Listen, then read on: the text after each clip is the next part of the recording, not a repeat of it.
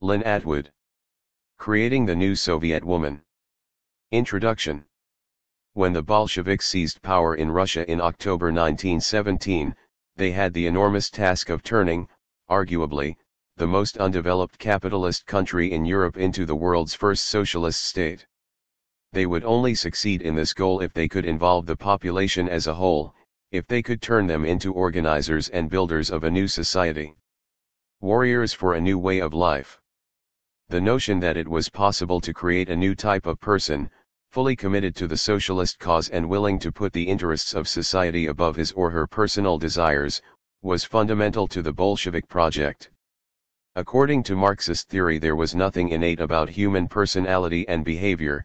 These were social constructs, formed through interaction with the social environment. It must be possible, then, to reconstruct them. The new Soviet person came, of course, in a male and female form. However, the new woman presented more of a problem than the new man. It was acknowledged that working-class women had suffered oppression on account of gender as well as class, and that this had left them with a lack of confidence and a greater degree of political backwardness than men.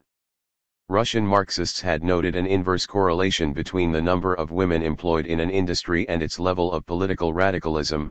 Indeed, before the revolution, women had commonly been recruited by factory managers as strike breakers. Unless they shed this conservatism, they would clearly be a threat to the development of communism. It was important to instill in women a sense of their own worth, an awareness of their strengths and abilities. The revolutionaries were agreed that women had to be freed from domestic servitude and drawn into social production. This would ensure, as Lenin put it, that they enjoyed the exact same position as men. However, women clearly had a duty which men could not perform. As well as being workers themselves, they also had to produce the next generation of workers. There had to be some kind of a balance in their lives between production and reproduction, between work and family. Getting this balance right did not prove easy, especially against the background of shifting economic and demographic priorities. Accordingly, periodic adjustments were made to the image of the new Soviet woman. The aim of this book is to explore the ways in which this new woman, in her various incarnations, was presented to female citizens in the pages of the women's magazines, Rabotnitsa, the woman worker, and Krestyanka, the peasant woman. The print media had an important role to play in the process of creating a new Soviet person. Newspapers and magazines were credited by the new leaders with enormous importance as a means of socializing the population. They were seen as the main channel of communication between the Communist Party and the people, and a crucial means of disseminating propaganda. Propaganda did not have the same pejorative meaning in the Soviet Union which it acquired in the West. At the time of the revolution, the Bolsheviks saw themselves as a vanguard of enlightened activists whose duty it was to educate the people and free them from darkness and ignorance, and they openly discussed their use of the press to attempt to change opinions and behavior. 5. How the women's magazines set about changing the opinions and behaviors of their readers in the first 3 decades of Soviet power, from the revolution to the end of the Stalin era, will be the focus of this study. Women in industrial society, rationalism versus romanticism. Confusion over gender roles and gender difference was not a uniquely Soviet problem, but was endemic to all countries undergoing industrialization in the late 19th century. Before the Industrial Revolution, the family had constituted a unit of production as well as consumption. Work and family life had taken place in the same geographical space, and although men and women performed different tasks, they both played a vital economic role. This changed with industrialization and the growth of urban life. The family lost its productive function, and there was now a split between public and private activities, with work located in one place and family life in another. It was clear that men would be producers, and their primary domain would be the workplace, but there were opposing views about women's role. 2 different positions were put forward, which, following Barbara Ehrenreich and Deirdre English, we will term the rationalist and the romantic. Adherents of the rationalist approach argued that women were a vital economic resource and should be involved in the public world of production. They saw most differences in male and female personality and behavior as the product not of nature but of socialization, which meant that they could be overturned. Women were innately no less suited than men to work outside the home, and most of the functions they currently performed in the family could be taken over by public institutions. Romantics, on the other hand, wanted to keep women in the home. They insisted that all male and female differences were rooted in nature. Women were naturally more tender, loving, and nurturing than men. They were the moral backbone of society, providing a humanizing influence on men. If they ceased to provide domestic services for their own families, in their own homes, for love rather than money, the world would become a cold place, without love, without human warmth. The romantic view, with its insistence on gender difference, was clearly not compatible with women's equality. As Janice Doan and Devin Hodges have argued, the portrayal of two sets of people as innately different generally turns into a power game. The opposition male/female is typically hierarchical. Accordingly, most contemporary feminists gave their support to the rationalist approach. Yet Ehrenreich and English warned that this was actually no less masculinist than the romantic approach, that it was too eager to push women into the public sphere as men have defined it, and ended up promoting not equality for women but assimilation, with ancillary changes, daycare, for example, as necessary to promote women's rapid integration into the world of men. We should bear this in mind when we look at attitudes towards women's roles in the Soviet Union. In the West, the romantic view initially triumphed, until feminism reopened the debate in the 1960s. Marxism, with its stress on the social construction of roles and institutions, was closer to the rationalist position, and the Soviet Union started off along this track. However, by the 1930s, with Stalin in power, this was no longer compatible with the country's new economic and demographic priorities. The Soviet Union now tried to have it both ways, promoting an awkward blend of rationalism and romanticism.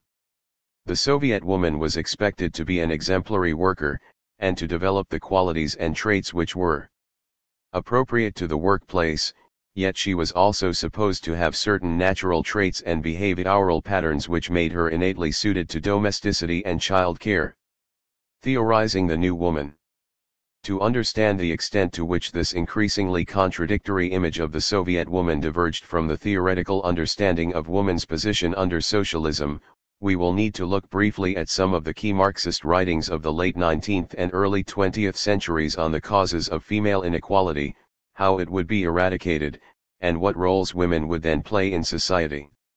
The family as it was constituted under capitalism was held to be the principal factor in women's inequality, and if it survived at all under socialism it would take a very different form. This would be an automatic process because like all other social institutions the family was in a continual process of change, adapting to the different needs and conditions of society in different stages of its development.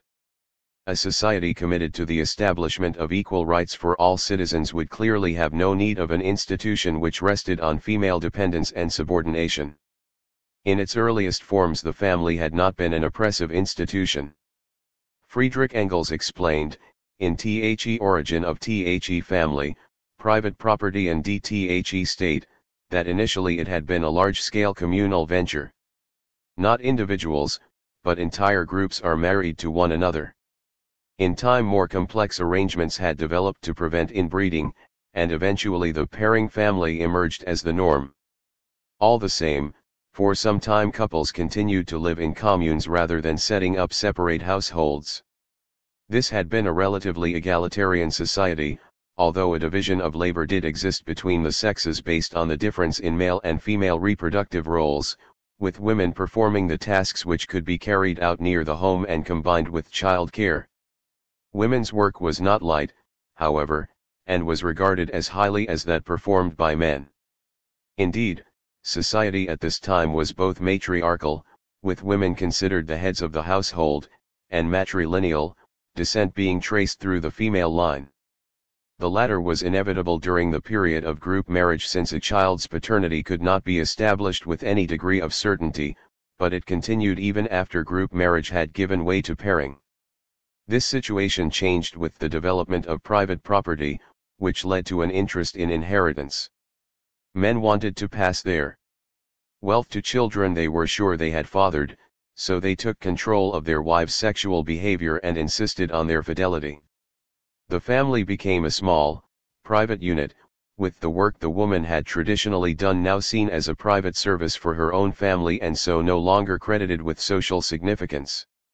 Stripped of her former status, and financially dependent on her husband, the woman became a mere instrument for breeding children. Clearly there was no question of this type of family surviving under socialism. Since there would be no private property, there would be no need to guarantee legitimate heirs, and so no reason for men to have such control over their wives' behavior.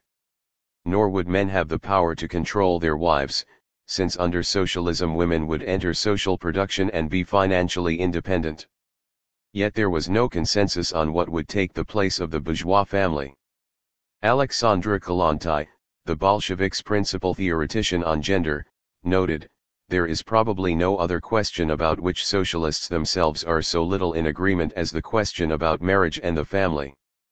The German socialist, August Bebel, envisaged marriage under socialism as a partnership of equals, which could be dissolved by either the husband or wife if incompatibility, disenchantment, or repulsion set in. Accordingly, serial monogamy would become common. Engels said much the same, holding that a definite cessation of affection, or its displacement by a new passionate love, makes separation a blessing for both parties as well as for society. Lenin promoted a more conventional type of marriage. He railed against the bourgeois marriage, with its license for the husband and bondage for the wife, and supported women's right to leave abusive husbands, but insisted that the recognition of the right of women to leave their husbands is not an invitation to all wives to do so. 17 Apart from this he said little about the future of marriage, and made it clear that he did not see it as an appropriate topic of discussion for socialists in general. He was astonished when he heard that German socialists were running study groups on the subject. "I could not believe my ears. The first state of proletarian dictatorship is battling with the counter-revolutionaries of the whole world. But active communist women are busy discussing sex problems and the forms of marriage, past, present and future. His anger might be partly explained as the result of confusion over sex and gender, something indicated by his reaction to the news that not only German women but Soviet youth were interested in discussing how men and women should live together. He insisted that such nonsense could lead to sexual excesses, to overstimulation of sex life and to wasted health and strength, and that young people should sublimate sexual thoughts into other activities such as sport and study. Nadezhda Krupskaya, Lenin's wife, and a leading pedagogical theorist, also held the view that men and women would continue to live together in lifelong monogamous partnerships under socialism. Devoid of its bourgeois traits, the domination of the man and the suppression of the woman under the burdens of domestic work, the conjugal family, a long-term union dedicated to the building of a shared life, the birth and upbringing of children, is the only form of the family which we need. Even if monogamy were no longer necessary for reasons of inheritance, she argued that it still constituted the most appropriate form of sexual relationship. Kollontai, on the other hand, saw no need for monogamy. It was, she argued, quite normal to feel attracted to different people for different reasons, and it should not be necessary to choose between them. A woman feels close to a man whose ideas, hopes and aspirations match her own. She is attracted physically to another. For one woman a man might feel sympathy and a protective tenderness, and in another he might find support and understanding for the strivings of his intellect. To which of the two must he give his love? And why must he tear himself apart and cripple his inner self, if only the possession of both types of inner bond affords the fullness of living? Socialism was better served by more fluid relationships in which people offered their love to a number of people. The more numerous these inner threads drawing people together, the firmer the sense of solidarity and the simpler the realization of the working class ideal of comradeship and unity. People would live together in collectives, not families, within which a variety of intimate relationships would be possible and acceptable, the interests of the work collective are not affected by whether a marriage is short-lived or long-lasting, whether its basis is love, passion, or even passing physical attraction. Such views resulted in accusations that Kollontai promoted the glass of water approach to sex, the notion that satisfying sexual need was as simple as satisfying thirst. However, sex without emotional involvement was not her ideal. She termed this the wingless eros and thought it would be common only when society was undergoing a period of social upheaval, such as Russia had during the Revolution and Civil War, when people did not have time for the tears and emotional turmoil which accompanied romantic love. In periods of greater calm, however, winged eros would take over. To Kollontai, the only type of sexual relationship which was totally unacceptable was that which involved money. If a man bought sex from a woman, he no longer saw her as a comrade but as a creature of a lower type, unequal, not of full value, and he transfers this contemptuous attitude to all women. This inevitably impaired the sense of comradeship and solidarity between men and women. There was greater consensus amongst socialists on the question of childbirth. It was agreed that this was a matter of great social significance, since, as Babel put it, it represented the perpetuity and further development of society. A woman giving birth renders, at least, the same service to the Commonwealth as the man who defends his country and his hearth with his life against a foe in search of conquests. In fact, it was seen not only as a social service but a duty, a major social obligation. Lenin insisted that only the hardened and egotistical petty bourgeoisie, not courageous workers, would seek to avoid parenthood. Kollontai also saw motherhood as an integral feature of the new woman, insisting that the desire to reproduce was a powerful instinct which should lie at the heart of sexual relations, even those resulting from a bright blaze of physical attraction which soon burns out. Under capitalism, young lovers were forced to override their instinct and attempt to avoid pregnancy. Under socialism they would have no need to do so, since society would take responsibility for all children, supporting them by means of a general insurance fund to which all working people would contribute through taxation. Not only the financial support, but also the upbringing of children would be society's responsibility. However, there was some confusion over whether children would actually live apart from their parents. A particularly extreme position is attributed to Zlata Lilina, the wife of G. Zinoviev, a leading Bolshevik and close colleague of Lenin. We must nationalize children. They will be taught the ABCs of communism and later become true communists. Our task now is to oblige the mother to give her children to us, to the Soviet state. Krupskaya, on the other hand, insisted that there were no plans to take children from their parents. When we talk about the social upbringing of children, she explained, what this means above all is that the worry about the support of the children will be taken from the parents, and that the state will guarantee not only the means to keep the child alive, but will also concern itself with providing it with everything necessary for full and comprehensive development. Later, in keeping with the ultra-leftist ideas which accompanied the first five-year plan, when new socialist cities were under construction, she proposed accommodating children in special villages on the outskirts of the cities, which parents could visit on their day off. However, we cannot be sure that this represented her real views.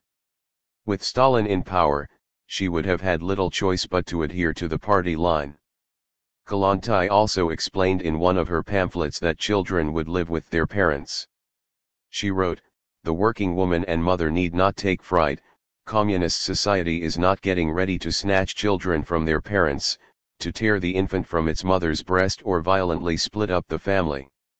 Children would merely spend the greater part of the day in state child care institutions, and return to their families in the evening." This claim fits rather awkwardly with her writing as a whole, however, which anticipated the complete demise of the family. The pamphlet in which it appeared was aimed at working-class women, and she was probably intending to mollify anxious mothers alarmed at rumors about Bolshevik plans for the family. In other texts she seemed to envisage a rather limited role for the mother. The woman would have a duty to breastfeed each child in order to ensure that it had a healthy start to life, she wrote, but once it had been weaned she would have the right to say that her social obligation in relation to the child has been fulfilled. 39 Indeed, a possessive attachment to one's own offspring was unsocialist. A woman who is conscious of her social function will rise to a point where she no longer differentiates between yours and mine. She must remember that there are now only our children, those of the communist state, the common possession of all the workers. While mothers would be relieved of much of the responsibility for their own children, they would still engage in child care as part of a collective of women. As Babel put it, nurses, teachers, female friends, the rising female generations would all be involved in rearing children. There was scarcely any mention of a role for men in relation to children. They were apparently to be relieved of any responsibility or care for their own offspring, or for those of the collective in which they lived.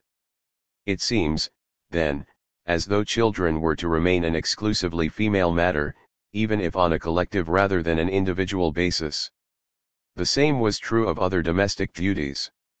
It was agreed that women should be freed from what Lenin described as the barbarously unproductive, petty, nerve-wracking, stupefying and crushing drudgery which crushes, strangles, stultifies and degrades the woman, chains her to the kitchen and nursery. Large central laundries would take over the washing and drying of clothes, central cleaning establishments would take care of dusting, washing, cleaning carpets. The private kitchen, in which time, power, and material are senselessly squandered and wasted, would be replaced by large-scale public kitchens equipped with the very best in revolutionary technology. Yet there was an evident assumption that these new services would be run and used by women. Lenin explained that the liberation of workers must be the cause of workers themselves, and in just the same way, the liberation of women workers must be the cause of women workers themselves. Hence women workers must themselves see to the development of such institutions. Even Kollontai talked of women taking it in turns to run the communal kitchens in their districts, and taking the sheets to the public laundry. The possibility of men taking on a share of the housework was raised by Krupskaya, in a 1910 article, "Should women's work be taught to boys?" She insisted that women were not innately suited to housework any more than slaves were destined by nature to be slaves, and that it was primarily a question of upbringing. Usually, the family begins to differentiate between boys and girls from the very first years. Girls are charged with washing cups and setting the table, while they say to boys, "What are you doing in the kitchen all the time? Is that really men's work?" Girls are given dolls and dishes, and boys get locomotives and soldiers. By the time they reach school age, boys have already been brought up to a considerable extent to show contempt towards girls and their activities. She held that under socialism all children would be taught how to sew, knit, and darn clothes and to do everything which cannot be avoided in life and an ignorance of which makes a person helpless and dependent on others. Yet Krupskaya inexplicably ended this article on a pessimistic note, anticipating that teaching boys how to do women's work would not achieve miraculous consequences. Nor did she challenge her husband's assumption, at least, not in print, that socialized housework agencies would be organized and staffed exclusively by women. Because women had the additional task of reproducing the population, they would not be expected to work in social production on exactly the same terms as men. Although Lenin had insisted that women would enjoy the exact same position as men under socialism, he qualified this by adding, "We are not, of course, speaking of making women the equal of men as far as productivity of labor, the quantity of labor, the length of the working day, labor conditions, etc. are concerned." Kollontai also argued that work should not interfere with women's reproductive capacity, and to this end advocated banning female workers from night work, overtime, and any work conditions which might threaten their own health or that of their offspring. Relatively little attention was paid to differences in male and female personality and behavior, what these actually were, how they came to exist, and whether they would disappear under socialism. Those who did grapple with the subject were prone to inconsistency. Of the writers we have looked at here, Babel was the most prolific. He denounced in the strongest terms the ingrained prejudices regarding the nature of the female character which persisted under capitalism, and scoffed at twaddle about the natural calling of woman, assigning her to domestic duties and the family. All the same, his own work was littered with references to natural male and female mental and emotional differences, backed up by spurious biological and medical evidence. He talked, for example, of a natural inclination to nervousness amongst women. He claimed they were not only more easily fatigued, but also more readily excitable, irritable, nervous. On the positive side, the woman finds her way more quickly in complicated situations, and has more tact than man. She was also endowed with great patience, greater dexterity of fingers, and a better developed artistic sense, something which employers had long noted and exploited. In general, he felt that the two sexes supplement each other, the one is superior on one, the other on some other field, though he did concede that in some matters there is no difference in point of sex, but only in point of individual. Women should not be permitted to enter all fields of work, Babel argued, partly because some jobs might damage their health and reproductive capacity, but also because they eroded their femininity. It is no inspiring sight to see women at the construction of railroads, pushing heavily laden wheelbarrows in competition with men, or to watch them as helpers, mixing mortar and cement or carrying heavy loads of stone at the construction of houses, or in the coal pits and iron works. All that is womanly is thereby rubbed off from woman, her womanliness is trodden underfoot. Kalantai's description of the new woman suggests that she was more optimistic about the possibility of transcending gender difference.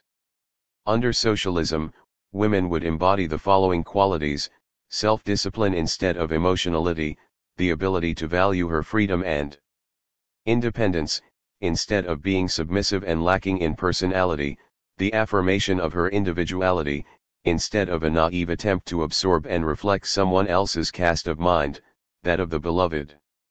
Before us is no mere wife, no shadow of a man, before us is an individual, a woman who is above all a person. A forerunner of this type of woman could already be found in capitalist society in the form of the bachelor woman, who relies completely on her own strength. She is not able to adopt the old female habit of hiding herself behind the back of a breadwinner. Yet elsewhere Kalantai made it clear that she believed many differences between men and women were innate and would continue to exist under socialism. She fully accepted the natural specificities of each sex, and demanded only that each person, whether man or woman, has a real opportunity for the fullest and freest self-determination, and the widest scope for the development and application of all natural inclinations. While Marxists pledged themselves to the cause of women's emancipation and equal rights, then, their vision was somewhat limited. Women would take part in social production and thus become financially independent, but this must not interfere with their reproductive function, and so they would not work on a completely equal basis with men. Society would take responsibility for children and housework, but it would still fall to women to perform these functions, albeit collectively rather than individually. Nor was it a woman's right to control her own fertility, since bearing the next generation was her social duty. Furthermore, despite the importance attributed to personality development and the creation of a new person under socialism, there was no attempt to explore the social and psychological processes by which gender differences in personality and behavior had formed. Constructing the new woman.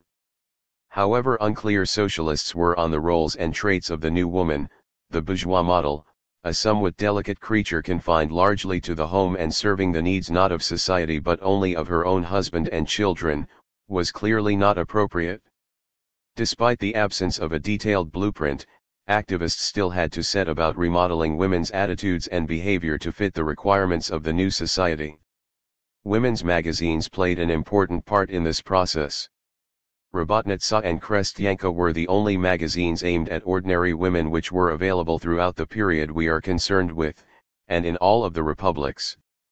Indeed, they are still produced today, though they now have to compete with a host of other publications aimed at the same constituency. As such, they were the principal vehicles for the dissemination of official images of Soviet women to the female population, aimed at helping construct appropriate female identity. Women's magazines produced in capitalist countries were also in the business of defining appropriate womanhood, but the models they provided were rather different to those of their Soviet counterparts.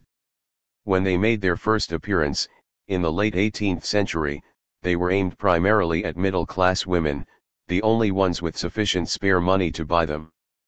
Accordingly they offered, according to Margaret Beetham, explicitly bourgeois models of feminine behavior. This changed with the further development of capitalism and the creation of a mass consumer culture.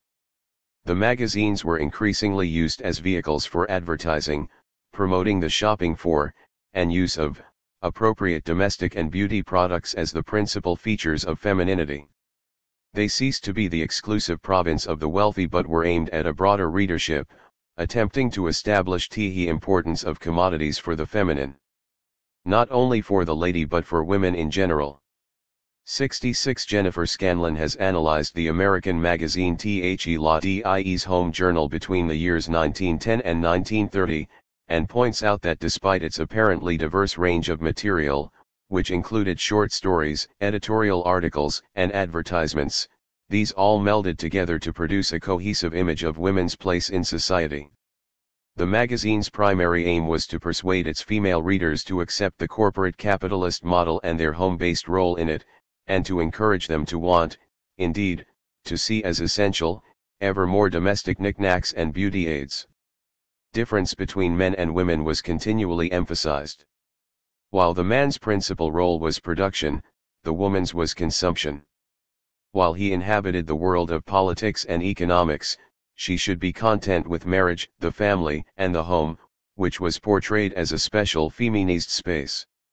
In contrast, the Soviet women's magazines in the 1920s encouraged an erosion of gender difference. Instead of promoting separate male and female spheres, they urged women to leave the confines of the home and enter the public realm, to become producers as well as consumers.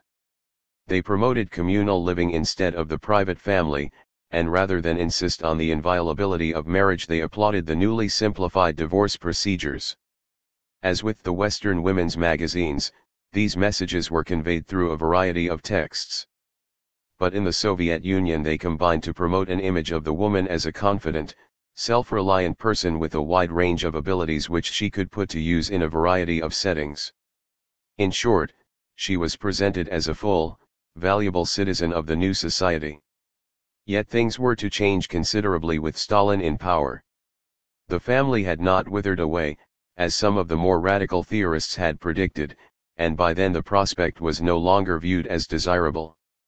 The state had not found the resources to provide the institutions it had promised would take over women's domestic tasks, and since women seemed willing to continuing providing domestic services for their families for free, it did not seem sensible, in the current economic climate, to discourage them from doing so. Furthermore, the first 5-year plan resulted in such turmoil that it led to an alarming drop in the birth rate. It was hoped that rehabilitating the family might help reverse this trend, and that the familiarity of traditional family life would also help provide some stability in people's lives in the face of such radical change. There was no more talk of the family's demise. The family also acquired a new symbolic significance. Citizens were now expected to pledge, in Katerina Clark's words, extraordinarily far-reaching allegiance to the state. The rationalization for this attachment was found in the analogy between the entire Soviet state and a family or tribe. Instead of doing away with the family, the Soviet Union had turned itself into one enormous family. Yet the state was embarking on an extraordinarily rapid program of industrialization, and women constituted a vital economic resource. The traditional image of the family, with its non-working housewife and its single male breadwinner, did not meet the needs of the country. Women could not be allowed to devote themselves entirely to domesticity.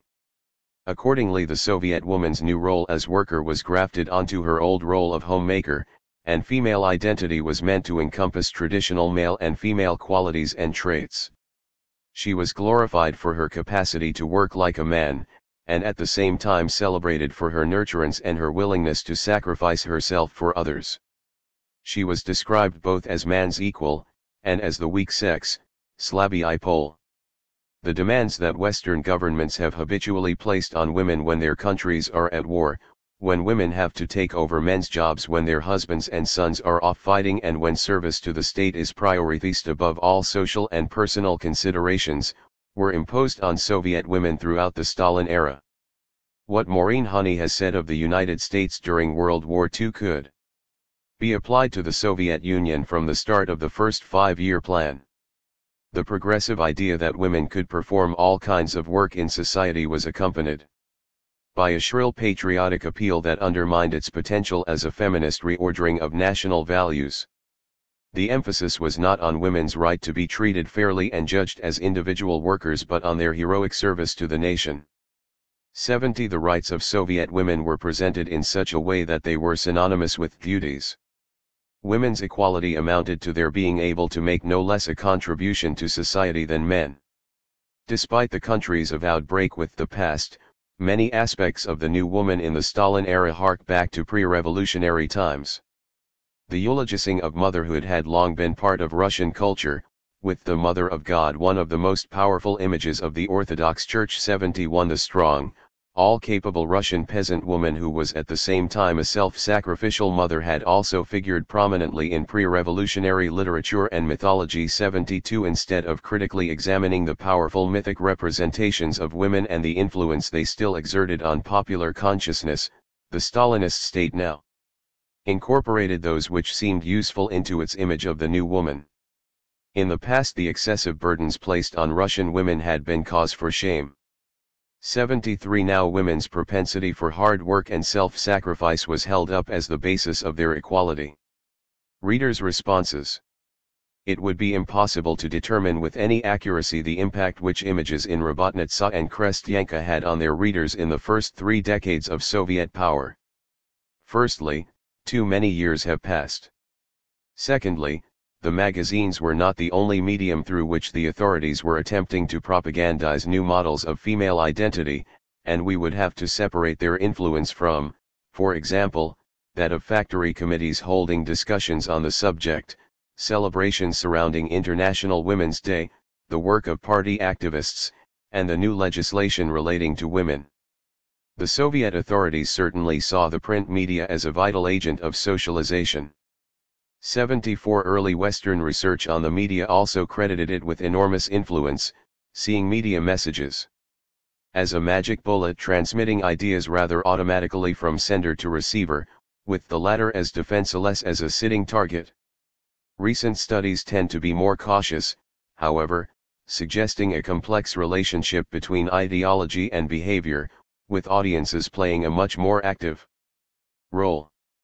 As Maureen Honey explains, the power of the mass media or propaganda to persuade is limited by the already existing attitudes, values, experiences, and needs of the consumer, who tends to accept views from the media in agreement with his or her own. 77. The Soviet Union was a special case, however. The revolution brought about enormous upheavals in people's lives, the death of the Tsar, the rapid industrialization of the 1930s which brought floods of peasants to the cities, the collectivization of agriculture imposed on those who stayed behind, the executions and mass migrations, the state policies aimed explicitly at destroying the old ways of thinking and acting. All this combined to create what Moshe Lewin has described as a quicksand society, in which people were thrown into a state of confusion and disorientation. In such a state, people may have been more susceptible to the media's message. This was compounded by the fact that by the 1930s the state had such tight control over all forms of culture and mass communication, and so was able to present its own view of the world virtually unchallenged. Women had nowhere to turn for alternative models of who they could be and what they could do. Yet even if Soviet citizens were more like sitting targets than their counterparts in the West, we should not assume a direct line between the representations of women and their real opinions and behavior. Recent work by Sarah Davies on popular opinion in the Stalin era, based on a range of sources including letters, diaries, newspapers, and informers' reports, makes it clear that even when the state was at its most intrusive it could never achieve total control over its citizens' thoughts. Women were less likely than men to voice dissident opinions on political matters, both because they were less educated than their male counterparts, and because their attention was focused more on the domestic sphere which had remained primarily their responsibility. However, they did complain at factory meetings about low wages, high prices, and changes in rationing policy. At a meeting encouraging Soviet support of the Spanish Civil War, one woman worker pointed out irritably to her female colleagues that they were having to send chocolate and butter to Spanish workers when there was not enough for their own children. Much anger and resentment was also expressed over the glorification of full-time housewives in the Stalinist press during the wives' movement of the 1930s. In the absence of other forms of reading matter, enormous numbers of women read the magazines. In the first year of publication, Robotnitsa claimed to have 10,000 subscribers, with the number rising to 165,000. In 1928. By 1941 the print run was around 400,000, though it fell to less than 100,000 after the Nazi invasion. 81 in the post-war era it picked up once more, and by the Brezhnev era was counted in the millions rather than the thousands. The number of people actually reading it would have been much higher since magazines were passed from friend to friend, from one family member to another, and between the members of a work collective. Krestyanka was produced in smaller numbers, probably reflecting the higher level of illiteracy in the countryside. In the early years it would be read out to illiterate village women at a meeting in the village reading hut by a local delegatka, or political activist. In the 1920s the print run ranged between 30,000 and 50,000, but this had risen to more than 200,000 by the late 1930s. However, it is likely that at least some readers simply took what they wanted, entertainment from the fiction, general information from the articles, and paid little attention to the attempts at political socialization. Even if they accepted the images of women put forward in the magazines, they did not always model their behavior accordingly. For example, the 1936 law against abortion, which was primarily aimed at boosting the birth rate and was discussed with enormous enthusiasm in the magazines, did not achieve long-term success. There was an initial increase in the birth rate, but only 2 years after the start of prohibition it was in decline again, and by 1940 was back to the 1935 level. This indicates, as Wendy Goldman suggests, that women had succeeded in expanding the networks for illegal abortion and had returned to the underground practices of willing doctors, midwives, and babki. They were clearly not willing to produce an endless stream of children for Stalin. The contradictions in the image of the new woman may also have facilitated selective adoption of the behaviors promoted in the magazines. Henrietta Moore, discussing anthropological studies on gender difference, has pointed out that in all cultures at any one time there exist competing, potentially contradictory discourses on gender and sexuality rather than a single discourse, and that this helps explain differences in behavior and gender identity of people of the same gender. Wendy Holloway has suggested that people differ in their understanding of what it means to be male or female because they have an investment in certain aspects of the model, something between an emotional commitment and a vested interest. The Soviet Union did attempt to control the discourse on gender and to establish a single model of female identity, but this underwent so many changes during the period under consideration, and included such contradictory elements, that this may have resulted in women feeling free, if on an unconscious level, to take on those that seemed most suitable to them in their particular circumstances. In any case, historians have noted, in the words of E. N. Kaplan, the surprising resiliency of women to their oppressive positioning, and have found them, in all cultures and all periods of history, taking up rebellious stances against practices that created hardship and suffering. We should assume no less of Soviet women. Outline of the book. While this book does include a brief sketch of the policies and measures relating to women in the period under consideration, it does not attempt to provide a history of Soviet women. There are a number of excellent texts which readers can turn to for that. 87 Its principal concern is how Soviet ideas about women's roles and behavior under socialism were adapted from the 1920s to the end of the Stalin era to reflect the leadership's changing priorities, and how they were then packaged and presented to women. 3 types of text are used: feature articles, short stories, and readers' letters, which collectively promote officially sanctioned models of Soviet womanhood. The boundaries between fiction and non-fiction were always rather blurred in the Soviet Union, and this was particularly so in the Stalin era. All the same, there was some difference in style and content between the articles and stories, with the latter delivering their didactic messages with a little more subtlety. Since fiction is read mainly for pleasure, readers would have been less likely to have noticed these messages, which might have made them more effective. Readers' letters are offered not as a reliable indication of readers' views, but more as a gauge of official concern about particular issues. From the Stalin era onwards, the Soviet press used readers' letters for propaganda purposes, to demonstrate popular support for a change in government policy, or to draw attention to a particular problem which the party wanted to highlight.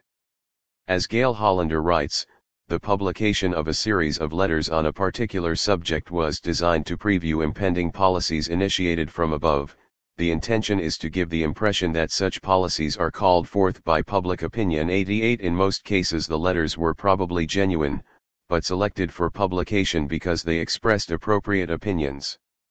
Some, however, were almost certainly fabricated. 89 Part I is concerned with the portrayal of women and their new roles from the first issues of the 1920s up to the launching of the first five-year plan. In general, the magazine's approach in this period, particularly in the early years, is a combination of informing and persuading. Readers are told about the new laws and policies and how these will improve people's lives. They are urged to change their own attitudes and behavior because it will benefit themselves and others if they do so.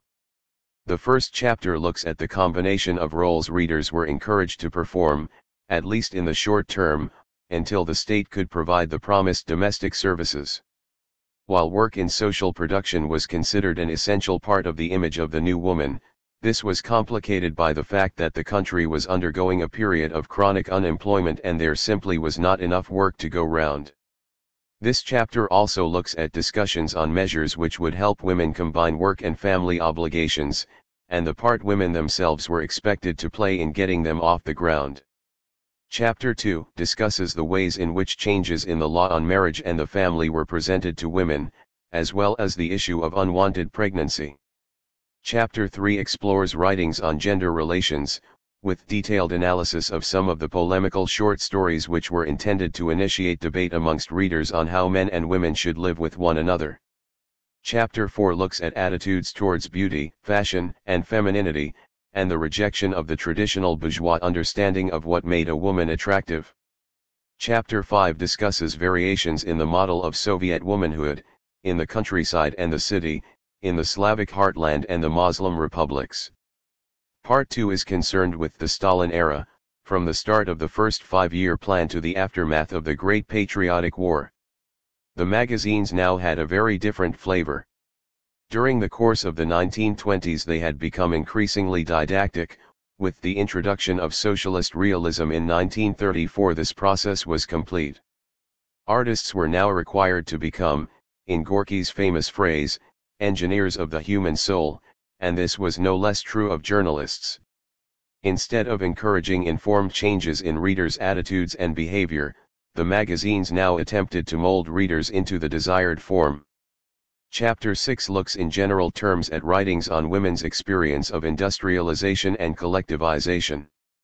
Chapter 7 focuses more specifically on representations of women and work, both in the city and the countryside, including women's contribution to socialist competition, shock work, and Stakhanovism. Chapter 8 turns to the domestic sphere, and discusses the marked change of policy which came about during the period covered by the first five-year plan.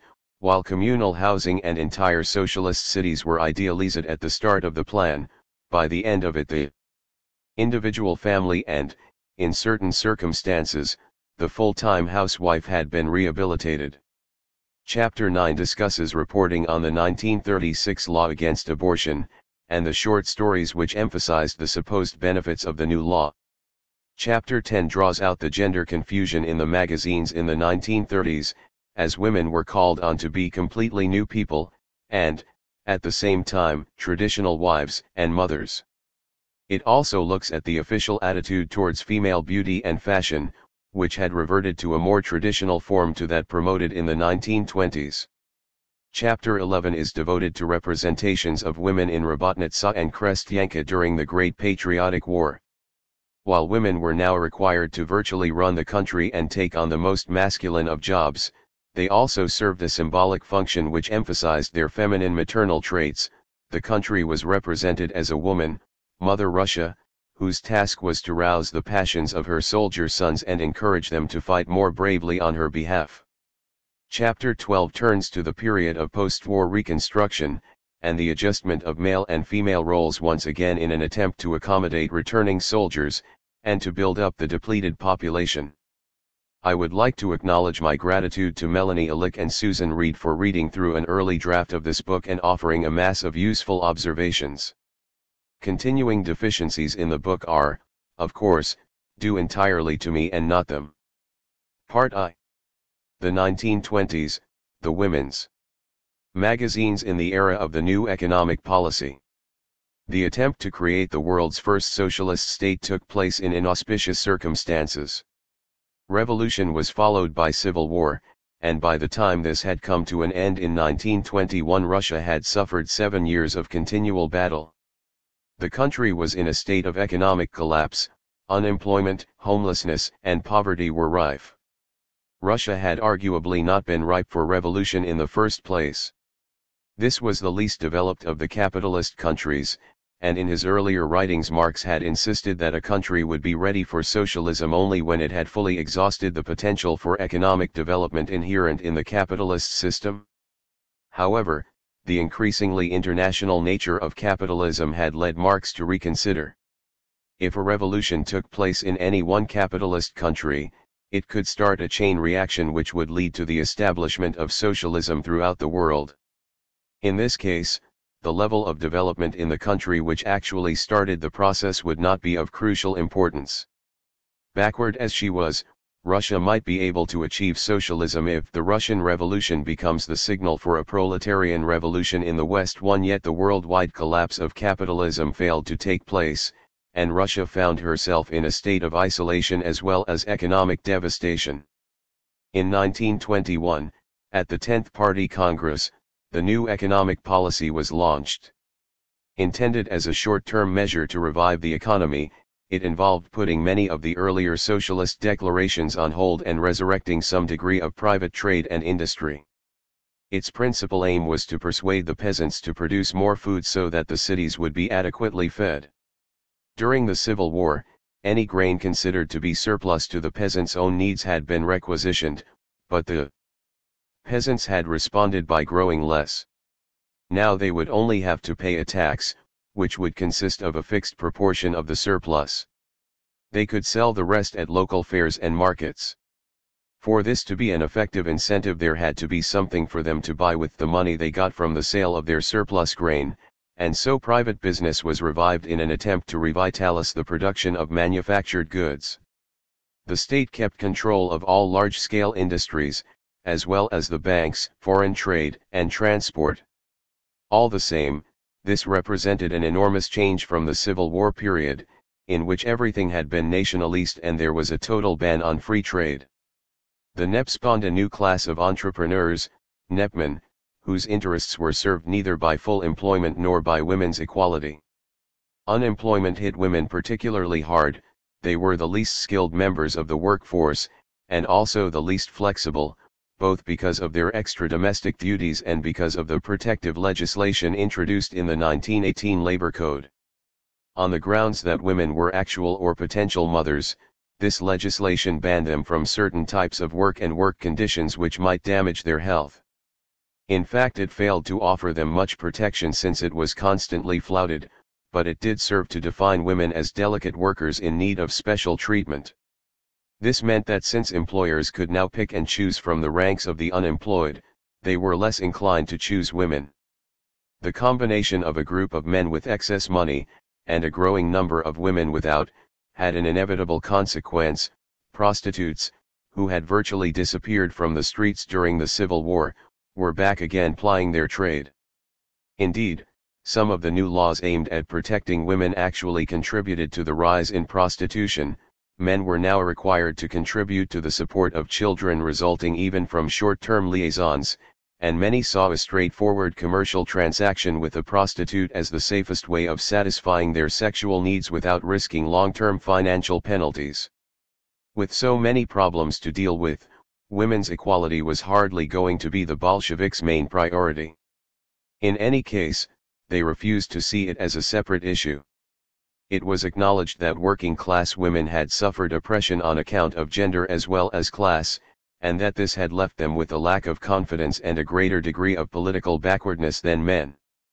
All the same, their emancipation was inextricably tied to the victory of the working class. It was seen, as Gail Lapidus puts it, as one dimension of a broader transformation of all economic, social, and political institutions. A separate movement aimed at promoting women's rights would be counterproductive. It would squander valuable time and energy, and it would threaten the unity of the working class. In any case, this would constitute feminism, which to the Bolsheviks was a term of abuse. It was about bourgeois women seeking the same powers as bourgeois men to exploit others within an otherwise unchanged social system. Yet women's political backwardness was a problem which had to be addressed. Unless they shed this conservatism, women would now represent a threat to the development of communism. In any case, they constituted more than half the population, and socialism clearly could not be established without their support. As the protagonist of one of Kollontais' short stories asks, how could you ever hope to have a successful revolution without enlisting women? Winning over the women, that's half the battle. It was important to convince them that despite the negative consequences of NEP, the new regime really did have their interests at heart and was taking steps to improve their lot. The Janatal, or Women's Department, was established in the autumn of 1919, partly with this aim. Its first director was Inessa Armand. When she died of cholera in 1920, Alexandra Kollontai took over, followed by Sofia Smitovich, 1922–1924, Klavdia Nikolovna, 1924–1927, and Alexandra Artyukina, 1927–1930.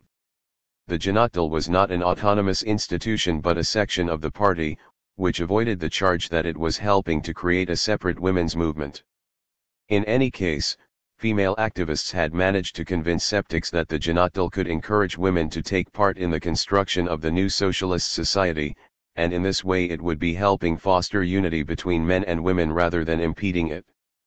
Among the organization's principal tasks were educating women about the aims and activities of the new regime, and securing their support for it, helping to eradicate illiteracy, which was predominantly a female problem, establishing a network of creches, kindergartens, and communal dining rooms, rehabilitating prostitutes, and taking care of the bezpriznorniki, orphaned and abandoned children, or, literally, the uncared for. Its activists also had a high-profile presence in the Muslim republics of Central Asia, where women were still treated as little more than slaves. In 1930, with Stalin in power, the organization was abruptly wound up on the grounds that it was no longer necessary. Women's magazines were also assigned a crucial role in winning women over to Bolshevism. Rabotnitsa had been launched in 1914, though it did not last long in its first incarnation. 7 issues were produced, but 2 were confiscated by the Tsarist authorities before they even reached the streets.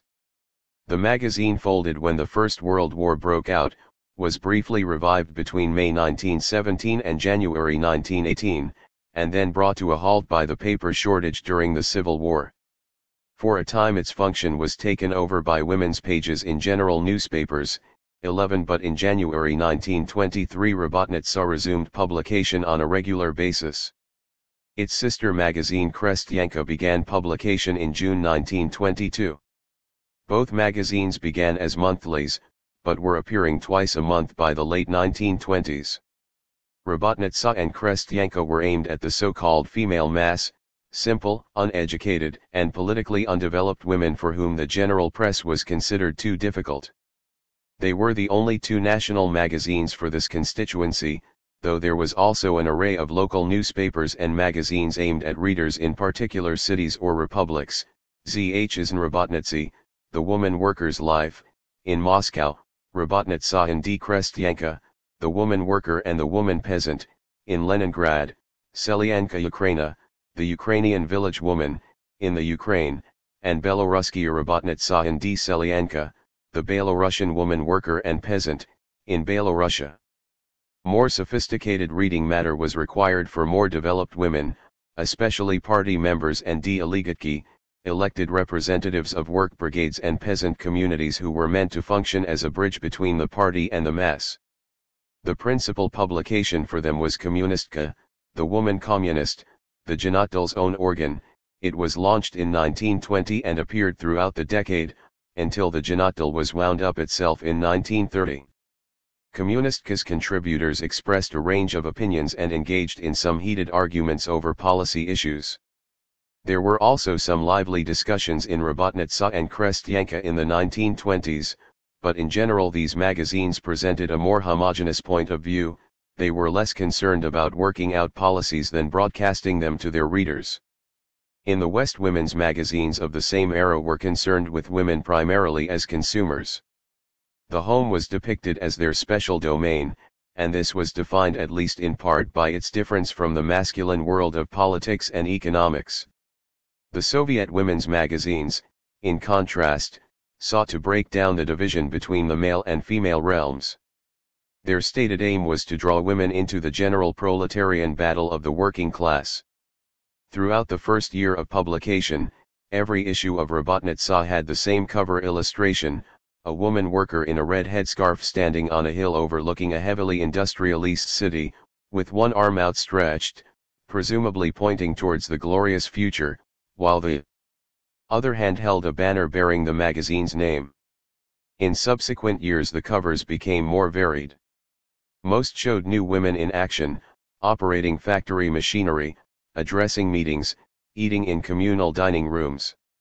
Central Asian women were depicted as eager students at adult education classes.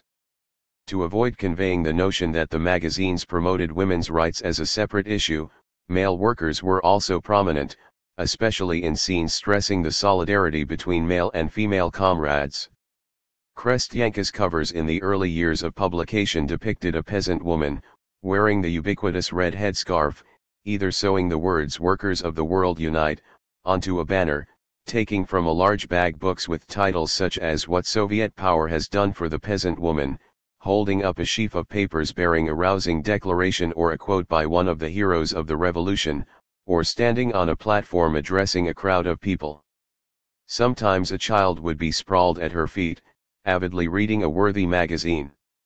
These illustrations give a clear indication of the kind of woman readers were supposed to become. The stress was on activism, work, education, involvement in politics. As the revolution's pantheon of heroes became more familiar to readers, their faces began to appear with increasing regularity on the covers of both magazines. Lenin's was the most common, but other covers featured female socialists. Important historical events which helped shape the revolutionary movement and the Soviet state were also depicted: the Paris Commune, the First World War, the Revolution. The images on the covers complemented the messages contained within the magazines. There were reports on congresses, on the new acts passed by the government, on the clubs and cooperatives which had been set up since the revolution. There were stories of the lives of socialist heroes, dead and alive. There were articles aimed at exposing religion as a set of myths and superstitions, while others explained evolution and human development from a scientific viewpoint. Readers were informed about the aims of the new regime, and of the successes already achieved. Some articles were actually written by leading political figures. Readers were informed about the new training courses now available to help women improve their qualifications, and were given details about how to apply. The intricacies of factory and farm machinery were explained, as well as new developments in technology. There were countless reports from women working in factories and on farms. Communal domestic arrangements were heavily promoted, but the magazines accepted that for the time being women would continue to spend much time catering to the needs of their own families. Accordingly, some articles were not so dissimilar to those appearing in Western women's magazines.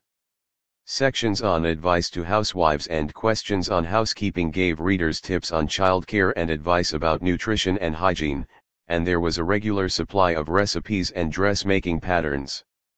The effects of NEP were particularly hard on urban women, and Robotnica presented itself as their ally, helping them overcome what it insisted was a temporary crisis.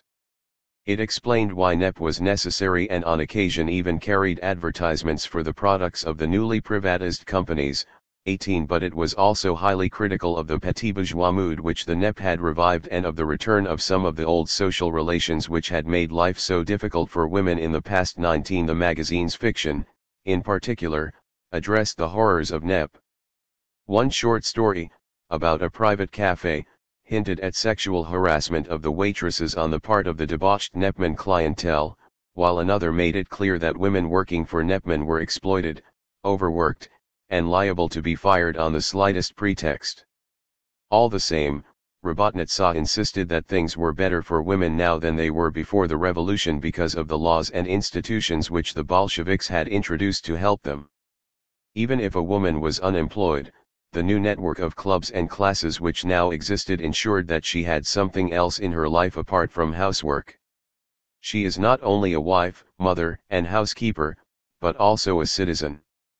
Letters were published from readers whose lives had been transformed by the revolution. I became a delegate. I joined the party, and I told myself, that's enough slavery. I left my husband and I now live as a free woman. And my daughter has joined the Komsomol. As a first step towards becoming active participants in the new society, Robotnica and Krestyanka attempted to get ordinary women involved in the work of the magazines. They urged their readers to distribute the magazines as widely as possible, to keep gathering subscriptions, to argue, but most importantly to write in them. If the woman worker writes a story about her difficult life in simple language, this is the best way of interesting and attracting the backward woman worker to the magazine. Readers were encouraged not only to contribute on an ad hoc basis, but to join the ranks of the rabkori and selkori, worker and peasant correspondents. For the most part these were factory or farm workers who were granted time away from their machines or animals, in order to write about the life around them, but some female correspondents were full-time housewives. This might seem surprising, given the state's commitment to drawing women into the workforce. However, the housewife correspondents could be said to serve a dual function. By writing about women's domestic concerns and problems, they could attract readers who might otherwise have found the magazines irrelevant. Having captured their attention, they could then bring home to them the bleakness of the housewife's lot. She runs around all day, bustling about, cooking, cleaning, washing, sewing, washing and feeding the children, round and round like a squirrel in a cage, and yet when she says she is tired all she hears in response is, "But what on earth has made you tired? What work have you been doing?" Contributors to the magazines were assured that they did not need to be proficient writers, nor did they need to feel ashamed of their poor grammar since the editorial board took on itself the correction of grammatical errors. All the same, when the editors rejected the work of these amateur essayists, they could be brutal. One unfortunate woman was told that her short story was uninteresting, and it is not worked out at all well, while another was curtly informed that her offering was very poor from a technical point of view, and we will not use it. Given the high level of illiteracy in the country at that time, many women were not in a position even to read the magazines, let alone write in them. To ensure that the magazine's messages would reach them, female delegates, delegatki, organized public meetings and clubs for factory and farm workers at which they would read aloud to their audiences. Krestyanka also included a special page printed in an outsized typeface for semi-literate readers. Short stories were a prominent feature of both magazines, and covered a wide range of topics. Some attempted, by means of humor and entertainment, simply to make readers more aware of the laws, policies, and institutions introduced and promoted by the Bolsheviks. Others were devoted to the themes which have characterized fiction in women's magazines in all countries and all eras: romance, marriage, and the family. In the Soviet context, however, these stories were used to promote particular qualities which would enable people to achieve more equitable relationships, and to get readers thinking about, and discussing, what were appropriate male and female relations. Although the magazines presented themselves as a forum for women, men had a major input. Between a third and a half of the material in both Robotnitsa and Krestyanka was supplied by male writers, and there were a number of men on the editorial collectives of both magazines. At times men actually outnumbered women. For example, in 1924 the staff of Krestyanka consisted of 7 women and 9 men. This was also the case with women's magazines in the West. Although the rise of the ladies' journal in the late 19th century led to the emergence of a female journalism, there were still more men writing in the magazines than women, and the vast majority of editors were male. This is easier to explain in the Western context, however. There, women's magazines promoted the married woman kept by her husband and devoted exclusively to family and home as the ideal of womanhood. The female journalist was problematic. As a professional woman who earned her own living, she challenged this image with her own lifestyle, even as she helped promote it in her writing. The Soviet magazines, on the other hand, promoted the female worker and activist. Furthermore, they insisted themselves that they were female ventures. Robotnitsa declared on the inside cover of each issue that it was a magazine by women workers for women workers.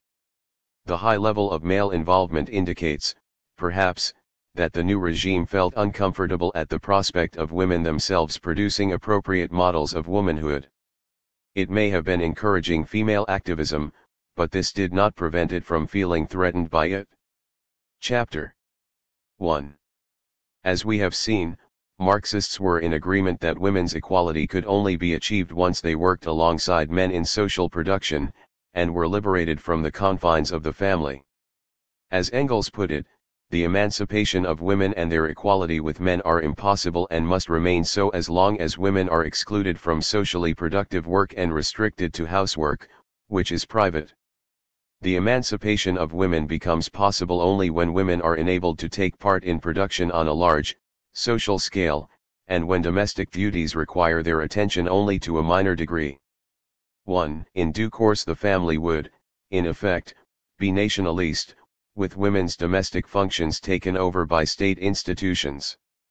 In this chapter we will look at how these twin goals, to draw women into the workforce and to free them from family duties, were presented to readers of Robotnitsa and Krestyanka in the 1920s. Women and work. Drawing women into the workforce was a particularly crucial issue for the new regime. Work was not only seen as a prerequisite of women's equality, but the duty of all citizens in a socialist society. Labor conscription had been introduced during the Civil War and applied to women no less than men, unless they had small children to look after.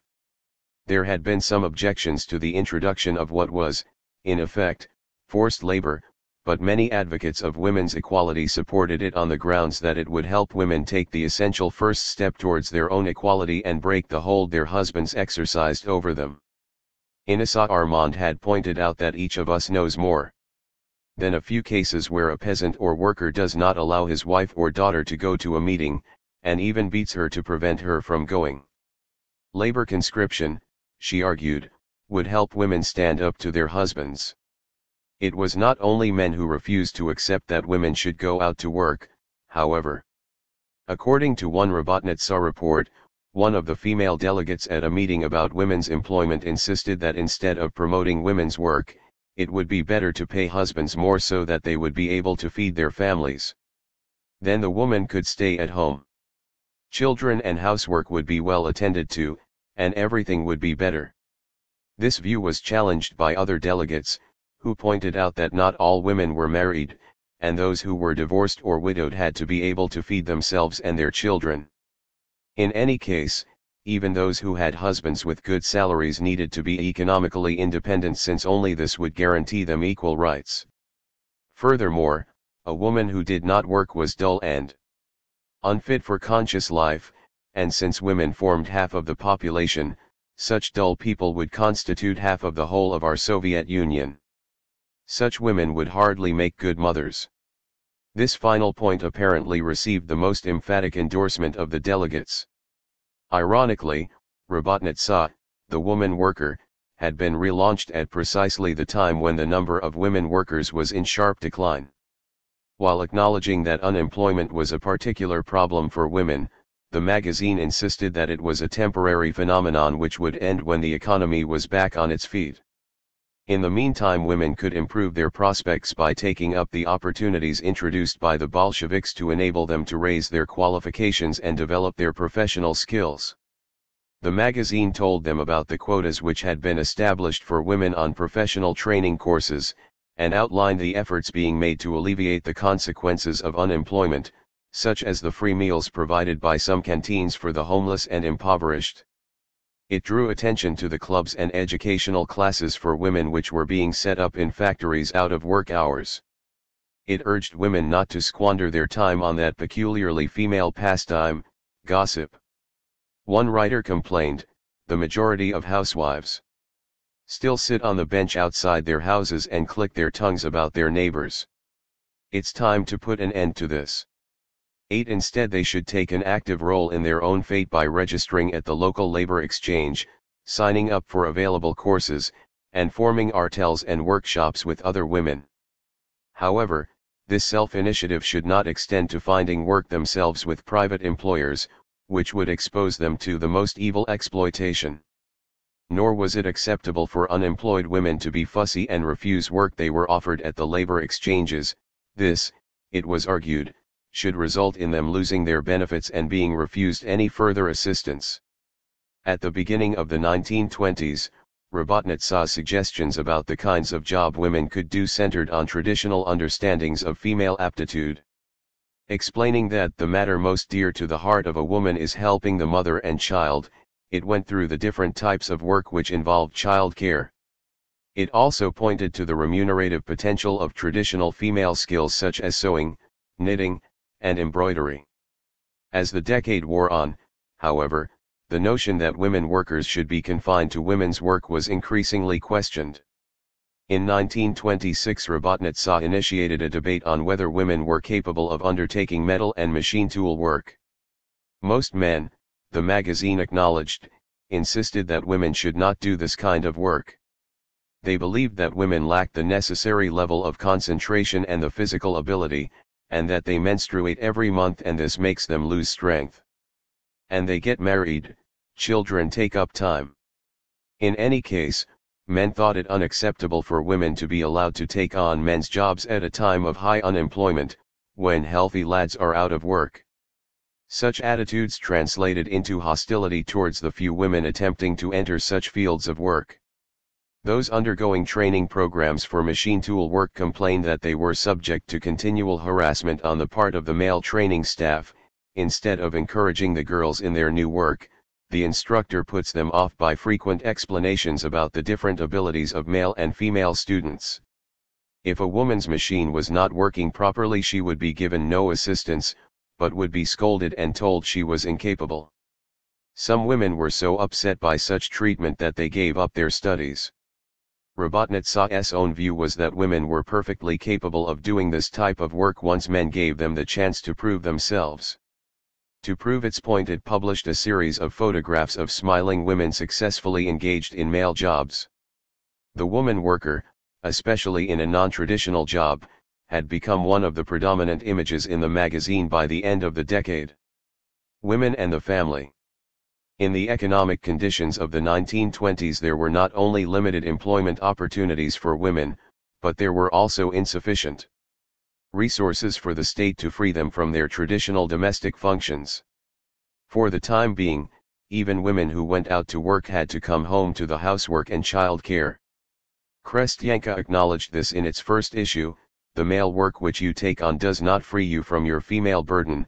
You cook and clean, give birth and rear children, sew, weave, and sit for sleepless nights over the cradle of a sick child.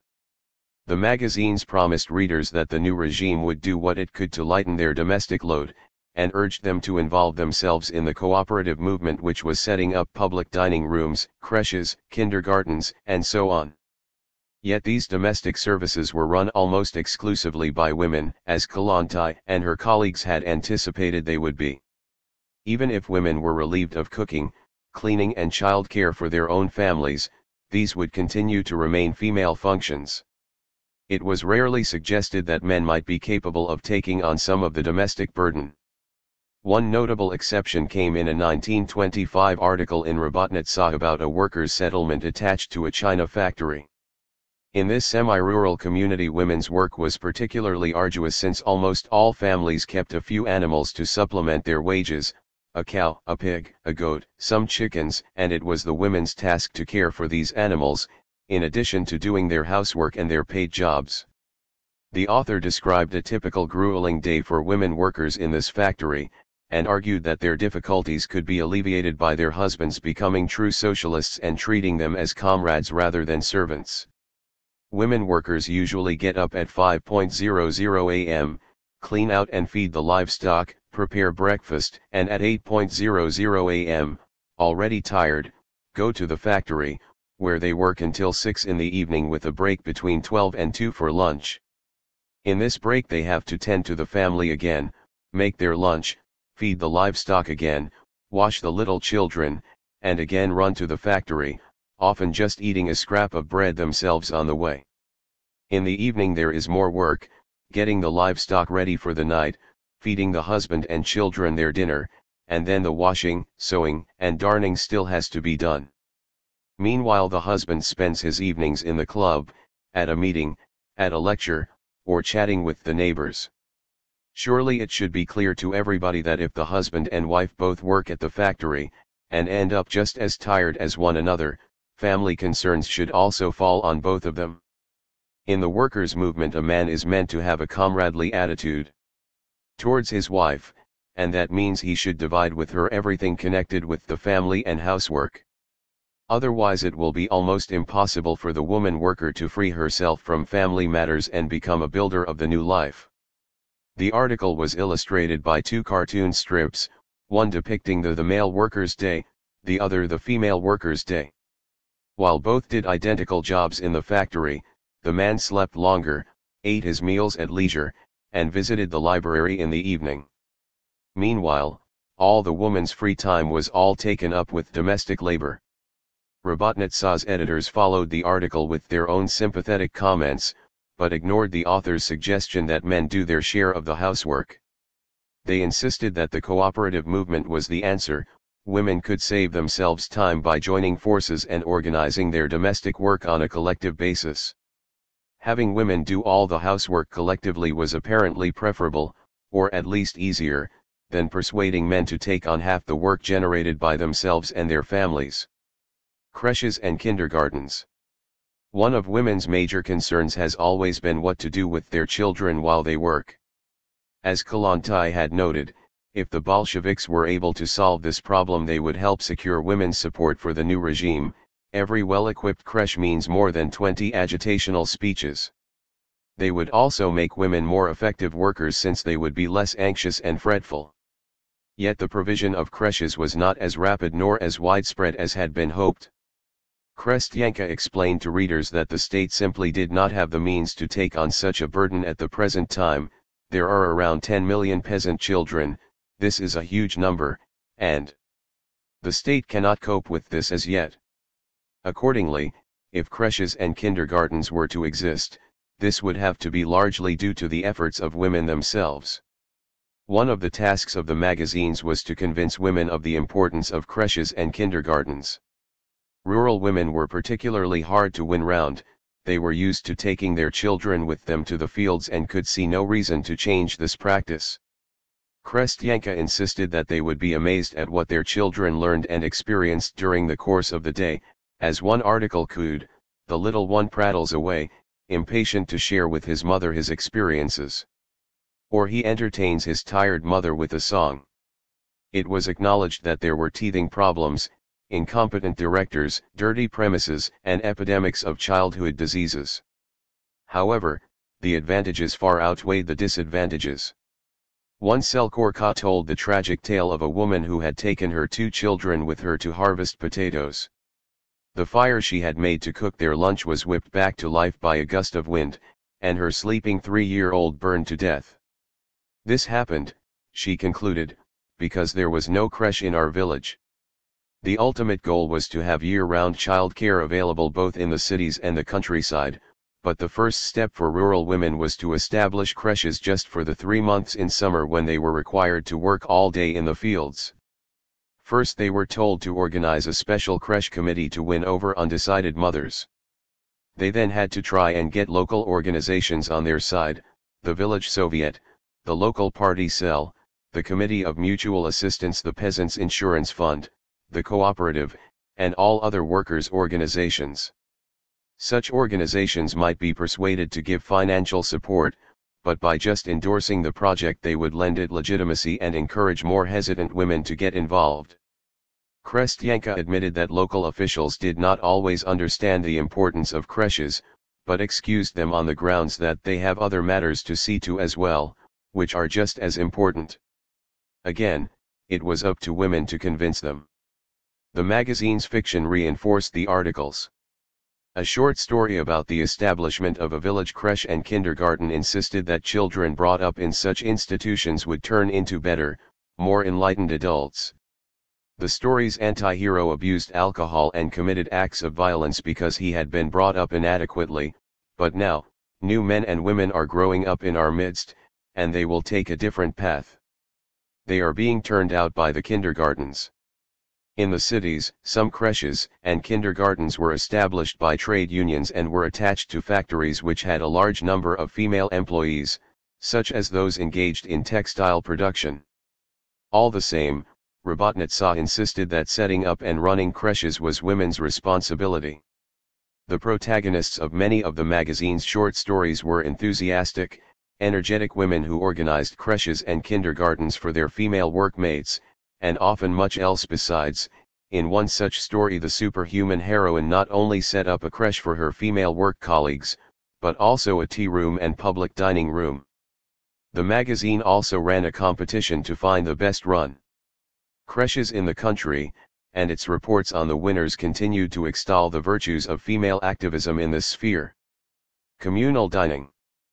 Public dining rooms were another vital prerequisite of female emancipation. Indeed, Kollontai had declared the separation of the kitchen from marriage to be no less important than the separation of church from state. A share company called Narpit, Narodno Pitany, or public feeding, was established to open and run a network of public dining facilities in the cities, and Robotnitsa set about trying to persuade its readers to pack up their own pots and pans and take their families off for a healthy and nourishing meal at a Narpit establishment. 33 It insisted that preparing individual meals was an act of idiocy, with one article by Krupsky likening it to the ludicrous eating arrangements in a pre-evolutionary factory hostel. There is a common kitchen, but every family has its own pot in which it keeps its own cabbage and potatoes. This is given to the factory cook to put on the stove, and the family has to pay 2 rubles a month for this. If they do not pay, the pot is put on one side and nothing gets cooked for them. A big factory, a mass of workers, and every family has its own pot. Does this not seem an absurdity? And if we all agree that the method of preparing food in the Thornton factory is absurd, and that instead of everyone having individual pots there should have been one common cauldron, then it should be equally clear to everyone that we need to bring an end as quickly as possible to cooking food in one's own pot in one's own apartment. Indeed, cooking in separate apartments is still more ridiculous. At least in the Thornton factory they shared the same cook and the same stove, whereas individual apartments do neither. Yet although readers wrote enthusiastic letters about some of the new social institutions, such as creches and child consultation centers, Robotnitsa admitted that they showed a marked lack of interest in public dining. The magazine accepted that there were some rational reasons for people's reluctance to eat communally. Eating out was more expensive than preparing food at home, it often involved waiting in line, and not all dining rooms satisfy the levels of hygiene and technology which we need to aim for. The latter was rather an understatement, given that many Narpet dining rooms were actually infested with rats. The magazine failed to acknowledge another possible reason for people's reluctance to give up the private kitchen, however, that whatever its drawbacks in terms of labor, the family meal provided some degree of private family space. The collectively oriented new person was still a creature of the future. Communal housing. Communal dining was, to the more radical Bolsheviks, only a halfway house. Communal living was the ultimate goal. A number of enthusiastic, and in some cases fantastic, architectural designs were drawn up in the 1920s for the Haus Commune dom Kommune. Some were actually built, though they were rather more modest than those envisaged by the architects. The women's magazines pledged their support for house communes, singling out the communal kitchen, once again, as their most important feature. Robotnitsa assured readers that these would be much better than the Narpet dining rooms because they would cater specifically to the needs of their own residents, yet as ever, the assumption was that the female residents would have to run them. Women workers must take this matter on themselves, the magazine explained. By organizing public kitchens in house communes, women workers will be making a move towards freeing themselves from the domestic kitchen. Krestyanka also promoted communal living, but in the countryside it inevitably went hand in hand with communal farming, albeit on a voluntary basis. Once a commune had been registered, the government would grant it land, credits for the purchase of farm machinery, and in some cases even baronial mansions requisitioned from pre-revolutionary landlords. Yet it insisted that the privacy of individual families could be preserved to some extent if this is what the members wanted. One writer described two successful but very different ventures, one started by women widowed in the Civil War, the other by a group of poor families who decided to pool what few resources they had. The first commune eventually had 75 members who lived, ate, and worked together. The second opted for a looser arrangement, its members farmed their land communally, but divided the old manor house they had been given into individual family apartments, with each family looking after its own domestic arrangements. Even if women continued to provide domestic services for their own families, Krestyanka insisted that communal living still brought them particular benefits. The district authorities habitually sent a female representative to a new commune to organize a women's circle, literacy classes, lectures, and discussions for the female members, and in this way the women managed to overcome their backwardness and start living in a new way. In reality, communal living, particularly in the cities, bore little resemblance to the dreams of architects and ideologues. In its more candid articles, Robotnitsa did acknowledge that there was a major accommodation crisis in the cities, and that communal living often amounted to people being forced to live together, in hostels or barracks, out of necessity rather than choice. In one town, it observed, there is a barracks in which 3 families huddle together in each box room kamarka, with 5 or more people to every family. Quarrels often arise between different members of a family, and then war breaks out between all of the inhabitants of the room. The air is bad because of the overcrowding, and this is especially harmful to the children. 8,500 people live in these barracks, of whom 3,100 are children. The older inhabitants swear, drink and make samagon home-brewed vodka. Instead of being of special benefit to women, this kind of communal living inevitably placed women in a particularly vulnerable position. A short story in Robotnitsa in 1926 drew attention to the problem, though in a surprisingly light-hearted tone.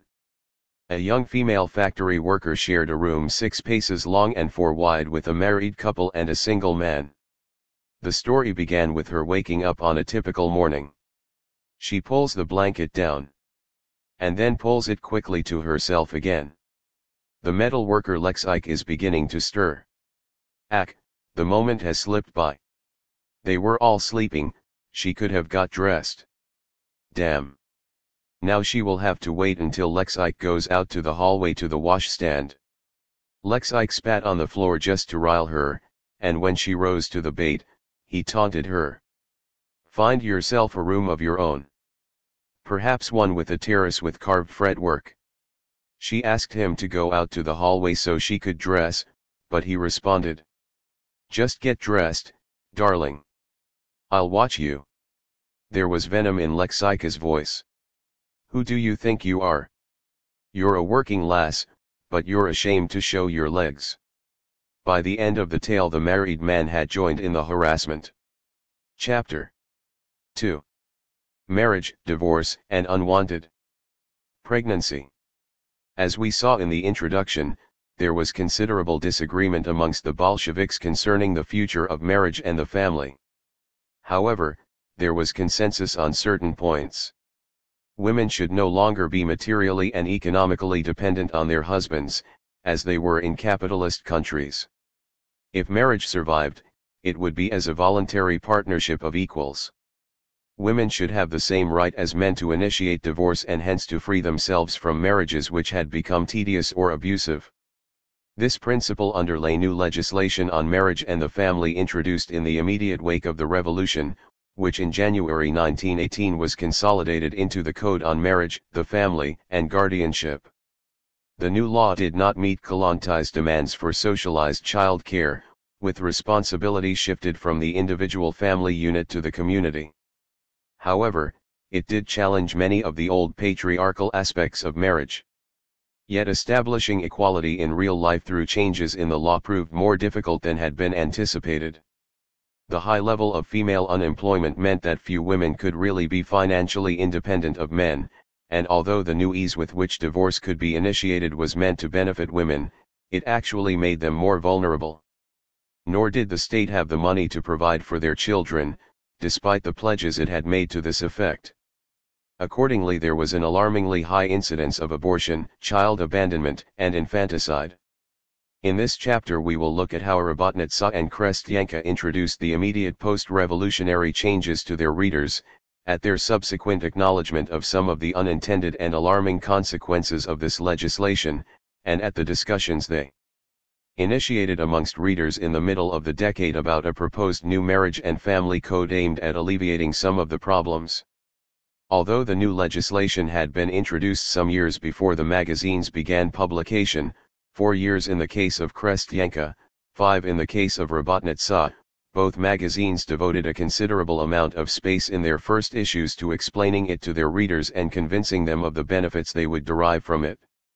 This suggests that there was some concern that women were not clear about the law, or were not convinced that it worked to their advantage. While church and religious marriages contracted before December 20, 1917 would be legally recognized, the magazines explained to readers that marriages taking place after that date were not valid unless they were registered in a civil registry office. Couples could have a church ceremony as well if they wished, but Robotnitsa insisted that this was a superstitious rite which would be observed only by people who had not developed a sufficient level of political consciousness. A married woman no longer had to take her husband's name. There were now 3 possibilities: husband and wife could each keep their own names, they could both use his or her name, or they could combine the two. It was also up to them which name they gave their children. If a woman did take her husband's name on marriage, in the event of divorce she had to revert to her maiden name unless he gave his consent in court for her to continue using his name. The magazines admitted that use of the woman's name had not caught on, however, especially amongst rural couples, who were more conservative than their city counterparts. Krestyanka complained to readers in its first issue that even now, 4 years after the new law had been introduced, if you say you want to give a child its mother's surname instead of its father's, there will be laughter in the village. 3 Until society had the resources to provide for all children, both parents would have a legal duty to support their offspring. The status of illegitimacy was abolished, and children had equal rights whether or not they were born within a registered marriage. Men were now no less responsible for children they fathered in casual sexual encounters than in marriage. In such cases a woman should give the name of the father to the local Soviet at least 3 months before the birth of the child. The Soviet would inform the man, and if he did not refute her claim within 2 weeks he would be registered as the father and compelled to pay. If he denied paternity the matter would go before the People's Court, which would attempt to establish whether the couple had had a sexual relationship. For the woman's fidelity was not an issue. If she had several lovers at the time of conception, as Krestyanka explained, the court places on each of them the obligation to participate in the expense arising from the pregnancy, birth, and support of the child. 5. Although a couple was not obliged to register its relationship, readers were encouraged to do so since registration protected the weaker side, that is the woman. 6. If a child resulted from a non-registered relationship, the woman might have to fight for financial support from the father. She must demonstrate that a marriage, i.e. a sexual relationship, did exist. 7. And was likely to encounter opposition and deception on the part of the man. If a man was called up for military service, an unregistered wife would also have to go to considerable trouble to prove the relationship in order to get the benefits due to the wife of a serving soldier. Readers were assured that they had nothing to lose by registering their relationship since there were no longer any barriers to divorce. If both partners consented to the divorce, then they could simply make an oral or written statement to that effect at the local court, or the ZAGS, the Marriage and Divorce Office, where they had registered the marriage. If consent was not mutual, then the spouse seeking the divorce would apply to the court in the district where either or both of them lived, and the court would act as mediator and resolve all problems concerning custody and support of children, property, and so on. 8. A woman would not be left in a state of poverty following divorce, since if she was unable to work, either because she was in poor health or had small children, the court can confer on her a share of the property acquired by the common work of her and her husband, even if the wife has been engaged solely in housework. 9. Easy divorce was presented as a great step forward, something highly moral and humane. Robotnitsa related a tragic tale of hopeless love in England, which led to a distraught man killing his lover's husband when the latter refused her a divorce. The supposedly high moral family was, the author argued, an institution which treated women as chattels and denied them any rights. Making marriage virtually indissoluble destroys young lives and forces people into hidden debauchery. 10. Divorce was not such an easy matter in the countryside, however. The nuclear family was not the norm in rural Russia, where people generally lived in extended families and owned property collectively. When a man married, he would bring his new wife into his household, and in the past she would be entitled to nothing in the event of divorce. Now she was entitled to a share of property owned by her husband's household, and if they divorced she was entitled to take this with her. 11. This was a matter of some concern to the other family members, female as well as male. As one peasant woman complained in a letter to Krestyanka, divorces reflect on the entire household economy. They divide and reduce the household to peanuts. They reduce it to poverty. 12. In reality, as the magazine itself sometimes made clear, women often failed to get what was legally theirs. Although the 1918 Family Code placed a legal duty on men to support any offspring they produced in casual relationships, getting them to do so was another matter. 14. This caused a particular problem now because the dislocation and chaos caused by the years of war and revolution had resulted in a looser approach to the satisfaction of sexual needs. A regular British visitor to Moscow described the situation thus. Two people met, if they were attracted to each other they made love without many subtle preliminaries. Often they set up house together without pretense of being bound together by eternal love or conventions. Thereupon they were automatically regarded as man and wife. Sometimes they registered their union at ZAGS. More often they saw no need for registration. Changing partners was common. Not infrequently it was done without changing rooms. Many women who were abandoned in pregnancy had little choice but to abandon their babies in turn, who joined the swelling ranks of the bezprizorniki, or homeless children. There were several million of these roaming the country by 1923, congregating in the cities, joining together in delinquent gangs and surviving on whatever they could steal.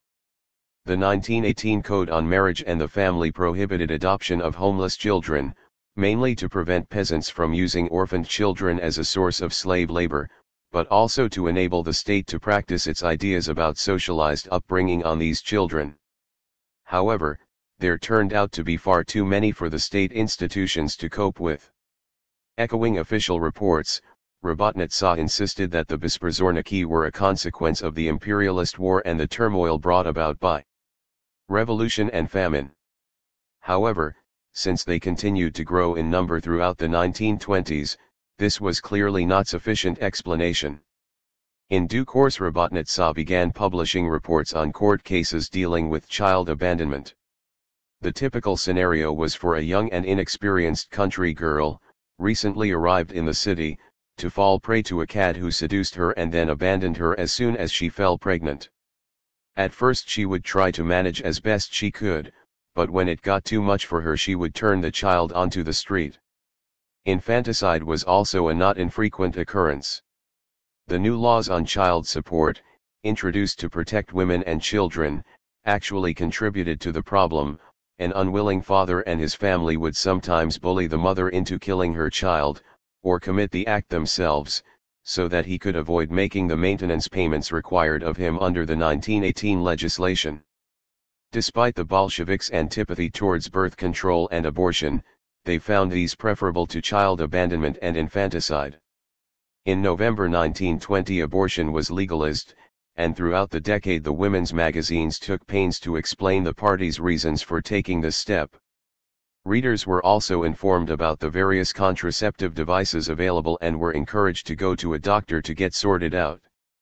One of the arguments leveled against abortion was that it encouraged promiscuity, particularly amongst the young. One concerned Robotnitzah reader argued that, free abortion available to all leads to a situation in which many young girls conduct themselves in a frivolous way. The magazine's response was to insist that making abortion legal did not lead to an increase in the number being performed, but simply ensured that they were carried out by qualified doctors in hospital conditions. The Soviet situation was contrasted with that in capitalist countries, where women were forbidden to control their own fertility plodom, even if you don't want to give birth, you have to do so. Desperate women who could not afford to bring up a child had no choice but to go to inexperienced, dirty, often ignorant quacks zinacharka. Inevitably many died, and those who did not were likely to be caught and imprisoned. Around 10,000 women are in German prisons for having had abortions.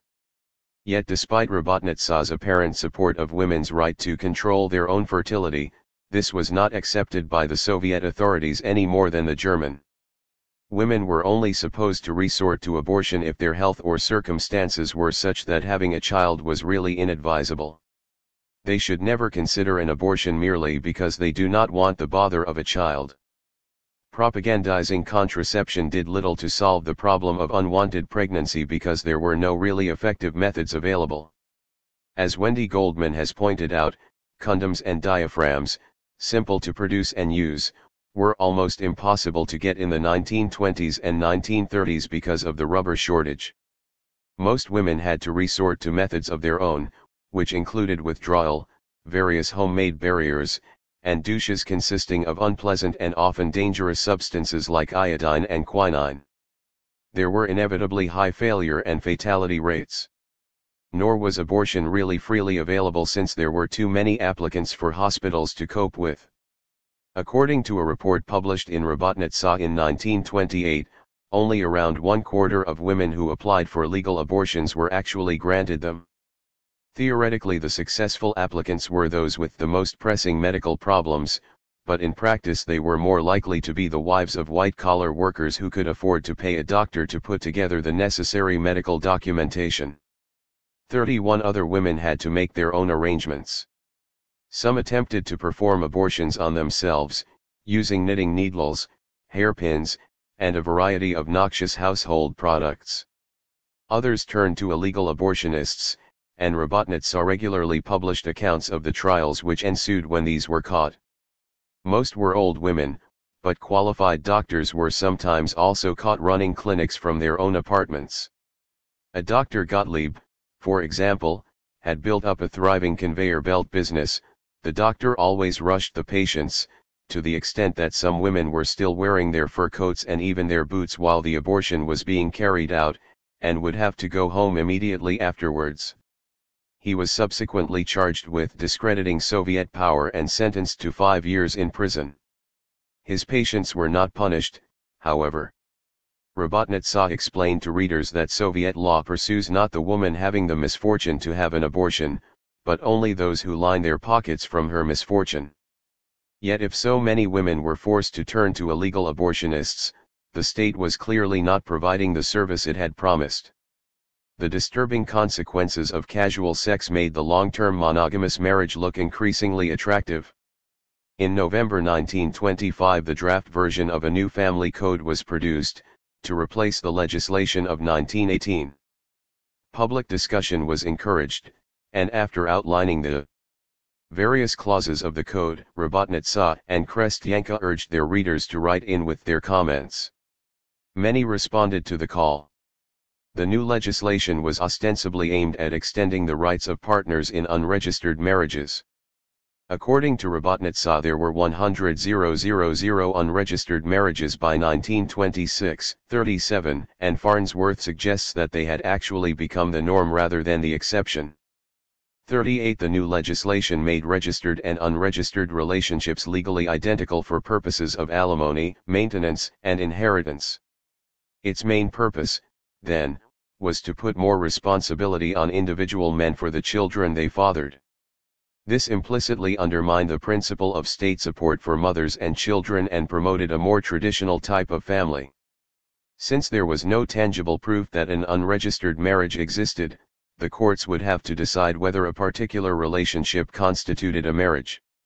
They would base their decision on factors such as whether the couple lived together, whether they had a common household budget, whether they brought up children together, and whether they were recognized as a couple by others. 40 This effectively meant that the traditional nuclear family would be reinstated in the center of Soviet life. The code contained a number of provisions which at first glance seem advantageous to women, but which reinforced a traditional pattern of gender relations. For example, husband and wife now had a joint right to property and money acquired during the period of the marriage, even if the wife had not been in paid employment. Dmitry Ikursky explained the rationale to Krestyanka readers. A female worker or peasant entering marriage takes on the housework, looks after the children, and in this way makes it possible for her husband to work in the factory or the office and receive a paycheck. With this paycheck, property is acquired. And when the marriage breaks up, usually the husband considers all this property to be his own. 41 In a situation where many women could not find work outside the home, and where the state did not have the resources to support them, recognizing their unpaid domestic work inside the home as a valid contribution to the household economy undoubtedly represented a real gain for them. At the same time, it sanctioned the traditional dichotomy of male worker and female homekeeper and failed to challenge the notion that housework inevitably fell on women. The same could be said of the new law on alimony. In the past, one spouse had been compelled to support the other if the latter was incapable of working. Now he or she would also have to support a partner who was simply unable to find work, and this obligation would continue even in the event of divorce. Although this was couched in gender-neutral language, the discussions on the subject make it clear that the spouse or ex-spouse who would receive this support would invariably be the wife. 42 On the one hand, this again acknowledged the problem of female unemployment. On the other, it reinforced the image of woman as dependent. A woman who became pregnant during a casual relationship was still entitled to receive child support from the father, and in some respects her rights were extended. Whereas in the past she had been required to inform the authorities of the father's identity at least 3 months before the birth, she could now do so up to 6 months after the baby had arrived. However, whereas the 1918 code had made all men who had had sexual relations with a woman at the time of conception liable for child support, only one man could now be recognized as the father and obliged to pay. The 1926 code also legalized adoption, which again served to shift responsibility for children away from the state and onto individual families. In an attempt to protect adopted children from being exploited as work hands by their new families, the law stated that children over the age of 10 had to give their consent to the adoption, and that they would be granted the same rights as the adoptive parents' natural children.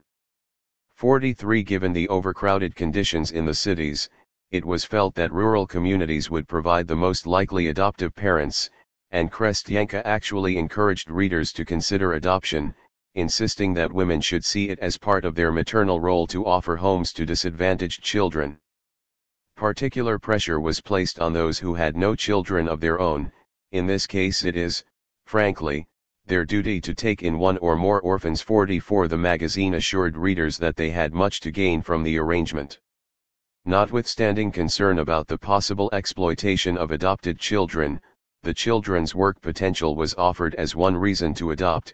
Readers were assured that the children would quickly adapt to farm life and become honest workers. 45 Fiction was used to emphasize the benefits of adoption. In one short story, for example, the pitiful waif taken in by a peasant woman became her much-loved companion and helper. 46 The new code was justified largely on the grounds that women had hitherto been placed in a position of unacceptable vulnerability.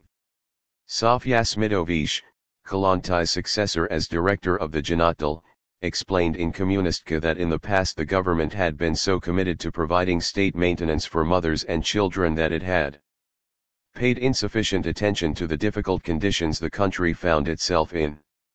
The state still did not have the means to take child support from the shoulders of the family, which meant, for the most part, the woman. 47 And until it did, it had to adopt a more realistic and humane approach which came directly to the help of the weak. 48 Robotnitsa and Krestyanka echoed her words, insisting that we have to act in such a manner that the interests of the weaker side are protected. 49 Women were being portrayed, then, as the hapless victims of an ideological commitment which had been too rigid. In fact, the old law had not been as brutal as such statements imply. Men had been legally obliged to support children born inside or outside marriage, and to provide for female partners who were unable to work even after the breakup of a relationship, whether or not the relationship had been registered. Getting them to actually do so had not been easy, but it is difficult to see how the legal recognition of unregistered marriages would make it easier. Vera Golubyova, a friend and supporter of Kalantai, insisted that the new law would protect women and children no better than the old one, and that an army of lawyers and clerks would be needed to process the court actions initiated by unmarried women, these virtual wives, as she called them, against their lovers.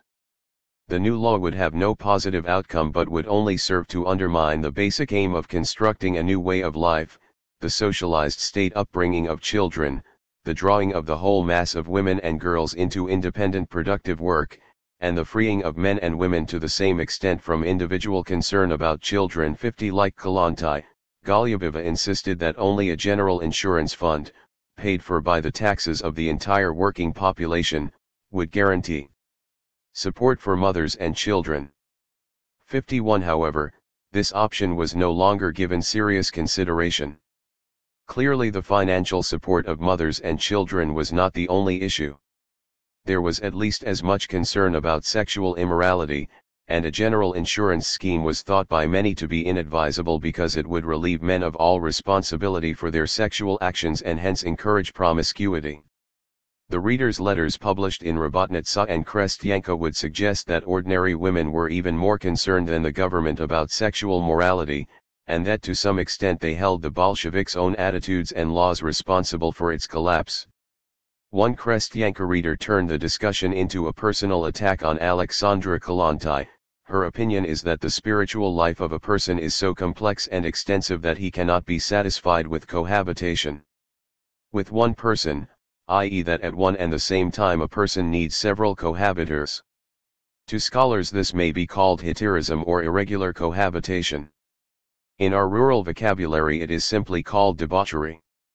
52 Furthermore, while Kalantai had criticized the old double standard of sexual behavior, most of the magazine's readers clearly saw sexual morality as the woman's responsibility, and were far harder on women who infringed what they saw as appropriate norms of behavior than they were on men. The majority of readers whose letters were published approved the proposal that if a woman became pregnant when she was having sexual relations with several men, only one should be named as the father and be required to pay child support. Otherwise, they argued, the law would appear to be sanctioning prostitution and encouraging female debauchery, and might also make the woman less inclined to look for work. 53. There was little discussion about how the real father could be identified, though one woman proposed simply that the man who has been with her the longest should be considered the father. 54. The same woman also suggested that men had licentious natures which led them to deceive young girls. 55. It clearly did not occur to her that her proposal might cause these licentious beings to move even more rapidly from one woman to the next to avoid being considered the father of any resulting children.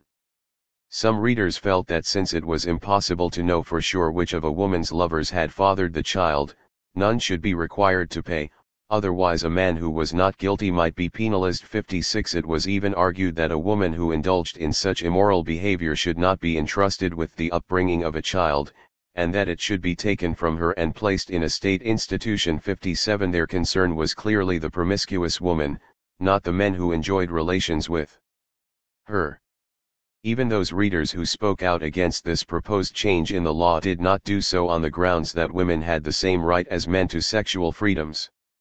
One insisted that the courts take into consideration the reason why a woman had many lovers, and that if she had given herself to many men because of the bad conditions of life, a tacit acknowledgement that prostitution, in one form or another, was a financial necessity for some women, she should be entitled to child support from each of them.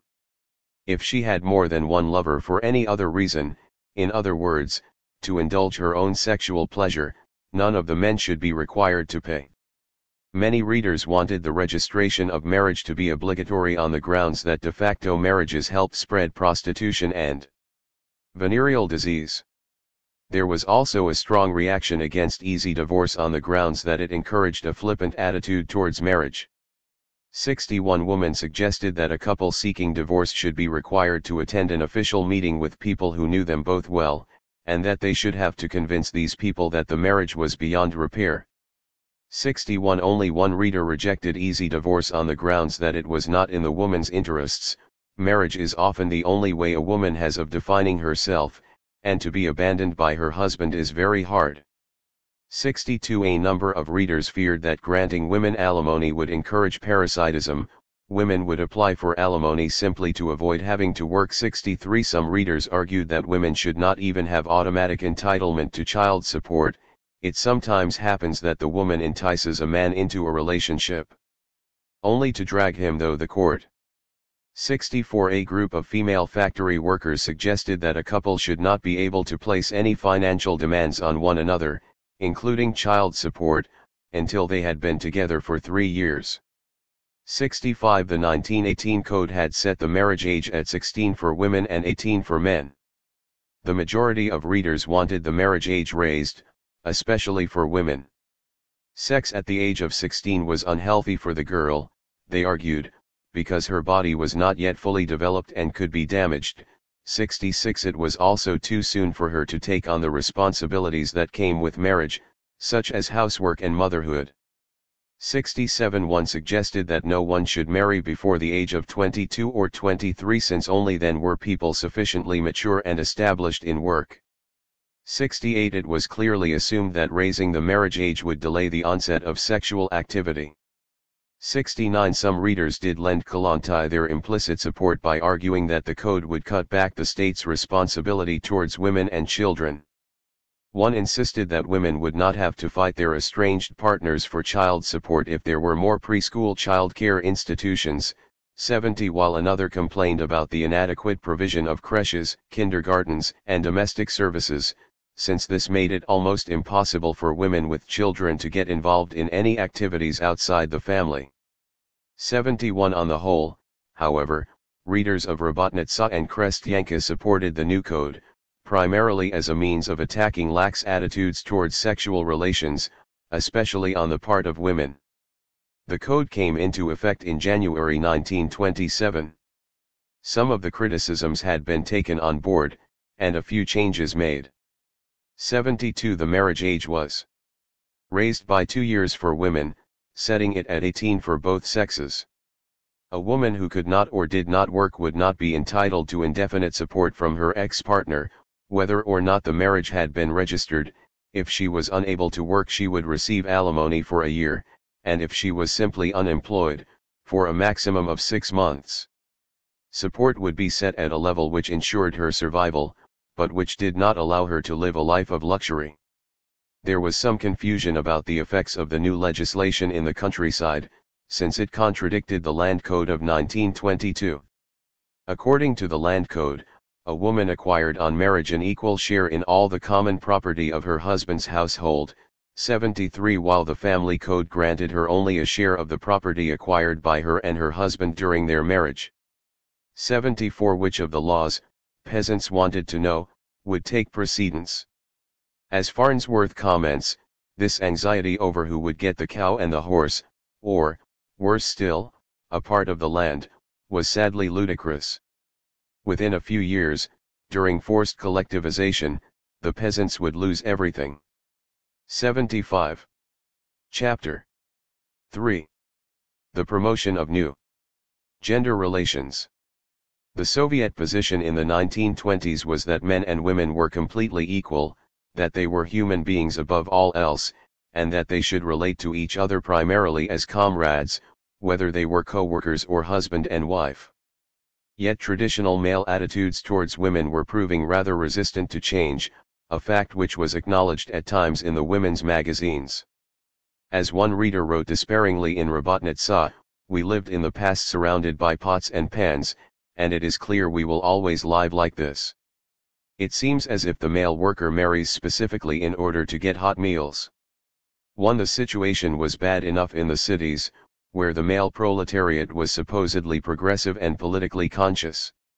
It was still worse in the countryside, where men clung with grim determination to the old gender inequalities and opposed any changes in the traditional way of life. The situation was summed up by a character in a Krestyanka short story, who explained that to rural men, women's business is to clatter around at the stove with the pots and pans and to give birth to children. 2 articles in the magazine told of husbands persisting in using their wives as servants, and beating them if they would no longer comply. Women who attempted to get more involved in society, or to assert their rights, found themselves particular targets of male anger. There were frequent reports of men beating their wives for organizing or even attending meetings. 3. And even of female activists being murdered by disapproving husbands. One article told of a husband hacking his young wife to death with an axe on the grounds that she devoted insufficient time to housework and child care. 4. Male determination to control women's behavior was not limited to their own wives or daughters. Krestyanka noted a case in which men attempted to physically evict a group of women who ventured into the village club on the grounds that women had no right to be there. Women's business is to be housewives and to obey their masters, they explained. 5. Male anger against women was often fueled by alcohol. Alcohol consumption showed no sign of decreasing in the Soviet Union, despite efforts on the part of local activists. It was particularly high in the countryside, where the production of homemade vodka, or samagon, was a thriving industry. As Krestyanka's regular medical correspondent, Dr. Gol Denberg, lamented, "Alcoholism is spread across the whole world, but nowhere do people get so outrageously drunk as in our country." 6. Certain types of alcohol-induced violence seemed to be on the increase in the years following the revolution. According to Krestyanka, there was a sharp rise in the incidence of hooliganism, a catch-all term for antisocial or violent behavior, usually committed by a gang of drunken male youths. The magazine explained this as the consequence of child neglect in the war years. 7. Girls had presumably also suffered neglect, and had managed to find nonviolent ways of coping with it, but the magazine chose not to comment on this. That male hooliganism was often directed against women is clear from references to rape arising out of hooliganism. 8. Yet rural women were accused of being their own worst enemies, because most distillers of alcohol in the countryside were women. Accordingly, women provided the fuel for men's drunken violence against them. 9. Men's resistance to women's equality was presented largely as a combination of traditional patriarchal attitudes towards women, and concern about what was perceived as a new threat to male hegemony. Yet women also needed to change the way they thought and acted. They were accused of being apathetic and unwilling to make the effort required to improve their own situations. 10. It was also suggested that people simply did not know what equality meant when it came to relationships. As one Krestyanka author complained, there are no instructions as to how to live conjugal life in a new way, about what being a wife and what being a husband should mean. The magazines attempted to rectify this. Although Lenin had insisted that communists had better things to do than discuss the future of the family, the women's magazines began doing just that, encouraging thought and discussion on male and female domestic roles and sexual relations. Fiction was the main medium through which both magazines tackled the subject. There was, however, a marked difference in their approaches. In Robotnitsa's stories, men were generally presented as the more progressive and politically conscious gender in other respects. They just had not realized, or were unwilling to accept, the need for a revolution in their personal lives. In Krestyanka's stories, men were depicted as generally more conservative and traditional than women.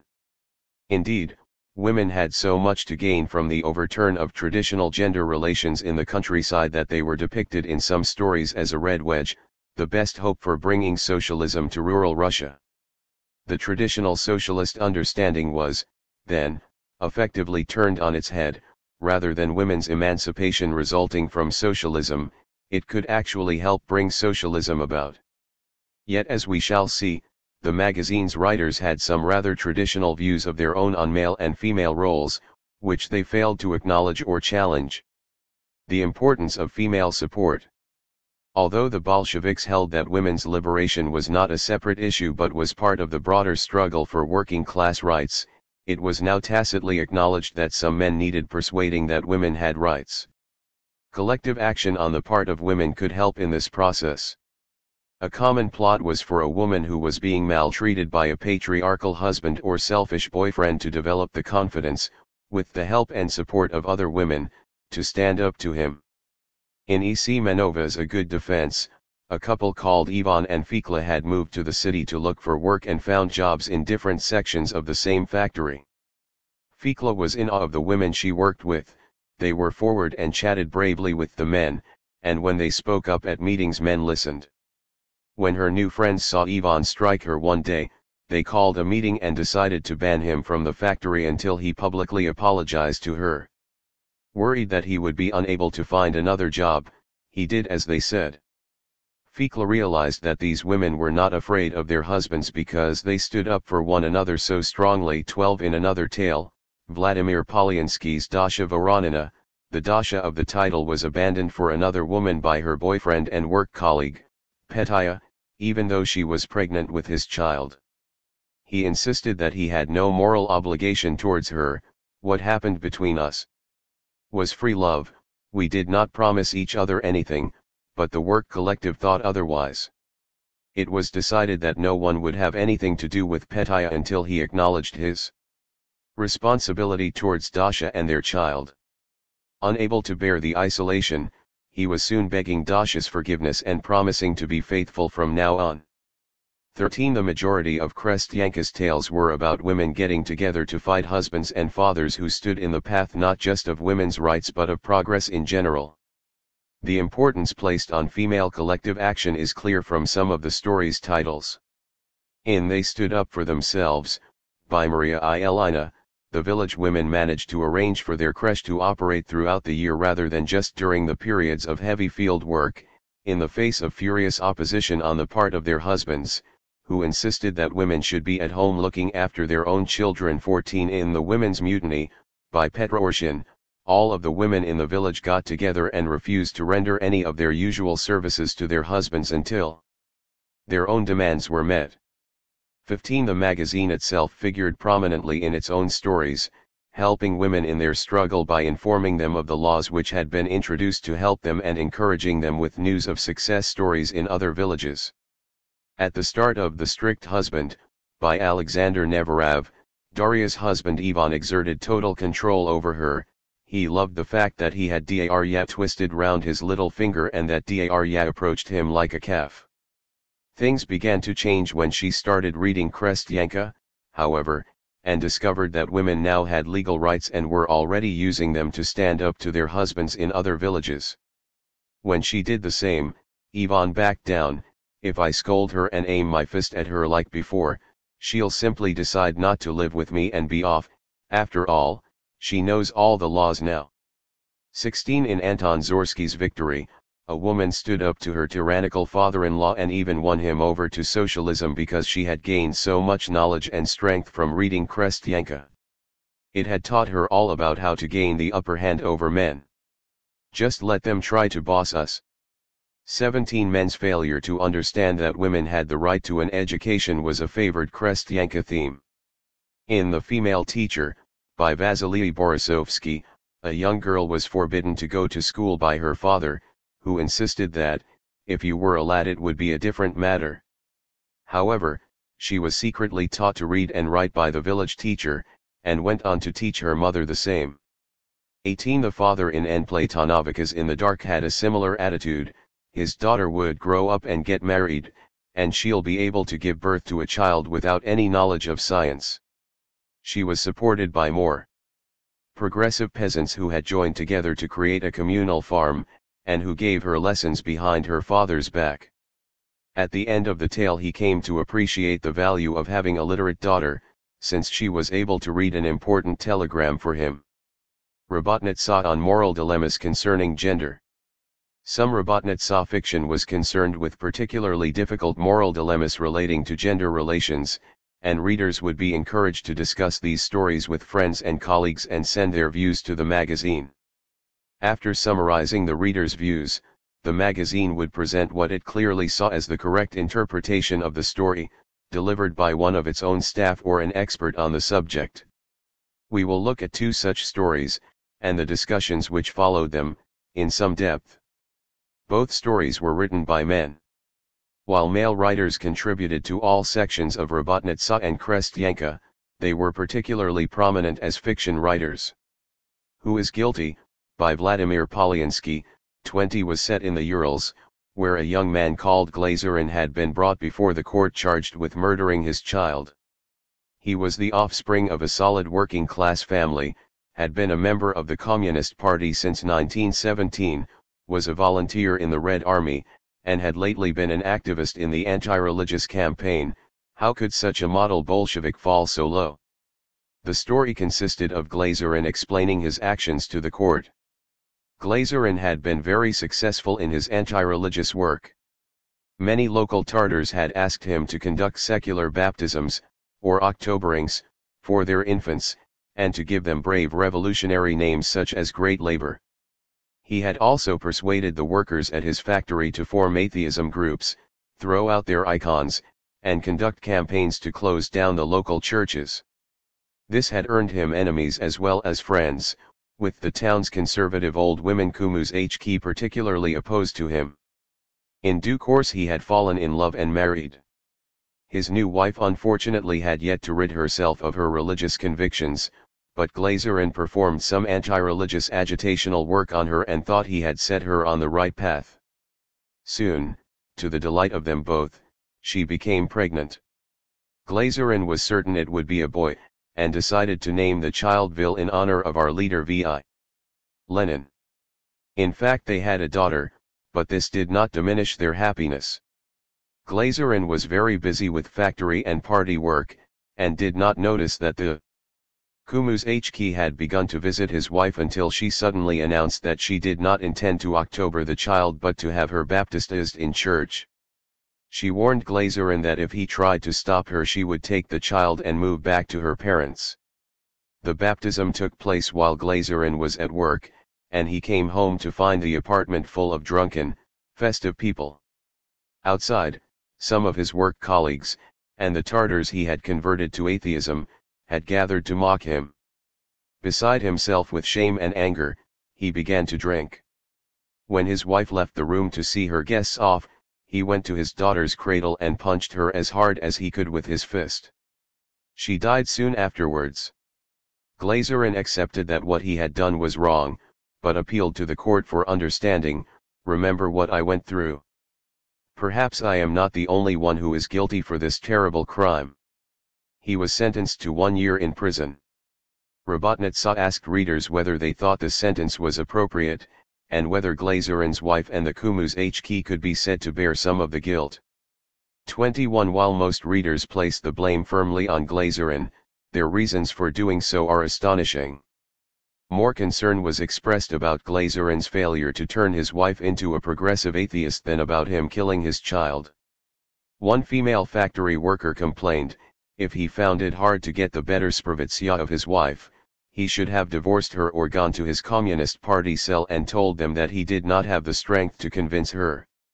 He would not have been thrown out of the party for this, and then he would have had the chance of bringing up the child to be a useful member of society.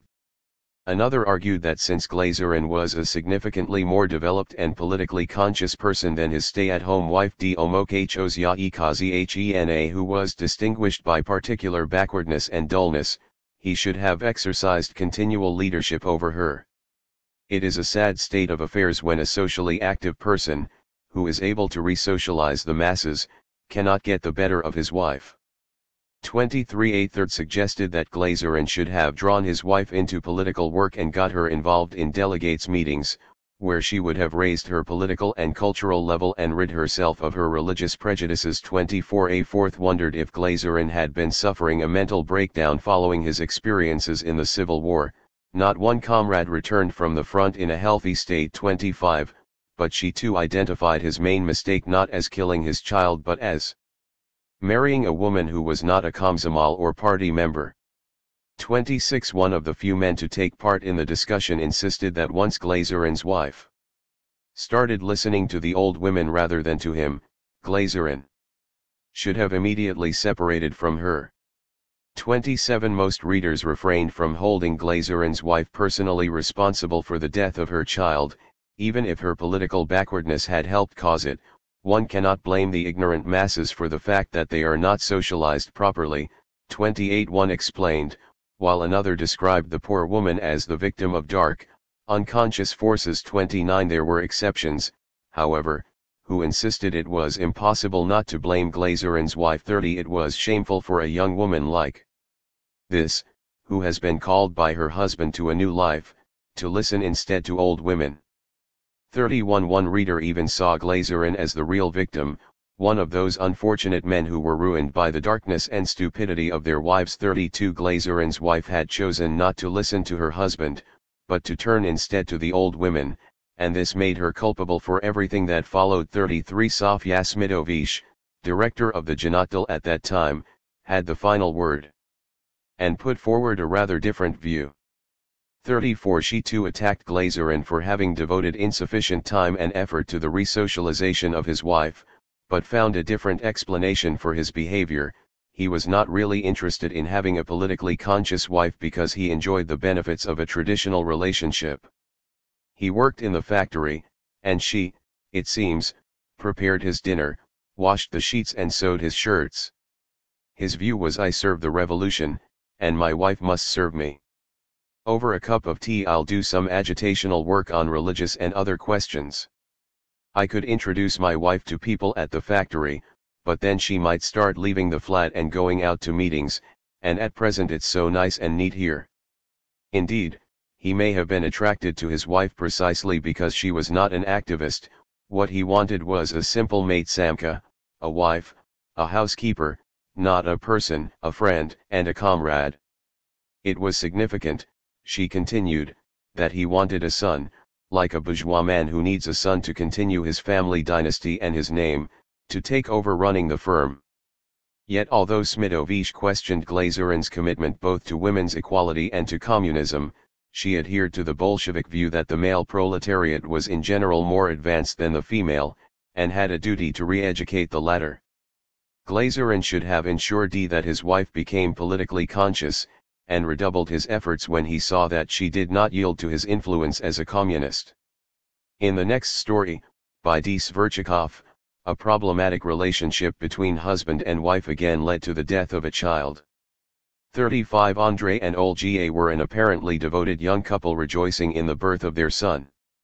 Then, out of the blue, Olga confessed that she had had an affair while Andrei was away on a month-long business trip, and that her lover was the child's father.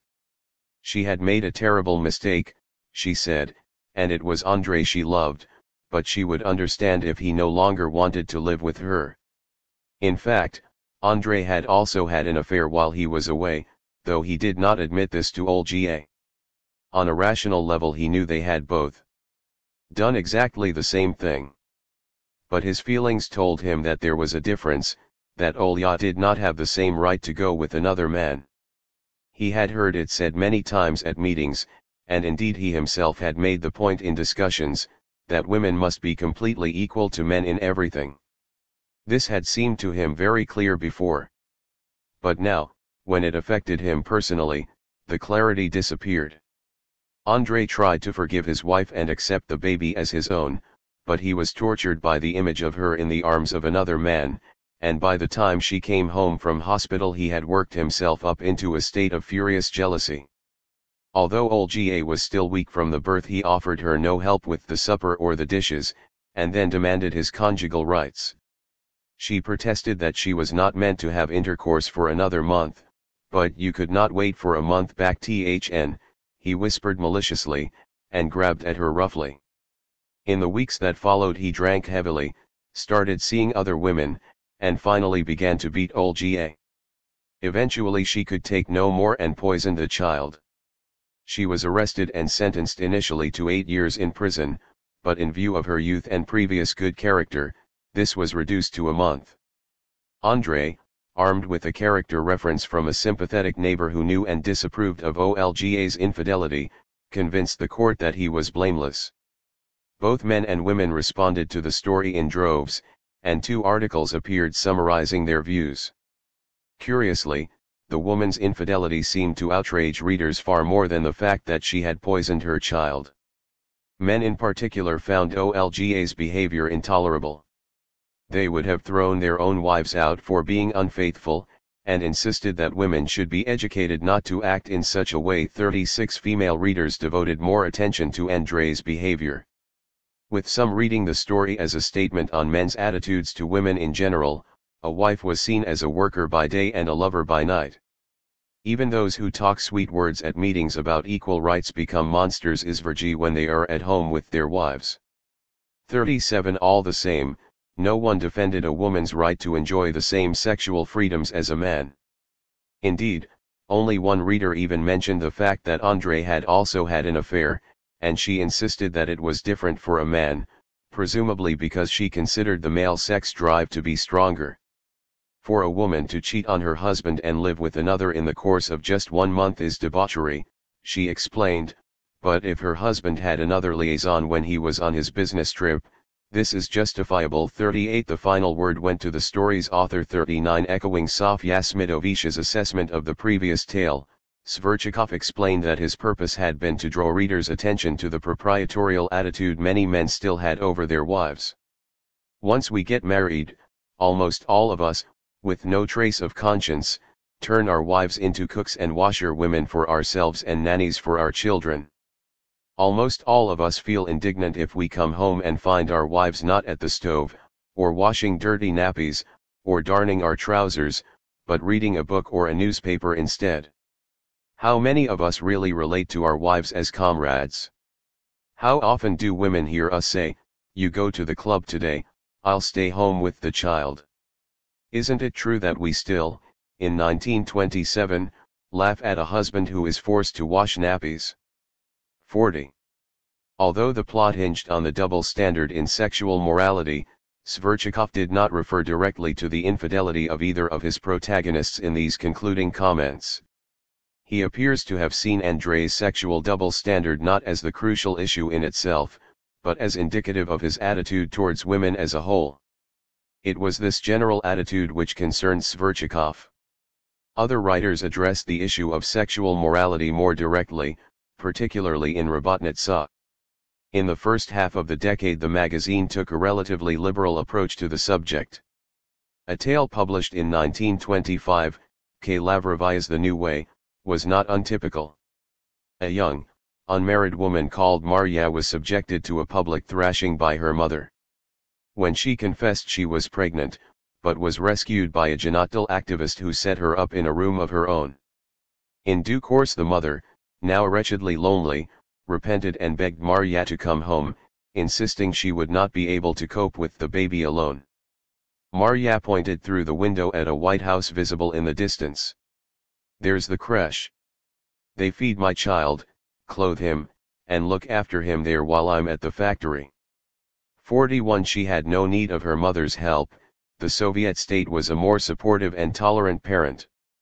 For a woman to have a child without being in a long-term relationship was presented as acceptable, then, and the intolerance of the previous generation towards such decisions as something hypocritical and outmoded.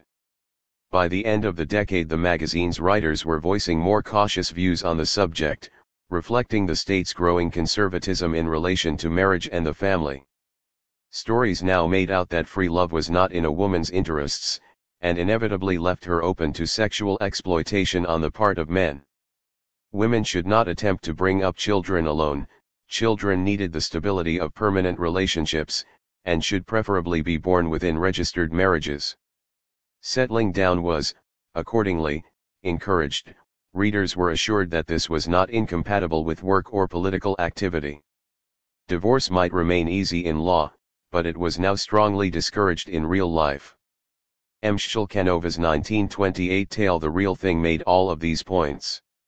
It explored the developing relationship of two young people, Olya and Maxim, against the background of sexual anarchy in which women were viewed by most men only as conquests. As one particularly unsavory character put it, women are like the enemy, you have to move quickly into the attack. Maxim was a more sensitive type, but at first Olya was wary of getting too involved with him, insisting that she would not exchange my freedom for all the tea in China. 43 Her real concern, it turned out, was that involvement would lead to children, and would prevent her from doing the political work she loved. Then she met an older woman, Aunt Stesia, who remained active despite having been married for 20 years and rearing 3 children. Stesia convinced Olya that she should marry Maxim and make a lifelong commitment to him. Everyone hopes for an easy divorce, but divorce is only easy on paper. You can throw away things, but you can't throw away living people. 44 V. Meshiveas Grania suggested that sex outside of marriage was certain to bring women pain. 45 Grania, a factory worker, was having an affair with one of her colleagues, Alicia, a married man and father of 3. Alicia assured Grania that he loved her, but insisted he could not leave his wife. You yourself would not respect me if I abandoned my children. In the spirit of the new morality, she accepted the situation as it was, until she herself became pregnant. Alicia urged her to have an abortion, insisting that this was not for his sake, but for her own and that of their country. Dear Graniashka, this is a difficult time for our country. It urgently needs work hands, and it is too soon for you to think about your personal happiness. I do not want to tie you down with nappies. She reluctantly agreed, but after the abortion she went into a deep depression. Alicia was so frightened at the change in Grania that he now offered to leave his wife and commit himself to her, but it was too late. Grania's love for him had died along with her unborn baby. In due course Alicia went to work in another city and they lost contact. When his wife died, however, leaving him a single father, he thought again of Grania, and set out to find her. He discovered that she had left the factory and was now working in a kindergarten. When he saw her with the children he was astonished at the love and attention she bestowed on them. Clearly the maternal instinct which had flared up in Grania had not faded away. For him, however, the man who had persuaded her to kill her own child, she could feel nothing. In keeping with the greater conservatism of the countryside, and hence of its target readers, there was less overt reference to sexual relations, especially those taking place outside of marriage. One exception can be found in an anti-religious tale, Elena's Resurrection, by Lev Gomilevsky, which appeared in the magazine in 1924. This was another story about a woman freeing herself from patriarchal control, but this time it was that of the church rather than a husband or father.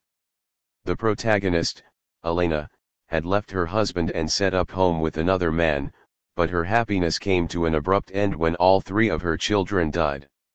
Although there was a rational reason for their deaths, they had all contracted scarlet fever. Elena convinced herself that God was punishing her for living in sin. She left her lover and set off to a convent to seek redemption. When she arrived at the convent, she found the nuns in a state of panic. One of them was in an advanced stage of labor, and none of them had any experience of delivering a child. They begged Elena to help.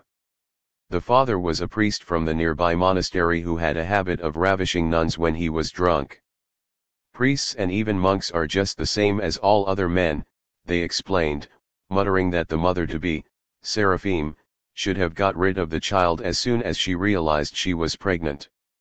When Elena said she needed hot water, the nuns could find no firewood and so began to chop up an icon. Elena was aghast at such blasphemy, but what if your hand drops off? Or if real blood spurts from her face, she asked in horror. Blood from a wooden board? What rubbish is this? Replied the nuns. Their hypocrisy and cynicism, combined with God's failure to respond to their sacrilegious acts, destroyed Elena's religious convictions. After delivering the child, she happily returned home, able to live now without guilt with her lover. 46 By the end of the decade, such an ending was unthinkable. Krestyanka, like its urban counterpart, was by now warning readers of the dangers of having sex outside of marriage. In one tale, by Nina, an inexperienced country woman, Aniushka, was swept off her feet by a sweet-talking city slicker who had come to work in the village Soviet. To the horror of her family, she was soon pregnant and had moved in with her lover. Although he was a party member, Petr was not a good communist. He made no attempt to educate Aniushka, paid little attention to their newborn son, and began to disappear for periods to the city. Eventually he moved back there completely, insisting that the party had ordered him to do so. He assured Aniushka he would send for her and the child as soon as he was settled, but he never did so, and his visits became increasingly infrequent. When a neighbor went on a trip to the city one day, she spotted Petr walking with another woman, and when this news was relayed to Aniushka, she decided to go to the city herself to confront him. She noticed immediately that he was wearing a gold ring on his finger. He admitted that he had got married to another woman. This had not been his idea, but his wife's mother had refused to let them live together unless they did so. The clear implication was that Aniushka's big mistake had been not to insist on marriage herself. Even if men were model communists in other respects, they were not always supportive of women's equality. Some claimed to be when this was merely an abstract principle, but clung to their patriarchal attitudes in relation to their own wives or girlfriends. This was mainly because they did not want to lose the benefits men accrued from women's inequality, the services, sexual and domestic, which they had come to expect. However, the women's magazine suggested that once men had been persuaded to change their ways, they would come to realize that egalitarian gender relations were actually in their interests. They would appreciate having women as friends and helpmates instead of domestic servants. Nikitushka, one woman addressed her newly docile husband at the end of a Krestyanka story, "I love you, but I want you not to look on me as one of your cattle. I'm also a human being, after all." And Nikita was happy. The message that men could be won round to the cause of women's equality was reinforced by readers' letters. One man wrote to Krestyanka to say that although he had considered himself progressive, it had taken him some time to accept his wife's new attitudes and roles. When he returned from fighting in the Civil War, he found that she had been elected to the local Soviet, and although he was proud of her, his enthusiasm waned when her work took her to meetings almost every evening. Irritated by the loss of the domestic comforts she had once provided, he tried to persuade her to leave the city and go back to their native village, where she would surely sit at home like other women. She stood her ground, and eventually he came to appreciate her dedication and to see the fruits of her work. Now he called on Krestyanka's female readers to poke your nose at your husband if he tries to interfere with your work, as I once did. Now I willingly help my wife in her work, we stand shoulder to shoulder. Brave comrade women peasants, do not be afraid of your husbands, they will also come to recognize, as I did, their stupidity. Limitations to the Bolshevik understanding of new gender relations. Despite such optimistic reports, women were still a long way from enjoying equality with men by the end of the 1920s. Yet although the women's magazines continually expressed their support for the cause of women's equality, their own authors had some unexamined assumptions concerning women's roles which made their messages at times rather ambiguous. The idea that housework and childcare were the inevitable lot of the woman was rarely questioned, and the party propaganda disseminated through the pages of Robotnitsa and Krestyanka actually reinforced this notion. Robotnitsa's response to a complaint from a male factory worker in 1927 about women activists shirking their domestic duties is particularly revealing. The worker, M.S. Kudryashov, wrote to the magazine about the plight of his unfortunate colleague, who habitually come home from his factory job to find his wife engrossed in a book instead of preparing his dinner and looking after the children. The room would be cold and dirty and the children unwashed, and when the man asked what there was to eat, his wife would simply tell him where everything was and ask him to put something together himself. Was this acceptable? Kudryashov asked. Instead of attacking his assumption that domestic work was a woman's duty, Robotnitsa insisted that not all female activists were like this and that many are responsible mothers as well as active social workers. 50 Despite the reluctant legalization of abortion, the Bolsheviks also retained the firm conviction that motherhood, indeed, multiple motherhood, was a female duty rather than a choice. It is surely revealing that March 8, International Women's Day, was sometimes referred to as Mother's Day in the magazines. The idea of a grown woman who was not a mother was apparently inconceivable. Chapter 4. Beauty, Fashion, and Femininity. Fashion and cosmetics have generally been used by women to emphasize their feminine features. In a society which claimed to be concerned with altering gender relations and reducing gender difference, it would be at least questionable whether fashion and cosmetics would still be appropriate. If women were to be seen as comrades and co-workers, traditional notions of female beauty would have to be amended. The new economic policy had led to the re-emergence of a fashionable café society, and even to the establishment of private businesses producing fashions and cosmetics, yet these were aimed primarily at the girlfriends and wives of the new entrepreneurs. To what extent should socialist women concern themselves with their appearance? There was considerable confusion on this subject, but by the late 1920s there are indications that an official view was beginning to emerge. The early years, were cosmetics and fashion acceptable? In the years immediately following the revolution, a number of female activists reported being admonished by more rigid comrades because they found it hard to part with all feminine fripperies. One described being told off for wearing nail varnish by the young man who served her in the local laundry. Confused as to why this was wrong, she sought clarification from Nadezhda Krupskaya. I wanted to know what Nadezhda Konstantinovna, who paid so little attention to her own appearance, thought about the desire to dress nicely. She said that it did not seem to her that looking after one's appearance was incompatible with a deep sense of communist principle. She reminded me how beautiful and well-dressed Inessa Armand and Alexandra Kollontai were. But added that now, in such a time of great difficulties as the country was experiencing, she understood the disquiet of some comrades. When our country enters the epoch of abundance, she said, people would become more heterogeneous. And as well as perfecting their intellect, they could, if they wanted, also improve that which nature had given them, their appearance. As the decade wore on, Krupskaya's prediction began to seem increasingly unlikely.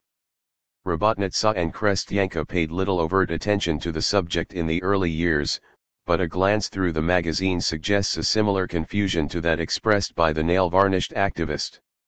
The women portrayed on the covers had no time to squander on their appearance, they wore practical, work-like clothes enlivened only by a red headscarf, symbolizing their adherence to socialism. Inside, however, the magazines regularly included patterns for outfits which, if not glamorous, were still stylish and attractive, sometimes illustrated by models wearing decidedly jaunty hats. Cosmetics, according to one Robotnitsa article, were unnecessary and harmful, blocking the pores and causing young girls to spoil their skin and lose the youthful, natural color of their faces. 3. Yet the magazine also carried advertisements for a private company producing these harmful products.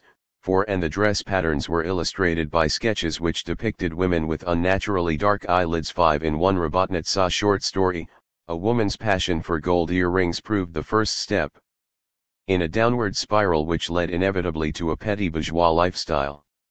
6. In another, an interest in fashion proved perfectly compatible with a commitment to socialism. 7. Indeed, young socialists had apparently developed their own distinctive fashion style. The protagonist of one story had hair cut short in the komsomol fashion, she wore a scarf as red as a poppy, and a short black skirt. On her shoulders sat a devilish garment, a leather jacket.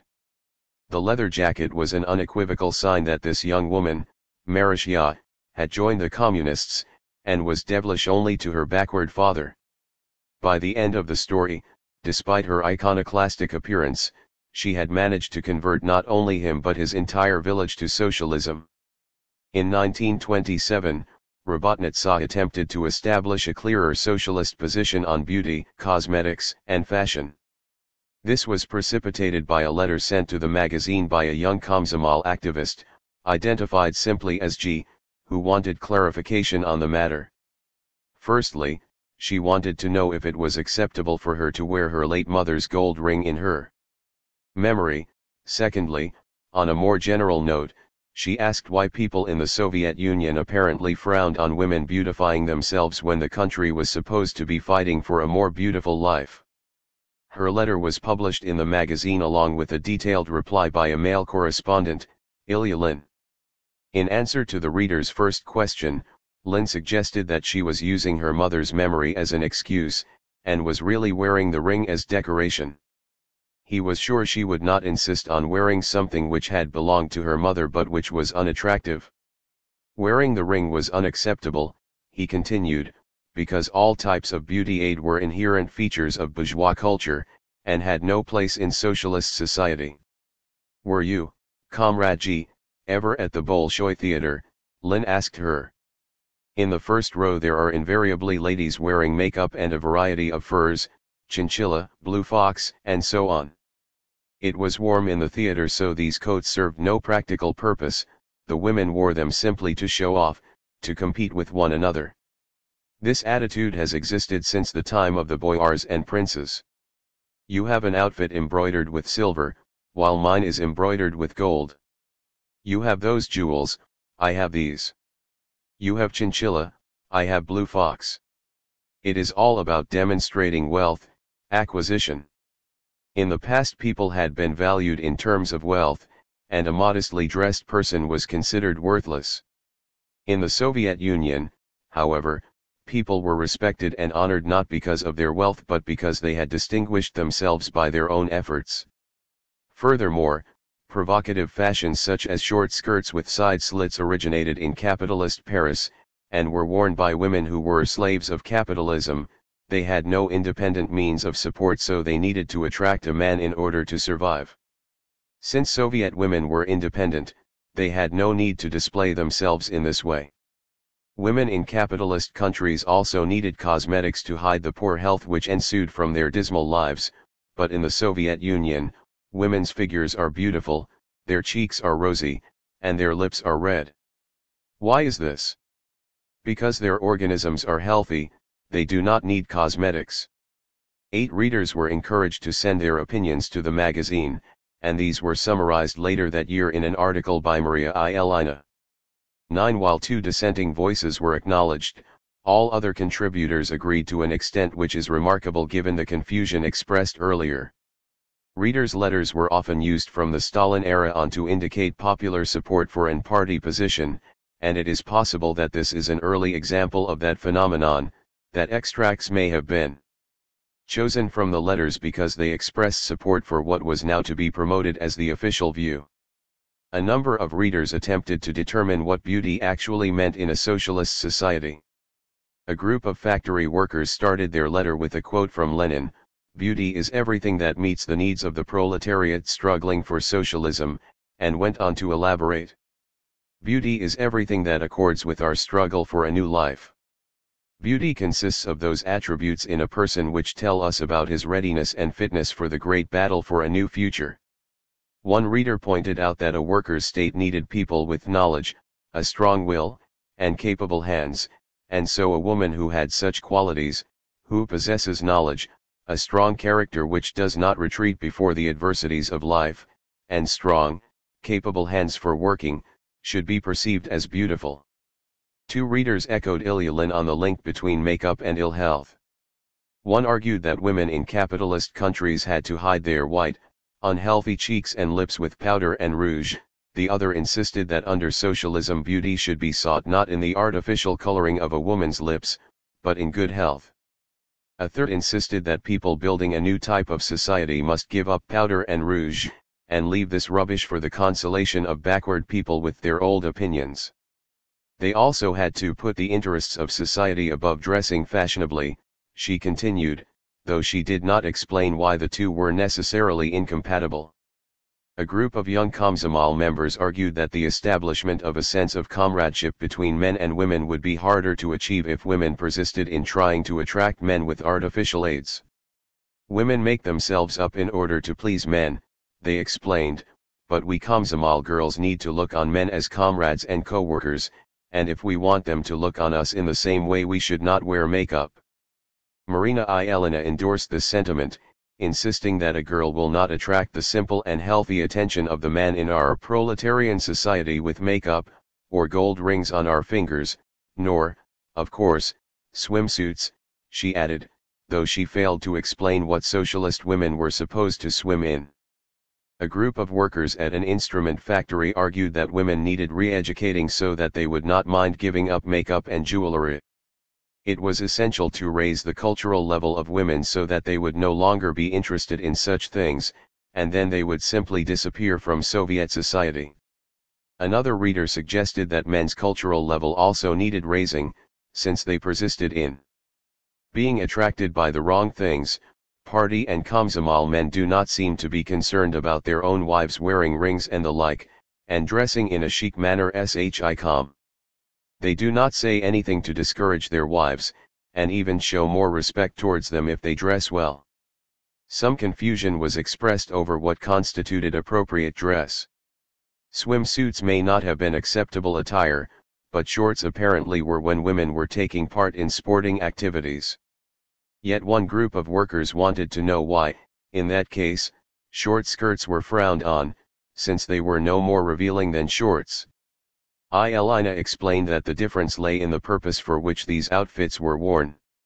Shorts constituted the most practical sportswear, but short skirts were a bourgeois phenomenon and were worn with the sole aim of trying to attract the attention of men. In any case, she continued, Soviet girls in their training shorts had a genuine, natural beauty, while bourgeois women's supposed beauty was artificial. If short skirts were unacceptable, so too were long ones, though for a different reason. According to Elena, Lenin had disapproved of women wearing long skirts since they would hinder the movement of a woman worker when she takes her crucial position at the work front. The notion that women might have some leisure time in which they could wear such impractical outfits was not considered. Jewelry and fashionable clothes should be shunned not only because of their association with the bourgeoisie, but also with the new Soviet entrepreneurs who had emerged as a result of the new economic policy. One young Komsomolka wrote, "We should not follow the example of the Nepman and decorate our fingers with gold rings. The hands of a worker must be free from adornment." Two contributors to the discussion refused to accept that fashion and cosmetics were necessarily unacceptable. One pointed out that not all people are born beautiful, and there was no reason why nature should not be given some artificial assistance. Using makeup is not a crime, she argued. Elena responded irritably that, the whole life of this comrade is evidently geared towards external physical beauty. The other young woman confessed that she enjoyed putting on makeup and dressing up to go out and have some fun after the terrible workday routine. However, describing work in the Soviet Union in this way was clearly not going to earn her any sympathy, since it was now supposed to be a source of pride and fulfillment. Elena informed her that she was using makeup as a form of self-deception, and relegated her description of work to history, our beauty, our idea of life, lies in simplicity, in reality, in the rouge produced by hot blood, in the battle and the unrestrained will to achieve victory over the terrible workday routine of the past. While a range of reasons were put forward in this article for the unacceptability of artificial beauty aids, the most important is that they served no practical function in a state which was obsessed with building a new society and which had no time to squander on inessentials. Above all, they made no contribution to what was supposed to be the Soviet citizens' main purpose in life, work. As we have seen, the traits and qualities which facilitated work were now supposed to constitute beauty. Socialist women should be admired above all for their strong capable hands for working. They should only wear clothes which would not hinder the work process. Skirts should not be so short that they would distract male workers, nor so long that they would get caught up in machinery. Makeup was unacceptable because putting it on wasted precious time, and because it was primarily a preparation for going out to play rather than going out to work. Furthermore, it promoted an understanding of beauty that was not tied to work. The new man should only be attracted by strength and muscles. Improving one's physical appearance through sport and physical exercise was acceptable for this reason. It made the body stronger and more capable. In short, then, as Soviet society stood poised on the brink of the first 5-year plan, beauty and the capacity to work were inextricably tied together. Ironically, as we shall see in Part 2, by the time the majority of women had been drawn into the workforce, this would cease to be the case. Chapter 5. Variations in the New Woman. There is a general impression in publications of the 1920s that there was a single ideal of Soviet womanhood on which all readers should model themselves, albeit with some minor differences relating to geographical location. This impression is bolstered by the perpetual use of the term new woman, in the singular, rather than new women, plural. Yet it was acknowledged that for the time being there was considerable variation in lifestyle, behavior, opinions, and even personality between women in different parts of the country. These differences, the women's magazines made clear, needed to be eradicated. The more advanced citizens had a major part to play in this process, helping to enlighten their more backward comrades and propel them towards the socialist future. City people were the most progressive of all, and had to help rid their country cousins of ignorance and prejudice. There was an even greater difference, however, between people of the Western republics and their eastern neighbors, the Muslims of Soviet Central Asia. The notion that city people were the most advanced in the country is particularly prominent in the stories and articles in Rabotnitsa, but appears in a rather more muted form in Krestyanka. Both magazines portrayed Central Asians as being on the lowest rung of the ladder in terms of social and political evolution. City versus countryside. Women workers were urged to pledge their assistance to women peasants as part of the so-called SMYCHK, the unity of city and countryside. This often took the form of patronage work, with the workers in a city factory adopting a village and giving the peasants practical advice and help in all matters from healthcare to farming methods. According to one Rabotnitsa article, urban workers were even persuading peasants to take the first steps towards collectivization by pooling their land into a multi-field system Nagapoli. The villagers under one factory's patronage had raised their level of cooperation to such an extent that they have begun to receive a decent return, and with this they have already acquired a tractor for collective use. One in Rabotnitsa, patronage received prominent coverage both in articles and stories. Readers were repeatedly told that women workers had an obligation to go to the countryside and set the backward peasantry on the right path. They would be rewarded for their efforts with the most heartfelt gratitude. Articles invariably ended by quoting peasant women thanking their saviors profusely, and begging for further help. We peasant women remain in ignorance. Don't forget about the peasant woman, too. You explain everything to us, and we are ignorant and don't know anything. We don't read the newspapers. 3. A short story about urban women setting up a rural maternity clinic ended with the peasants weeping with happiness. Thank you, sister women workers. We will never forget your help. We lived like blind people. You have opened our eyes. 4. Peasants from distant villages not yet served by patronage work were apparently writing to city factories begging for patrons. 5. Readers were even urged to spend their annual vacation in a village, holding literacy classes, setting up libraries, and so on.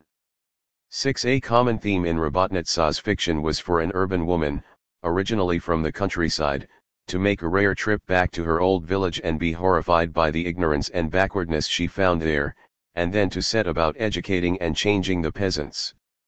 In one typical story, Anyuta's Holiday by Pavel Durakhov, 7. The protagonist discovered that rural mothers still abandoned their babies to work in the fields, rarely changed their nappies, and fed them bread instead of milk. She had attended a lecture in her factory club on childcare and knew how wrong this was, and set about convincing the peasant women. At first she met with a brick wall. It had been this way for hundreds of years, and so it would always be. By the time she left, however, the village had a creche and a well-stocked reading room, with special sessions for illiterates at which the teacher read aloud from Krestyanka. In the first present by Ian Rovaya, Marya went back home for a wedding, and while she was regaling her family with tales of city life, the factory, the clubs where workers spent their free time, the wall newspaper, the creches, the children's clinics, the delegates' meetings. A distraught young woman rushed in to say her mother was in the midst of a difficult labor. Marya had no experience of delivering babies, but she was from the city, which was qualification enough. Despite her efforts, the woman died, but Marya angrily told the peasants that the reason for this death was village ignorance. By the time she left, the village had a reading hut and a maternity clinic. 8. In Krestyanka, the SMYCHK was given rather less coverage, and what articles did appear on the subject give the impression of rural resentment rather than gratitude. One article reported that a woman worker who arrived to tell the peasants what to do was greeted with disdain, with the peasant women pointing out that the worker could not live without the peasant, but that the peasant could survive without the worker. An argument arose, and the unfortunate woman worker found that she had to give answers to everything, had to prove everything. 9. Sometimes the city women were thought to dress and behave so inappropriately that the peasants would have nothing to do with them.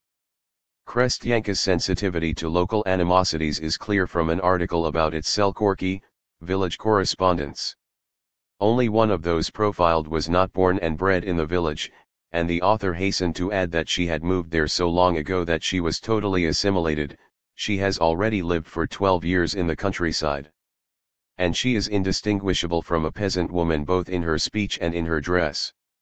Relations between workers and peasants were referred to in Krestyanka not in terms of teachers helping ignorant pupils but as friendly cooperation. 12. The difference in attitude towards the SMYCHK is particularly clear from the short stories in the two magazines. The urban emissary was notably absent from those in Krestyanka, where the stress was on rural women helping each other overcome their backwardness. When city women did have some input, they were not factory workers on flying visits but teachers or other professionals who had settled in the village. 13. Indeed, the city was sometimes portrayed not as a shining example but a place of poverty and dangerous temptations. In one tale, a country woman was seduced by an urban party member who had been sent to her village to set it on the right track, but he soon abandoned her and returned to the city. When she went to the city herself to track him down, she was shocked by what she found, especially the hordes of homeless children roaming the streets. Her erstwhile lover had clearly fallen prey to the city's unwholesome influences. She noticed the glint of a gold tooth in his mouth, a distinctly bourgeois display of wealth. Their relationship was no longer her priority, all she could think of was how to help these wretched children. Assisted by the Janatal, she set about organizing a home for them in an old baronial mansion near her village, and persuaded other villages to commit themselves to such projects. The title of the story, What Aniushka Did for the SMYCHK, suggests that rural people could teach, as well as learn from, city folk. There was no chance of this reversal of roles in the case of Central Asia. In this respect both magazines were in agreement. Determined efforts had to be made to haul this backward region into the modern era. The situation was particularly bad for women. The so-called women of the East were treated as chattels rather than human beings. They began life as the property of their fathers, until they were sold off for bride price to new masters, often when they were still only children. Thereafter they had to hide themselves from the sight of other men beneath full-length horsehair veils.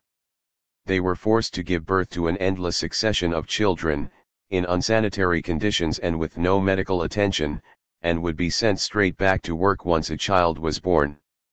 A man could have as many wives as he could afford, but if one of them was unfaithful to him he was entitled to kill her. Even when her husband died, a woman did not gain her freedom, she became the property of his nearest relative, along with his livestock and other possessions. 15. The Soviet insistence that women had no needs separate from those of the working class, and that there was no need for a separate women's movement, was hardly convincing in this context. Liberating women in the Muslim republics required special methods, and the Janatdal had no choice but to set up clubs and classes exclusively for women. It even established female-only detachments in the communist youth organizations, the Pioneers, and Komsomol. This was all justified on the grounds that Muslim women were forbidden to participate in mixed gatherings or have any contact with men they did not know. Accordingly, we have had to organize special cultural establishments where women need not fear they will meet men. 16. Activists pointed out that their work with women in Central Asia would help spread socialism throughout the area, since women would be so grateful for what they had gained from Soviet power that they would become loyal conducting rods, bringing the influence of the party to the broad mass of women in the East and, in turn, to Central Asia as a whole. 17. Central Asian women, then, like rural women in the European republics, were seen as a potential red wedge. One of the most prominent themes of articles about the Janatdal's work in Central Asia was women's abandonment of the veil. The veil was not only the most visible sign of women's oppression but also of the continuing hold of Islam in Central Asia, and so women's refusal to wear it was a crucial indication that the battle against Islam was being won. Yet there is a strangely evangelical feel to the reports about these derobings. They invariably took place at large public gatherings, where one woman after another stood up, squared her shoulders and quickly threw off her parandzha veil and with it, her centuries of slavery. 18. While witnesses quivered when they saw another free person come into being before their eyes. 19. Although the act of throwing off the veil was portrayed at least in part as a rejection of one religion, it comes across as the conversion to another. 20. The articles did not ignore the fact that some women paid for this conversion with their lives. Indeed, the fact that they knew they might be killed by their fathers or husbands was used to emphasize both the brutality of the old system and the depth of the women's commitment to the new one. 21. No mention was made of the fact that some women killed themselves when they could not bear the ostracism imposed on them when they turned their backs on Islam. 22. On the whole, the articles in the magazines were resolutely upbeat, stressing only the positive results of Janatdal activity in Central Asia. This is also the case with fiction. Stories about Central Asia followed a standard pattern. A young girl was married off to an old man, usually as his second wife. Thereafter she was compelled to wear the veil, and was subjected not only to the brutality of her husband, but the malice of his first wife. At the end of the story she would usually have been rescued by the Janatdal. If she lived in too remote a region to be reached, she would at least have hope for the future. When her daughter grows up everything will be different. She will be able to wear short dresses and plait her hair and go to school. 23. The authorities were supposedly concerned not to destroy local culture per se, but only its oppressive aspects. Accordingly, the author of one report in Rabotnitsa chuckled at the groundless fear expressed by local men when they heard that a girls' school was to be set up. O Lord, our women will become Russians. 24. Yet little respect for local traditions and variations was expressed in the women's magazines. The new woman who was being forged in the cities and factories of Russia was the ideal, who would be transplanted in due course to all parts of the country. Part 2. The Stalin Era. By the end of the 1920s Stalin had emerged as leader of the Soviet Union. One of the principal reasons for his rise to power was that he seemed to offer the country a way out of a frustrating impasse. The Bolsheviks were initially convinced that socialism could not exist in a single country, and that their revolution would trigger off the worldwide collapse of capitalism. As Trotsky put it, the world division of labor, the dependence of Soviet industry upon foreign technique, the dependence of the productive forces of the advanced countries of Europe upon Asiatic raw materials, make the construction of a socialist society in any single country impossible. Even if it were economically possible, the capitalist countries would not allow it to happen. Either the Russian Revolution will cause a revolution in the West, he insisted, or the capitalists of all countries will strangle our revolution too. Yet the revolution in the West was rather slow in coming. Robotnitsa nervously admitted that the capitalist economies had made some progress after the wartime disruptions, although it assured readers that we cannot talk about a long-term, solid stabilization, and insisted that the bourgeois world is steadily heading towards its ruin. Stalin, however, was in no mood to simply wait for this to happen. He argued that they should set about establishing socialism themselves, alone, by our own efforts, without foreign help, for his optimism met a deep psychological need. According to E.H. Carr, it was on the slogan "Socialism in one country" that Stalin rode to power. If a single socialist island was to survive in a hostile capitalist sea, it had to become self-sufficient. It needed to develop its industrial base so that it could meet its own production needs, increase agricultural production so that it could feed its own population, and build up its defense capability so that it could withstand the threat of attack. The working class of the first socialist state also had a responsibility to provide a model for its counterparts in other countries, as Stalin put it, to march forward in such a way that the working class of the whole world, looking at us, may say, "This is my vanguard, this is my shock brigade, this is my working class state." 6. In a country barely recovered from the ravages of World War I and the Civil War, what Stalin was promoting was little short of an economic miracle. He was well aware of this. "We are 50 or 100 years behind the advanced countries," he warned. "We must make good this distance in 10 years. Either we do it, or we shall be crushed." 7. The first 5-year plan was launched in October 1928, though it was only officially approved at the 16th Communist Party Congress held in April 1929. 8. For good measure, it was now declared that it would be completed in 4 years rather than 5. The plan set the country on the path of intense socialist construction, which amounted to the most rapid process of industrialization ever seen. It gave the state complete control over production and distribution, bringing to a close the private businesses of the NEP.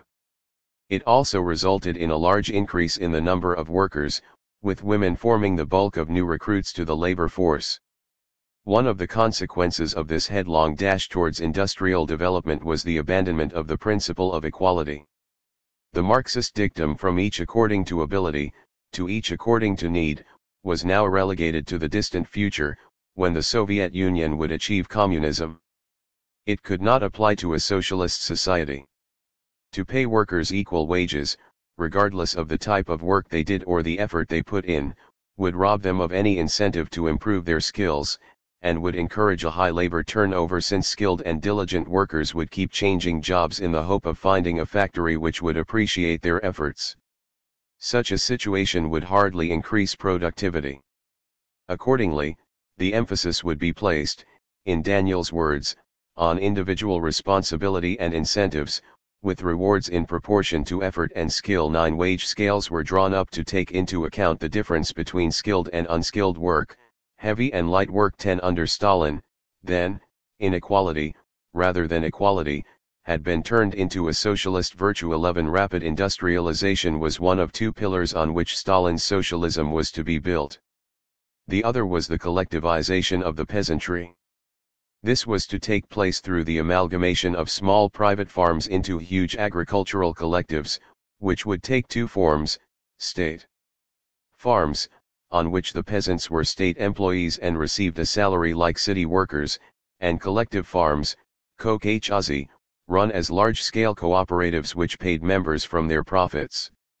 12 Industrialization and collectivization were supposed to be complementary processes.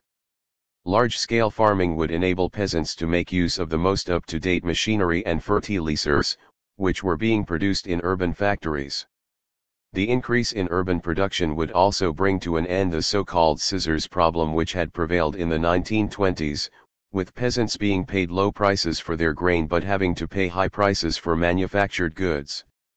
Collectivization had always been a Bolshevik plan, but Lenin had intended it to be a voluntary process, with peasants joining together in cooperatives once they had learned to understand their benefits.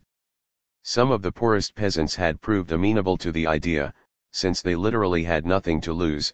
They had no land, animals, or machinery which would become the property of the collective farms.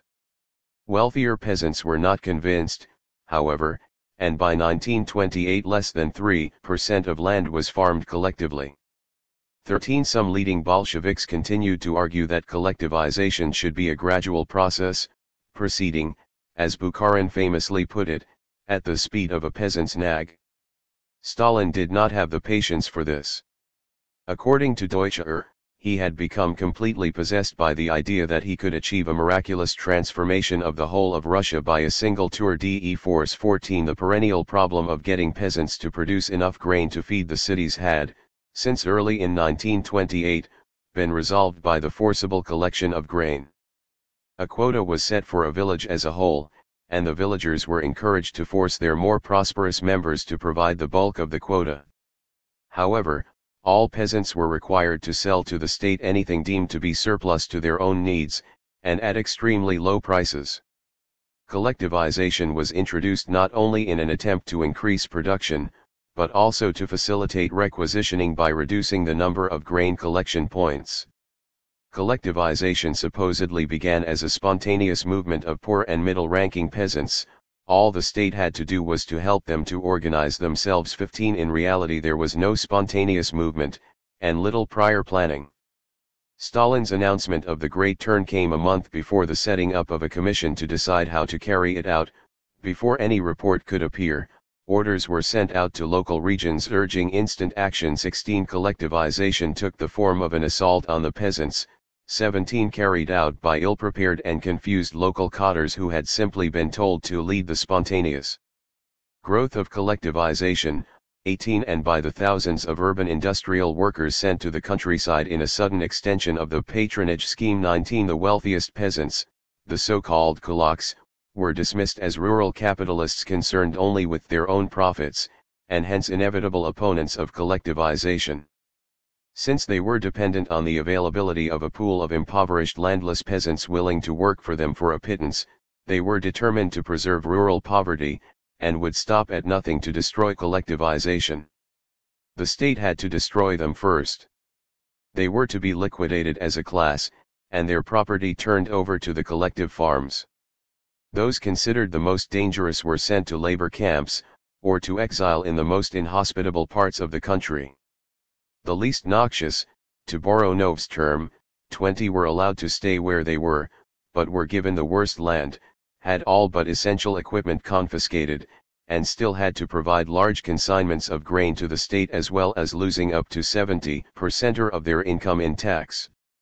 Failure to meet these demands was considered anti-Soviet activity, and the culprits would then be deported. The initial leniency towards them was only a delaying tactic. Then attempts were made to steel poor and middle-ranking peasants against the fate of the kulaks by propagandizing the latter's fiendish attempts at sabotage. Krestyanka played an enthusiastic role in this process. Kulaks were held responsible for a catalogue of disasters which struck the new farms. On one farm, cattle have gone missing, foals have disappeared, calves have fallen ill, potatoes have not been harvested and have gone rotten, cabbages have frozen, the agricultural records have been falsified, collective farm money has been squandered, and the president and accountant of the collective farm have become drunkards. 21 On another, kulaks had mixed up seeds of different varieties and qualities so that the farm's crop would be useless. 22 They had also managed to infiltrate peasant associations, and were trying to use them to destroy collectivization from within. 23 In this way any protest on the part of peasant associations could be dismissed as a kulak plot. In reality it was not just the kulaks who opposed collectivization. Indeed, few but the poorest peasants cooperated with the movement. Many peasants preferred to destroy their property instead of having the state appropriate it. This included livestock. Around 45% of the cattle and 2/3 of the sheep and goats were slaughtered, bringing the production of meat and milk to an all-time low.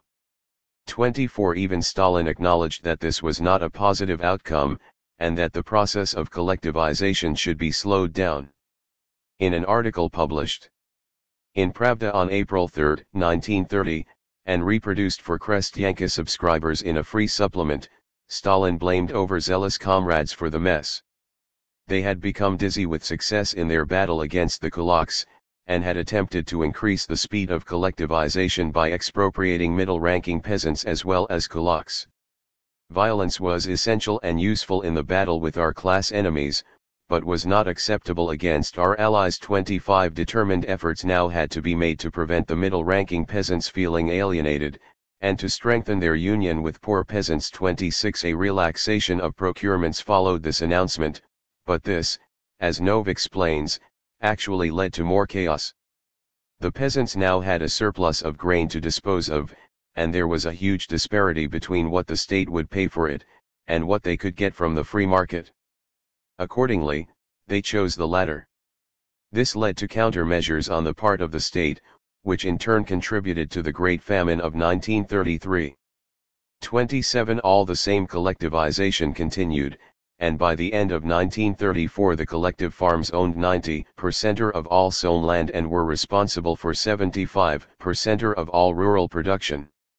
28 According to official propaganda, industrialization and collectivization were bringing about the continual raising of the well-being of the working class and the many millions of poor and middle-ranking peasants. 29 The onset of the depression in the capitalist countries facilitated the tone of self-congratulation and resulted in constant comparisons between the capitalist world, where crisis and unemployment are becoming ever deeper, and the socialist world, the country of Soviets, and unbroken forward march. 30 The reality was rather different. Workers' wages and standards of living dropped considerably during the first 5-year plan. 31 The rapid expansion of the cities created a housing crisis of such proportions that whole families were squeezed into corridors and corners, sharing bathrooms, kitchens, and no doubt much else with other tenants. 32 The famine of 1933 left millions dead in the countryside. As Stalin attempted to consolidate his position by ridding himself of any potential opponents, tens of thousands of innocent people were put to death or swallowed up by Stalin's labor camps. For women, Stalin's leap forward did bring an end to unemployment.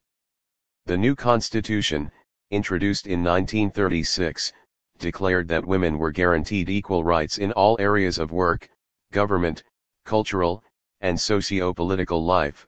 They were able to combine paid work with motherhood by means of a system of paid maternity leave, maternity benefits, and a network of maternity homes, creches, and kindergartens. 33 On the grounds that the woman question had been solved.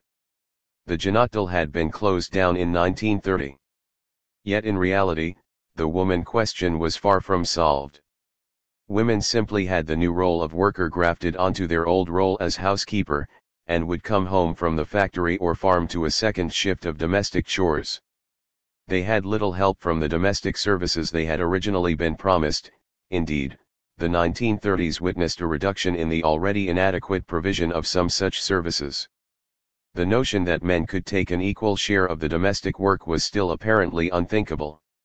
The situation was particularly bad for women in the countryside, where childcare was virtually non-existent. 34 In 1936 the situation was exacerbated by the ban on abortion, and the attempt to persuade women to produce as many children as nature decreed. We will find little hint of the problems encountered by Soviet women, or by Soviet citizens in general, in Rabotnitsa or Krestyanka. The magazines no longer provided readers with genuine information about the problems in the country, and what steps were being taken to resolve them. Nor was there any real attempt to draw readers into discussion and debate on party policy. This was particularly the case from the mid-1930s, when the material appearing in their pages was now written in accordance with the tenets of socialist realism and presented, with only occasional lapses, a thoroughly idealized image of the country. Socialist realism had been introduced in 1934 as a blueprint for artists and writers, who were now required to be engineers of the human soul and play an active role in the creation of a new type of person and society. 35 Yet it governed journalism no less than fiction. As Katerina Clark has noted, at this time, as at no other, the difference between fiction and fact, between theater and political event, between literary plot and factual reporting, all became somewhat hazy. 36 The ostensible aim of socialist realism was to depict reality in its revolutionary development and educate workers in the spirit of communism. 37 This transmuted into depicting life not as it was, but as it should be. Accordingly, the women's magazines informed their readers that they lived in the most free and just of all societies, and that life had never been better.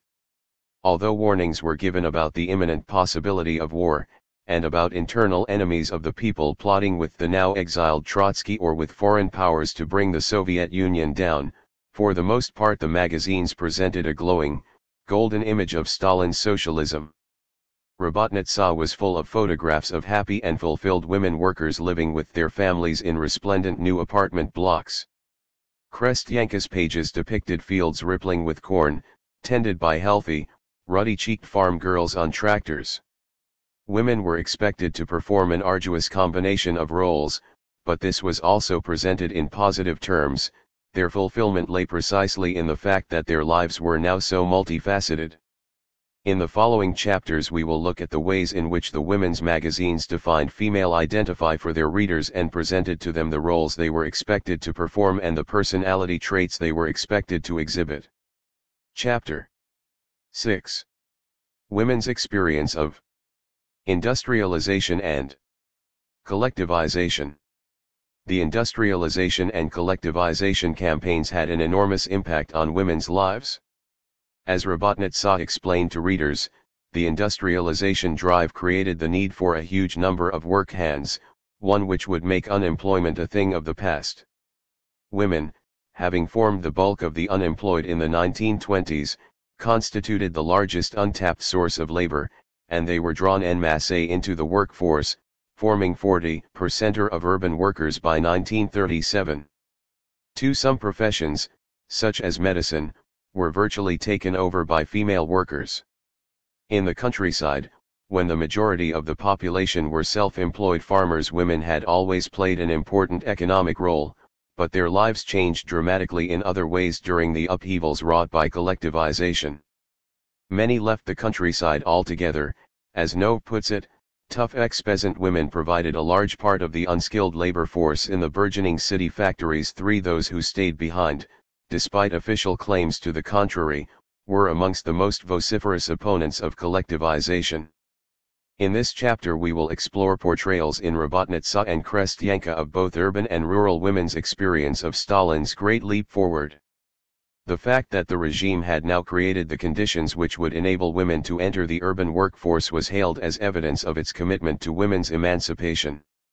In fact, reference to women's equality simply provided a useful rationalization of a policy introduced primarily for economic and demographic reasons.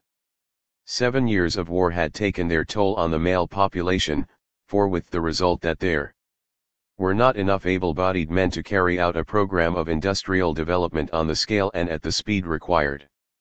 As Gail Lapidus puts it, the rising participation of women in the industrial labor force was retroactively rationalized as a step towards liberation.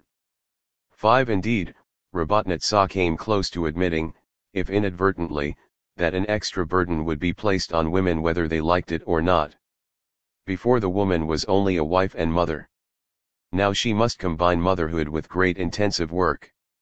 6 The Janatdal might seem to have been the obvious organization to oversee the mobilization of such vast numbers of female workers, but it was disbanded in January 1930.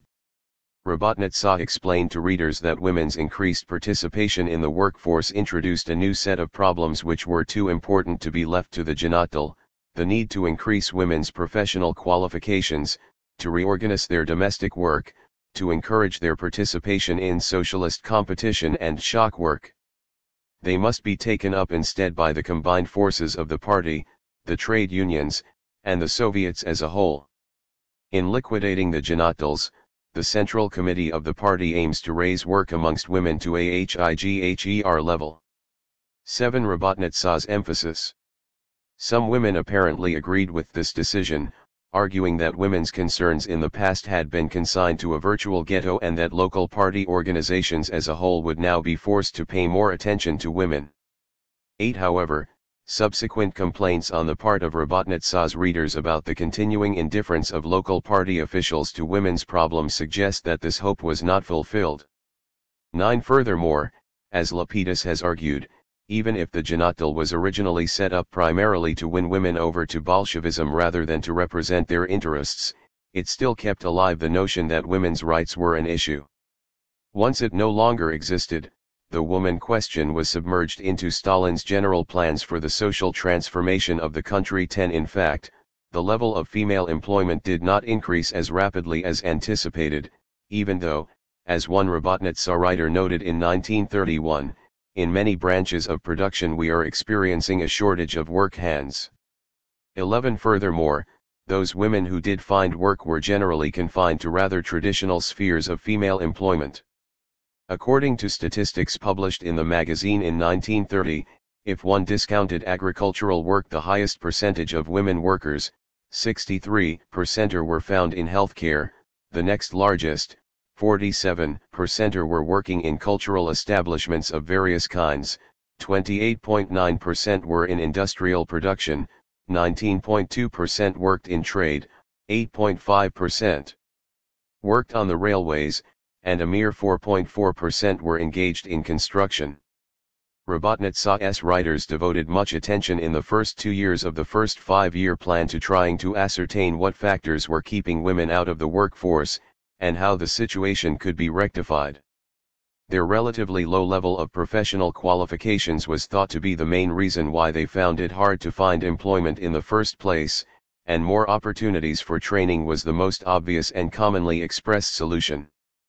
13. As for their preponderance in traditional female jobs, this was at least partly attributed to the resistance they encountered when they tried to enter non-traditional spheres. One young woman had been determined to become a pilot, for example, but when she had the medical examination required for entrance to flying school, she was singled out and forced to go through a separate series of tests not required of male applicants. The doctor explained that, "We are used to the male organism, we can tell with a glance if a lad is fit enough to enter flying school." Women, however, were a strange, unknown quantity. 14. Another article complained of the problems a woman had encountered when she tried to train as a sea captain. Only 2 out of 130 students were female, and they were given no encouragement by the course leaders. 15. Rabotnitsa attacked such outdated attitudes, and called on the relevant commissions to intervene and make it easier for women to enter such professions. All the same, the magazine's own position on women's work was ambiguous and contradictory. On the one hand, it claimed with approval in 1930 that party, professional and social organizations were fully committed to drawing women into all aspects of socialist construction. 17. A little later that same year it was pondering whether women really were capable of doing all kinds of work, whether they were as committed and responsible as male workers, and whether they should be seen primarily as a reserve pool of workers who should be brought into the workforce as and when required. One male commentator insisted there was a broad consensus that some fields of employment were inappropriate for women on health grounds. 18. While another writer argued that special features of the female organism meant that some jobs were beyond their strength and harmful to them. 19. What was needed, the magazine concluded, was for professional bodies to clarify the issue and give clear instructions as to which work women can do, without harm to them, in this or that industry, and to make moves to see that such work is given to women. 20. Readers' letters to Rabotnitsa suggest that some enterprise managers became more cautious about employing women once discussions were underway about female capabilities. Their attention was now drawn to the possibility that women might be less able workers. One female railway worker complained that her manager had now started firing women who had already worked successfully on the railways for more than a decade, on the grounds that men were able to work harder. 21 In 1931 the People's Commissariat for Labor drew up two lists, which were both expanded the following year, firstly, of jobs which should be reserved exclusively for women, and secondly, of jobs which should be predominantly held by women.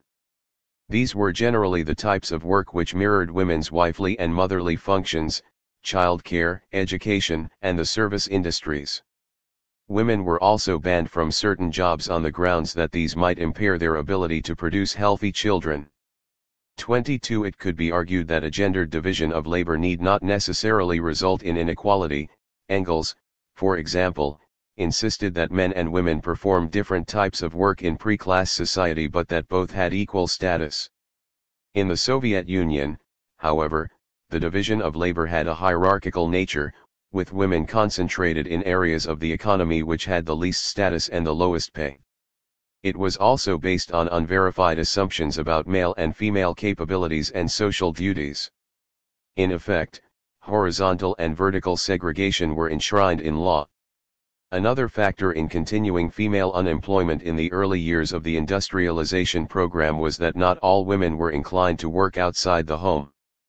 Robotnitsa called on trade unions to persuade women to take up the opportunities now open to them, and to find ways of improving domestic services so as to reduce the time they had to spend on housework. 23 The magazine also set about trying to convince its readers that it was essential for them to work, not only in order to benefit society but also to improve the quality of their own lives. They would gain financial independence, a sense of self-worth, and a much broader range of interests than they could find in the home. Letters were published from readers who insisted that it was the duty of all citizens to help create the new society, and that every worker's wife should aim to exchange her Primus stove for a factory machine. 24 The implication was that women who did not want to work were out of step with the national mood. Fiction provided a particularly useful vehicle for such messages. In one short story, by Sptit Sina, a young woman called Nadia chose to work even though her husband had a well-paid job and they did not need her salary. When her boss decided to cut back on staff and made her redundant, she was devastated. She felt bored and useless without a job, and hated the endless gossip of the other full-time housewives in her communal apartment. All week, in the kitchen, the corridor, on the benches near the house, in the neighbors' rooms, Nadia heard the same conversations and scandals. She begged her former boss to reconsider, but he explained that he had had to choose between her and a young woman who was unmarried and was the sole breadwinner in her family. Nadia began to see her husband as a liability. As long as she could rely on his support she would not be seen as a worker in her own right. Finally she left him, explaining in her farewell note that, "I cannot be simply a wife." The story's purpose was to depict work as a means of self-fulfillment, and to persuade women that once they had tried it they would see it as an essential part of their lives. In reality, leaving one's husband and provider was not the most obvious response to unemployment, and other Robotnitsa writers made it clear that when women did not have jobs they were sometimes forced to stay even with violent and abusive husbands because their only alternatives were poverty or prostitution.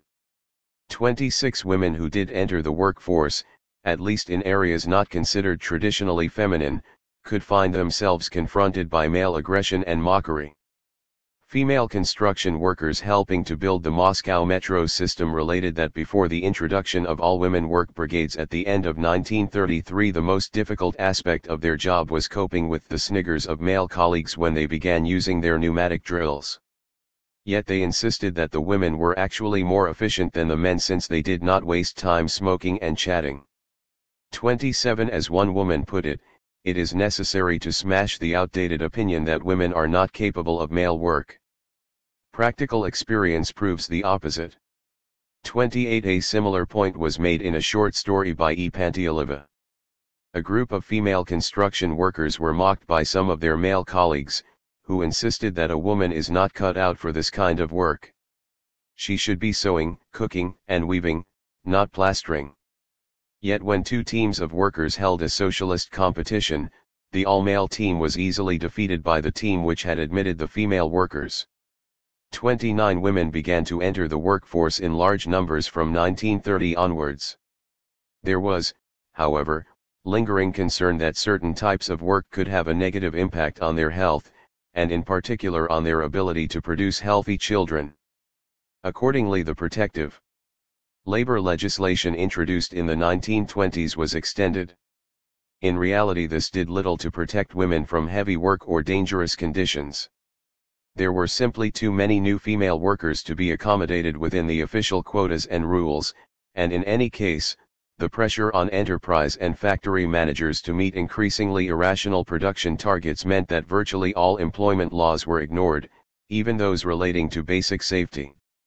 Yet the laws continued to perpetuate an understanding of women as workers of lesser value. Now that there was no shortage of paid work, women no longer had any material reason to sell themselves, at least in theory. Accordingly, in 1936 it was announced that prostitution had disappeared from the Soviet Union, and that former prostitutes had all been rescued and rehabilitated. This point was brought home in Robotnitsa in the form of short stories such as Igor Shnapo's Yulka, published in 1936-30. A successful young scholar was writing a report on a model factory which had once been a penal institution for thieves, pimps and prostitutes. He had once known such people himself, since his family had fallen on hard times when he was a child and they were forced to live in a disused goods train along with 2 prostitutes. One of them, Yulka, had been barely 3 years older than he. Now, as he was shown round the model factory by its chief engineer, he suddenly realized that this was none other than Yulka. The magazines happily contrasted the Soviet situation with that which prevailed in the West, where city streets were still full of mournful women of the night selling their bodies, 31, and where in Germany women were actually forced into prostitution by the state to serve as a source of pleasure for military men, 32. Yet in reality prostitutes did continue to ply their trade in the Soviet Union, and were treated with little sympathy. Since they were not forced into prostitution by poverty, they could no longer be seen as victims. Accordingly they must be, in Elizabeth Waters' words, conscious and culpable opponents of socialist construction, 33. They were to be punished rather than pitied. Many were sent to work in Stalin's labor camps, or on the new construction sites of the first 5-year plan. 34. As the Stalin era progressed, there were increasing draconian laws to get workers, female and male, to work to the best of their ability. In 1940 a law against slackness at work was introduced, which gave enterprise managers new powers to maintain order and discipline amongst workers.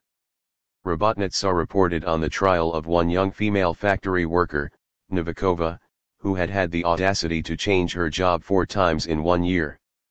Her reasons, which included arguments with the workshop foreman in one case and insufficient money in another, were not considered valid. She was declared a malicious shirker and a burden both on her country and her work collective, and was sentenced to 5 months corrective labor, with a 15% cut in her salary. 36. In the countryside women were also conscious and culpable opponents of socialist construction, at least in the form it was now taking. This culminated in a series of women's riots Babibunta throughout the countryside. 37. Yet while Krestyanka did make occasional reference to acts of resistance on the part of women, it insisted that this was a minor phenomenon. Women who were involved in such resistance were portrayed as naive and backward. They had allowed themselves to be manipulated by the kulaks and priests, who were working together to destroy collectivization. Some women had still not shed their religious prejudices, the magazine explained, and the priests had fooled them into believing that collective farms went against God's wishes, that tractors were anti-Christian machines, and that anyone who drove them would automatically be damned. However, the majority of women were committed to collectivization and understood that only this would free them from domestic drudgery and from enslavement to their husbands. Even in the difficult early stages of collectivization, when the new farms still had many inadequacies, most women were well aware that they lived far better than they had done before, when they were trapped in their own private homes. The magazine's fiction portrayed women as ardent supporters of collectivization. Their role in the early spontaneous move towards collectivization was highlighted, and many stories had them setting up the communes or artels out of which the collective farms developed. These tales invariably included an attempted act of sabotage by a dastardly kulak, but he was uncovered and defeated by the farm workers, and the farm went on to achieve great glory. In one such story, a wool processing artel was established by a group of women who then bought a wool combing machine with the credits to which they were now entitled. A local kulak burnt down the shed in which the new machine was stored, but left his hat at the scene of the crime. This made it possible for the women to identify him as the culprit, and he was sent to prison. 40 women were portrayed as instrumental in saving their farms from sabotage. In one example, a successful collective farm began to founder. After its first director died, theft and sabotage became so common that the farm was unable to provide a living for all its members, and some were forced to beg work from the kulaks. The first director's widow became suspicious, and began to spy on her late husband's successor. She found that he was working in consort with the kulaks to destroy the farm. She had him arrested, and the farm went on to prosper. 41 In another story, a female member of a collective farm volunteered for the job of night guard, though she was continually mocked by the other farm workers for being a militiaman in a skirt. Yet she won their respect when she caught the kulaks attempting to set fire to the grain shed. 42 The prevalence of collective farm heroines in the magazine's fiction can be partly understood as an attempt to challenge real-life images of women rioters, and provide more positive female role models for female peasants. The rural heroine also served an important symbolic function. Representations of the industrial proletariat and the peasantry were clearly gendered, with the latter invariably depicted as a woman. 43 Women have traditionally been associated with the land and with nature, and using the female form to personify collectivization was an obvious continuation of this tradition. A particularly prominent image was that of the female tractor driver, who appeared on posters, in films, and on many of Krestyanka's covers. Farming with modern machinery was supposedly possible only on large, modern farms, and the tractor became one of the great icons of collectivization, a symbol of the mechanization of the countryside. Through the association of woman and land, the woman tractor driver signified the progress of the countryside. At the same time, she represented the successful emancipation of women. The rapid production of tractors was partly necessitated by the number of farm animals destroyed by angry peasants at the start of forced collectivization, which included those needed to work the land. 44 There was, of course, no mention of this in Krestyanka. Pasha Angelina was the most celebrated female tractor driver, the icon come alive. She was born, according to a Krestyanka article, to a multi-child mother and a farm laborer who was also an ardent member of the Communist Party. This combination had produced a perfect socialist. It is as if all the qualities peculiar to the advanced citizen of our country, of the person of the Stalinist epoch, are collected together in this small woman, young and energetic. As a teenager, Pasha Angelina had had a poster of a woman on a tractor hanging above her bed, a curious claim, since she was supposed to be the first female tractor driver, 45, and began training as a driver herself in 1930. The other students on her course were all male and far from welcoming, but she put up with their mockery, and in due course she founded the first all-family tractor brigade, which went on to overtake all the male brigades in terms of productivity. 46 In reality, it was not so easy for women to succeed as tractor drivers. While Krestyanka continued to celebrate the number of women being trained as drivers, more than 100,000, it boasted, by 1941-47 it did sometimes admit that they were not always able to get work in this field after they had graduated. A series of short articles appeared in 1941 written by disgruntled women who were denied work as drivers despite their training. One claimed that in the previous year 3,998 women had been trained in the Saratov region, but only 905 had been given jobs.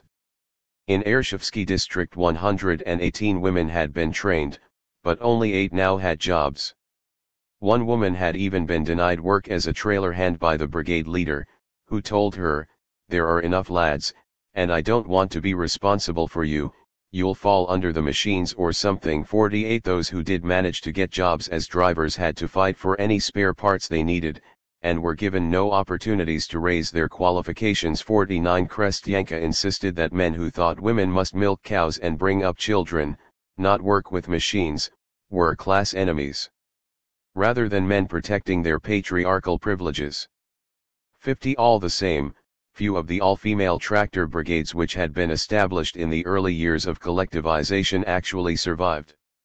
It would seem that once women tractor drivers had served their propaganda function, the majority were expelled from what remained, essentially, a male club.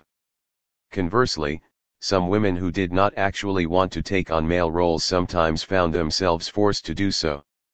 One farm worker wrote to Krestyanka complaining that she had been made director of her village Soviet against her will, and was terrified by her new responsibilities. "I am just a peasant girl, and I cannot fulfill all my tasks properly. What is needed is a man with a strong character, who would be able to manage things and give the peasants instructions. I am soft by nature and I am not able to do such things as demand debts from the peasants. All my demands are just met with impertinent mockery." 51. In subsequent issues of the magazine, letters were published from readers attacking Koshcheva for her weakness. She was playing into the hands of men who insisted that a woman's hair may be long but her brain is small. They told her, in reality women were more capable than men because their brains were not addled with samagon. 52 In any case, who would run things in the event of war, when men were sent off to the front, if women refused the work entrusted to them? 53 Koshcheva was accused of shirking her duty as a citizen, of trying to get out of participating in building a new life. 54 And was told she should be ashamed of herself. 55 The image of rural women which emerges from the pages of Krestyanka in the early Stalin years is a contradictory mixture of, to return to the terms used in the introduction to this book, rationalism and romanticism.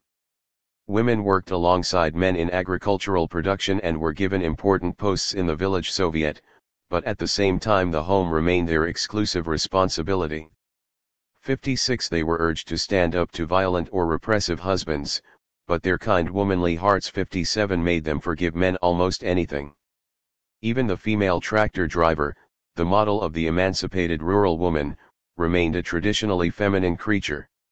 She was invariably described in terms that accentuated her gender. She was small and lively. 58 Her tractor also provided a new, if surprising, outlet for her urge to nurture. The woman looks at her snorting tractor with love, like a mother looks at her hero son. She sees it as a living creature which demands to be looked after, like a child. 59. Chapter 7. Overfulfilling the plan. Workers were expected not merely to fulfill the ambitious production norms set out for them in the plan, but to overfulfill them. The state had a number of ways of galvanizing them into doing so, which were enthusiastically promoted by the women's magazines.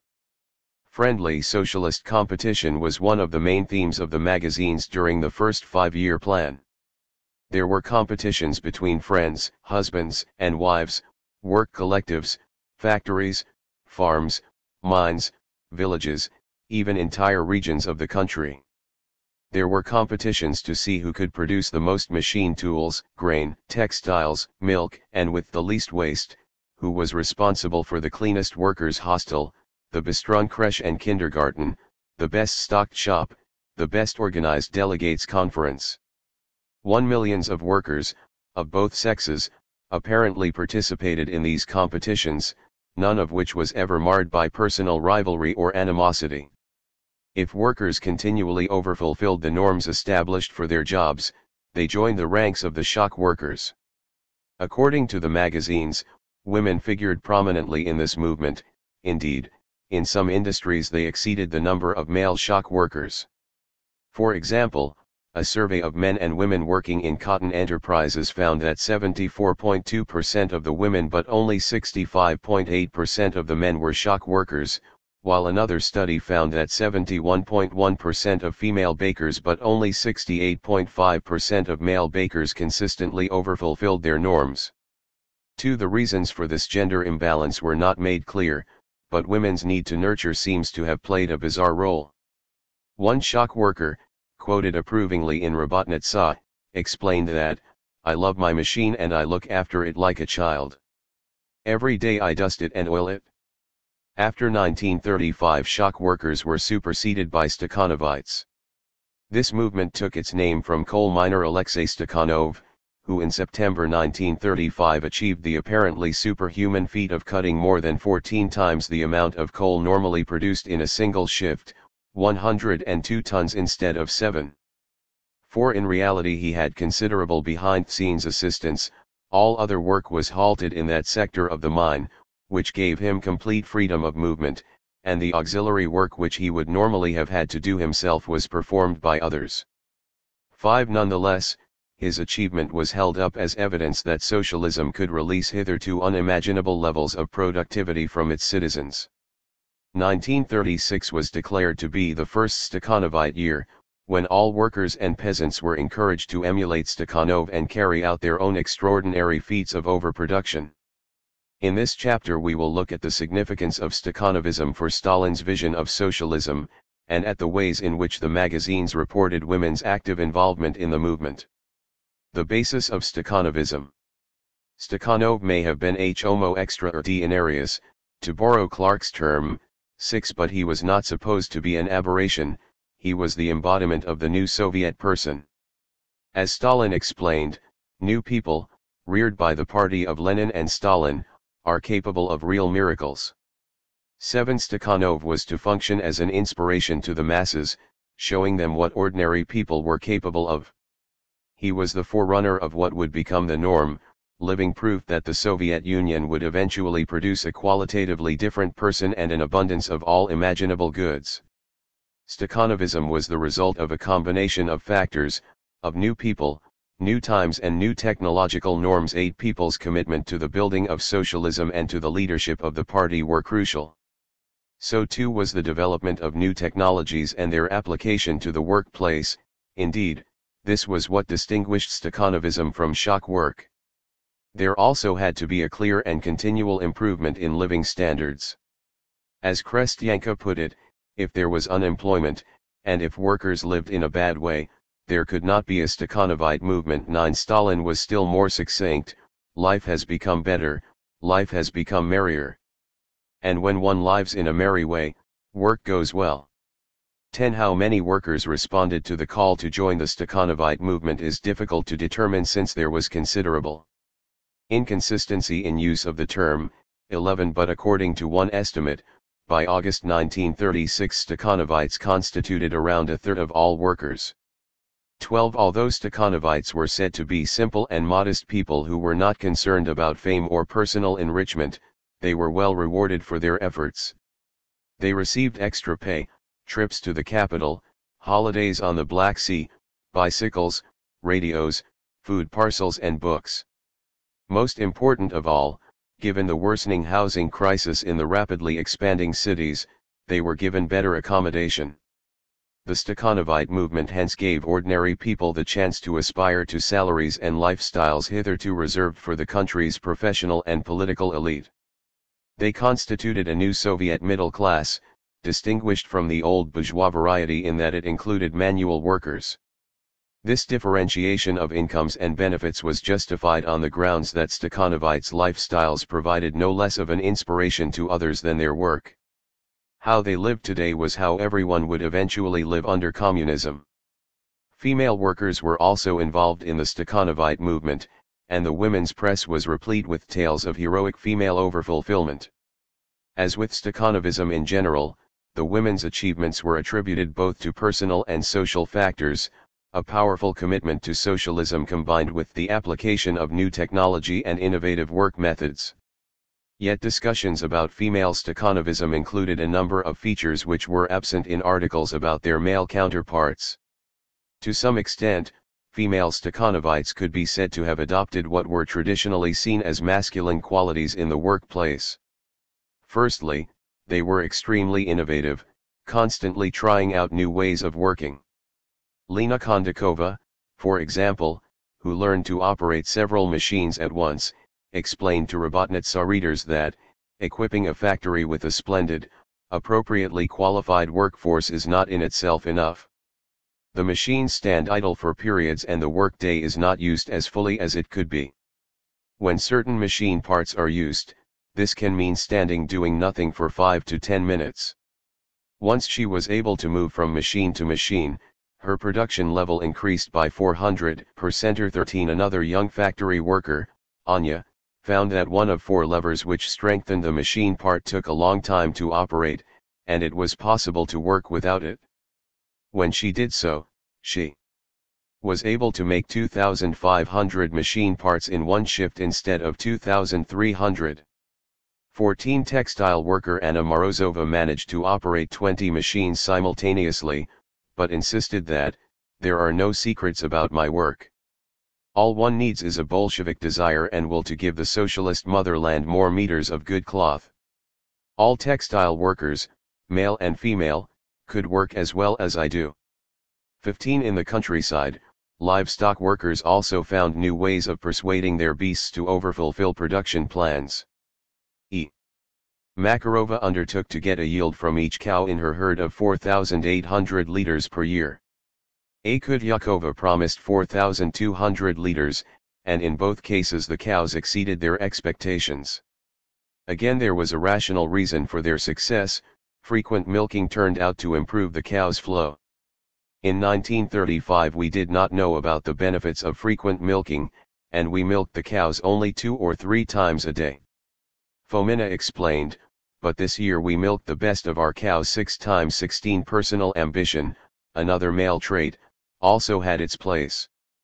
Female Stakhanovites insisted that they had only one desire, to make more parts, and to make them better than anyone else. 17 While the record-breaking pilot Paulina Osipenko pledged to fly higher, further, and faster than all the girls in the world. 18 Their achievements, like those of men, were rewarded in material terms. The women's magazines happily listed the bonuses, salary increases, radios, bicycles and holidays by the sea which were bestowed on the best female workers. 19 Yet the female Stakhanovite retained some distinctly feminine traits. To her, these rewards were presented as incidental. Women were not motivated by personal gain, but by the well-being of society. The pilot Valentina Grzajabova summed up this view of female mentality. Whenever Soviet woman works, she is led by a single aim, to be of use to her beloved motherland. 20 The women's love for their leader was also crucial. It inspired them, lifted their spirits, helped them overcome hardships and withstand prejudices. Anna Morozova managed to operate 20 machines simultaneously only after seeing her beloved leader and teacher Comrade Stalin with my own eyes at the 1937 All-Union Conference of Women Stakhanovites in Moscow. 21 When tractor driver Pasha Angelina found that male farm workers refused to believe that women could operate complex machinery no worse than men, what kept her going was the inspiration of our own dear father Stalin. 22 Milkmaids were also inspired by Stalin to struggle more persistently to find ways to develop their cows. 23, and, no doubt, to cope with the huge extra burden which 6 daily milkings must have placed on them. Love for the leader is portrayed for the most part as that of the dutiful daughter towards her father. This is quite literal in articles about the 11-year-old Tadzhik girl, Mamlyok Hatnikangova, who became a Stakhanovite cotton picker in her free time after school. 24 But older female Stakhanovites also talked about the great paternal concern Stalin bestowed on them. 25 This, it could be argued, was not unique to women's relationship with Stalin. Just as the Tsar had been the Batayushka or little father, Stalin was seen by many men as well as women as a father figure. 26 Yet there is also an erotic tinge to the relationship between Stalin and his female citizens. Indeed, he is sometimes cast almost as a film star. When P.A. Davidova returned home after meeting Stalin in Moscow, according to Robotnitsa, she was met at the station by a crowd of excited women who demanded to know details of Stalin's appearance and behavior, such as how Comrade Stalin talks, loudly or quietly. 27 When the record-breaking pilots Paulina Osipenko, Valia Grzajabova, and Marina Raskova first met Stalin, Grzajabova asked him shyly, "Would you allow me to kiss you, Comrade Stalin?" But then, Raskova recalled, "Paulina and I kissed him without permission."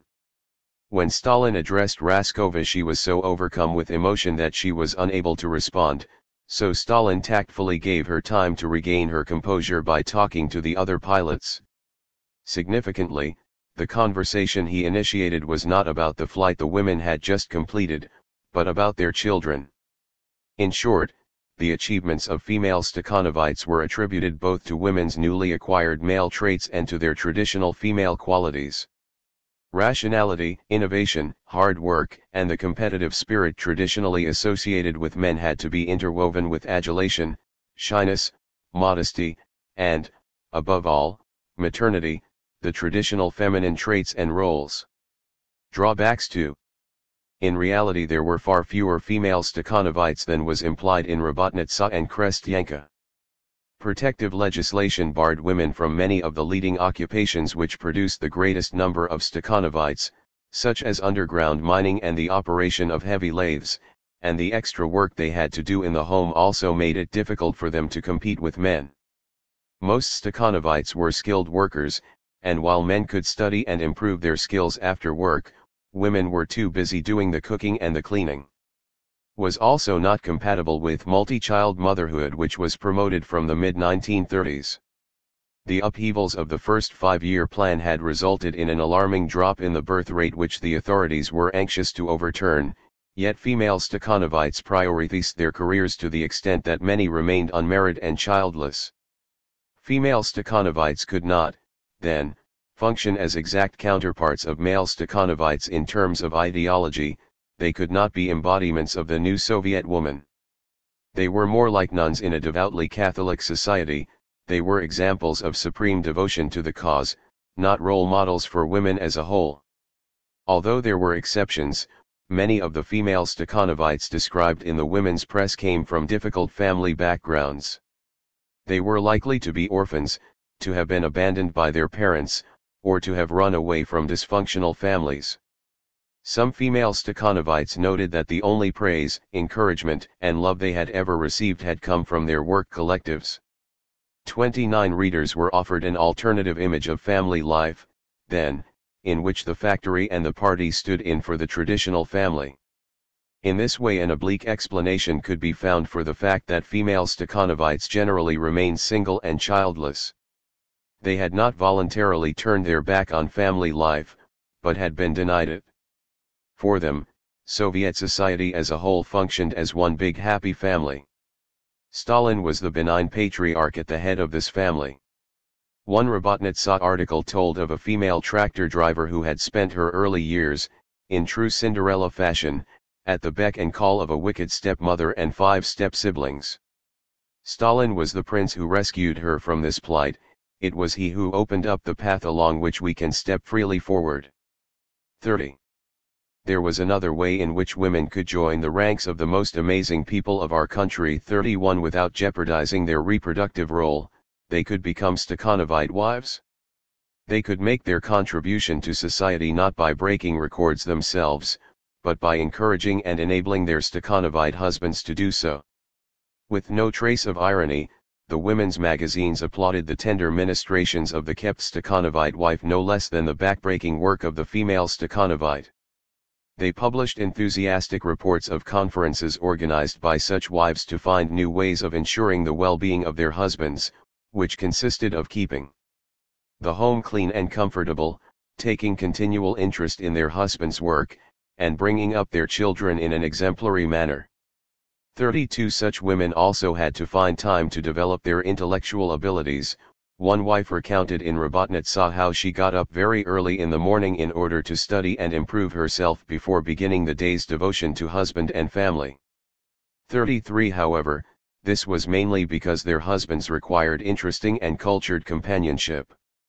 Rabotnitsa did encourage Stakhanovite wives to make a voluntary contribution to social life, suggesting they help organize libraries, dining rooms, creches, kindergartens, and so on. 34 However, their main contribution to society lay in providing behind-the-scenes support for their hard-working husbands. In this respect they can be seen as a resurrection of the traditional full-time wife and mother. Chapter 8. Home Life. Although the majority of women were now expected to work alongside men on farms and in factories, there was no suggestion that men should take an equal share of the domestic burden. Calls were made for the reorganization of domestic life so that it would take up less of women's time, but it was still down to them to do whatever domestic chores remained. Men made their contribution to society in the workplace, and home was where they rested, recovering their strength for the next shift. For women the boundary between work and home was less clear. This chapter will explore the ways in which Robotnica and Krestyanka presented the home, and the roles women were expected to play in it, to readers. Housing, the commune versus the family. The enthusiasm engendered by the first five-year plan, and by the commitment to build socialism in one country, led to a new burst of the old revolutionary fervor which had been partly smothered by the revival of elements of capitalism under the new economic policy. This is particularly clear in the area of housing. There were renewed calls for the establishment of communes, and in this respect ideological commitment coincided neatly with practical need. The massive industrialization program, combined with the imposition of collectivization in the countryside, resulted in a flood of people from the land to the cities. These people had to live somewhere, and finding new forms of urban housing which would economize on space became a pressing need. One Robotnica informed its readers that new towns and cities built according to specific socialist plans and based on the principle of communal living would arise alongside the new gigantic industrial plants too. There were different views on how these new towns and cities should be organized. Architects of the so-called urbanist school favored the concentration of the population in large socialist cities, which would house people in large multi-story buildings separated from the industrial enterprises by parks and woodland. The disurbanists wanted to spread the population more evenly throughout the land, bringing to an end the distinction between city and countryside. They advocated medium-sized towns with a variety of housing possibilities which would reflect different tastes and needs, a community of houses rather than large house communes. One notable supporter of the socialist city was Lenin's widow, Nadezhda Krupskaya. As she saw it, it should be built in blocks, with separate groups of houses in which 2,000 to 3,000 people will live. Such blocks, separated from each other by large parks, will contain within themselves living accommodation, communal kitchens, dining rooms, mechanized laundries, garages, and, finally, schools, kindergartens and creches.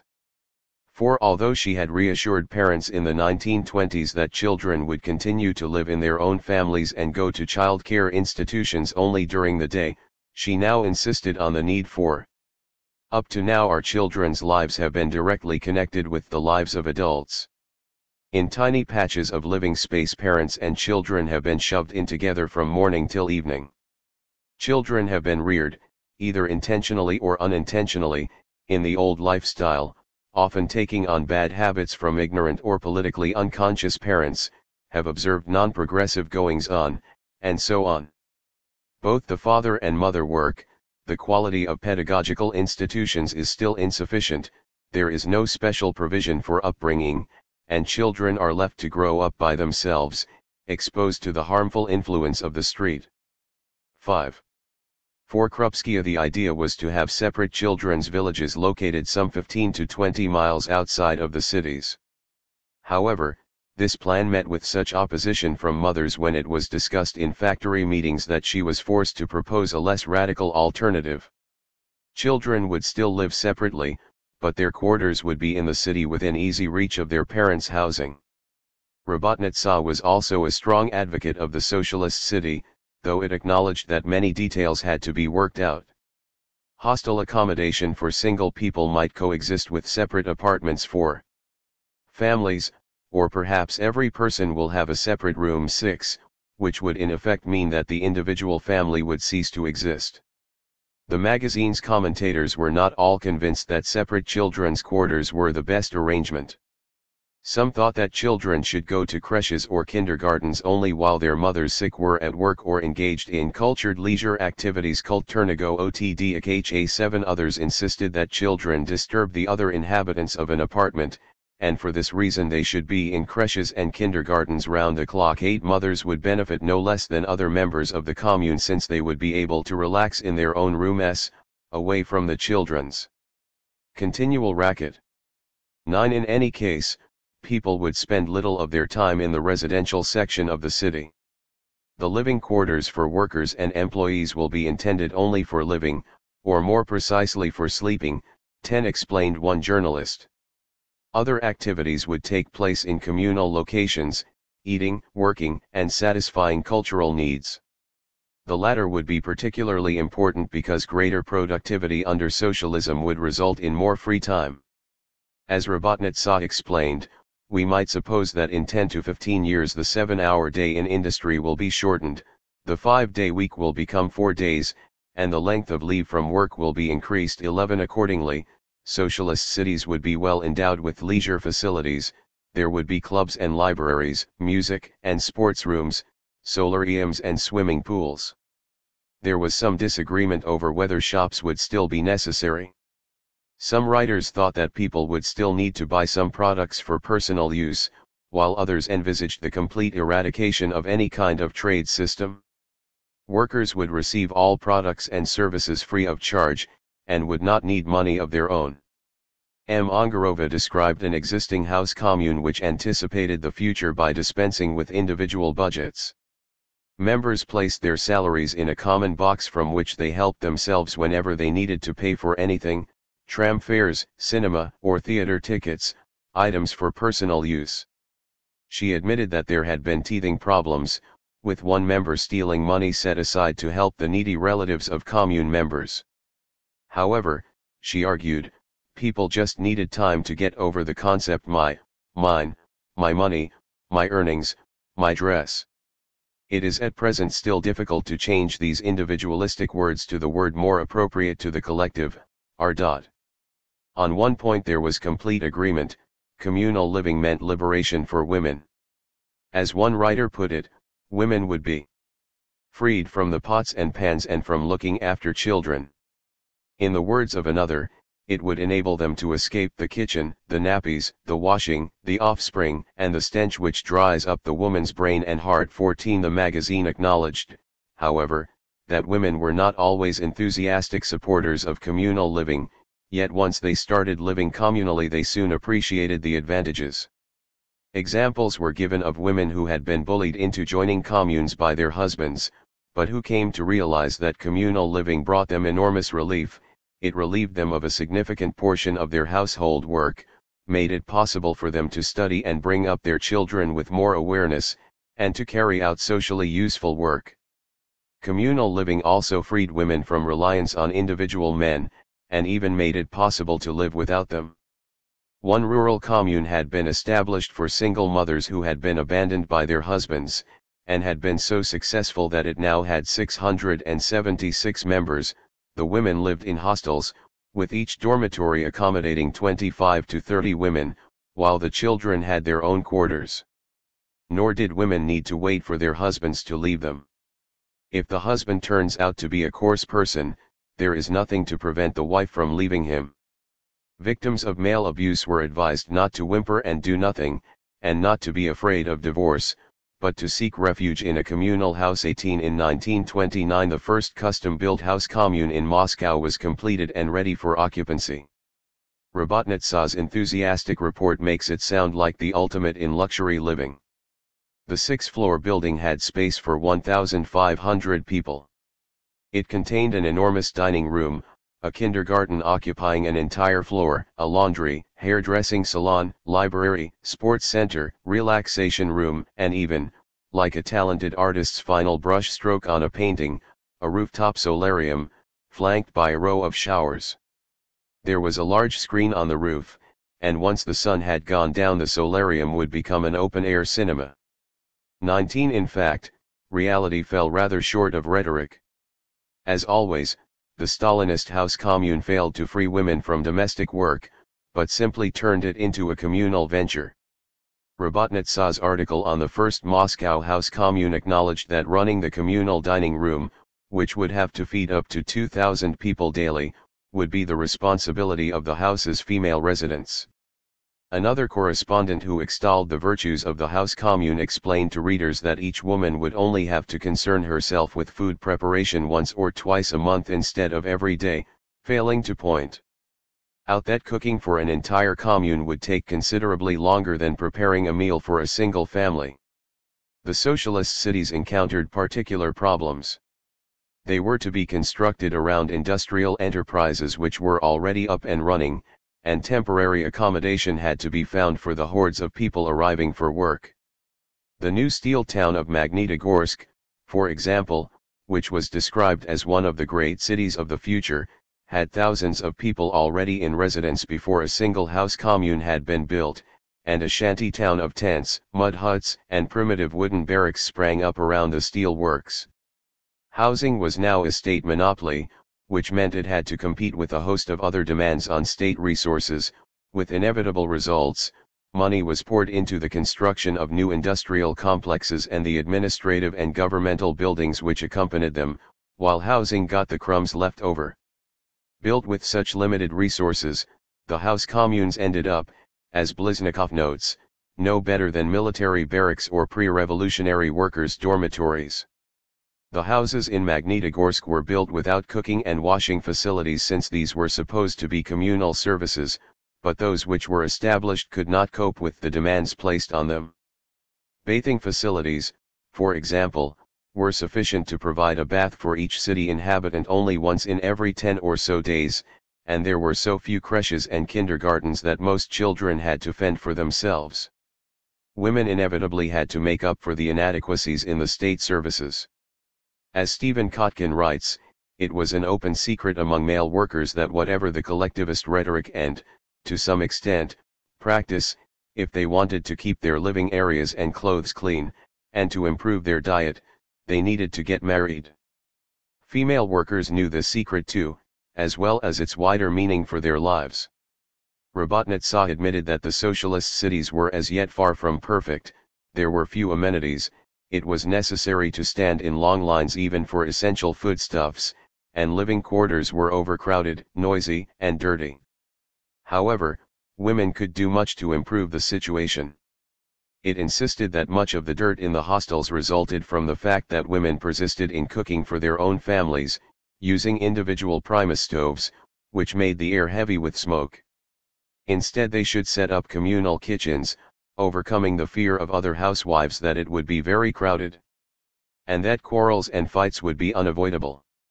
They could also galvanize themselves and other women into improving living conditions by engaging in socialist competitions with other hostels and barracks. In short, it was largely up to women to make communal living work. Attempts to inspire enthusiasm for communal living amongst the new residents of socialist cities did not prove easy, however. Most of them had come directly from the countryside and were unused to any kind of urban life, socialist or otherwise. They were, as Richard Stites explains, thoroughly unprepared psychologically and culturally for the kind of communal living that the utopian blueprints had conjured up.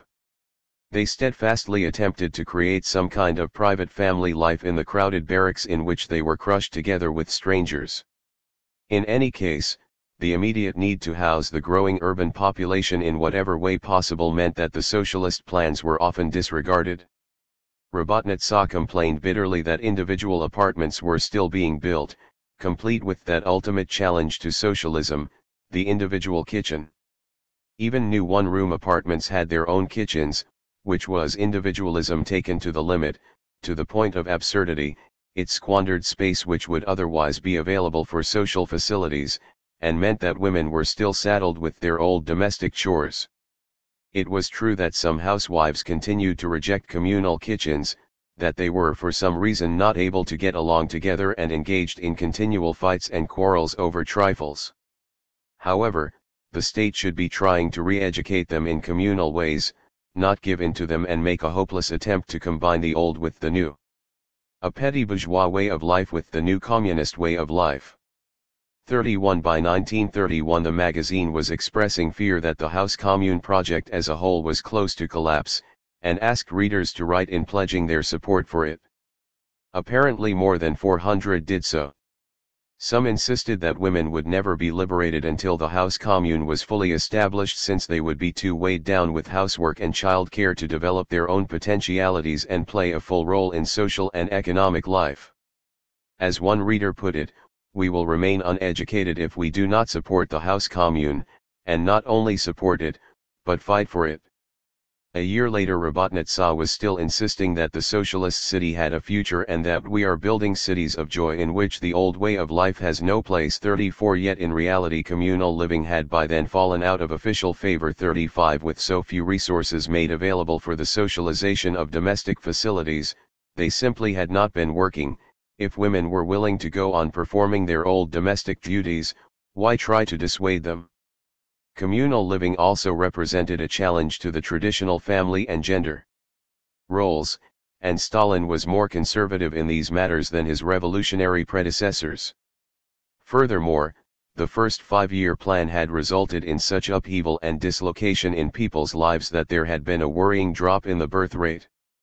What was needed now was not more experimentation but old-fashioned families, to function, as Lapidus put it, as islands of stability in a sea of social chaos. 36 Even if the House Commune was no longer a principle of Soviet urban housing, the continuing housing crisis meant that most people still had to go on sharing living space in what were euphemistically termed communal apartments. What this meant was that several families were crowded together into a space which would have accommodated one middle-class family before the revolution, sharing cooking and washing facilities. The large, well-equipped communal kitchens remained a fantasy. Women continued to cook on individual primus stoves in spaces so cramped that arguments and disputes were inevitable. Robotnitsa took up the problem of tensions in communal apartments but refused to attribute them to overcrowding. Instead, they became an excuse for an attack on the full-time housewife. 37 Women who did not work lacked any social orientation, it was argued, and so were unable to adhere to even basic rules of socialist life. They also picked fights with one another simply because they have nothing to do with their time. The pettiness and vindictiveness of such squabbles was illustrated by a number of case studies. Citizen Pankova quarreled with her neighbor Gerasimenko over a nail in the kitchen table. Pankova insisted that Gerasimenko had hammered it in on purpose. Having torn her dress on this ill-fated nail, Pankova threw herself on her neighbor and beat her with her fists. Another two housewives, Sergeyeva and Kilaznova, fell out over a matter so small that Robotnitsa did not even bother to describe it, but it gave Sergeyeva, a confirmed troublemaker, an excuse to pour dirty slops into Kilaznova's saucepan of macaroni. To stamp out this so-called apartment hooliganism, a new law was introduced in August 1940 which gave the state the right to intervene whenever order was breached in any place of common use, including communal apartments.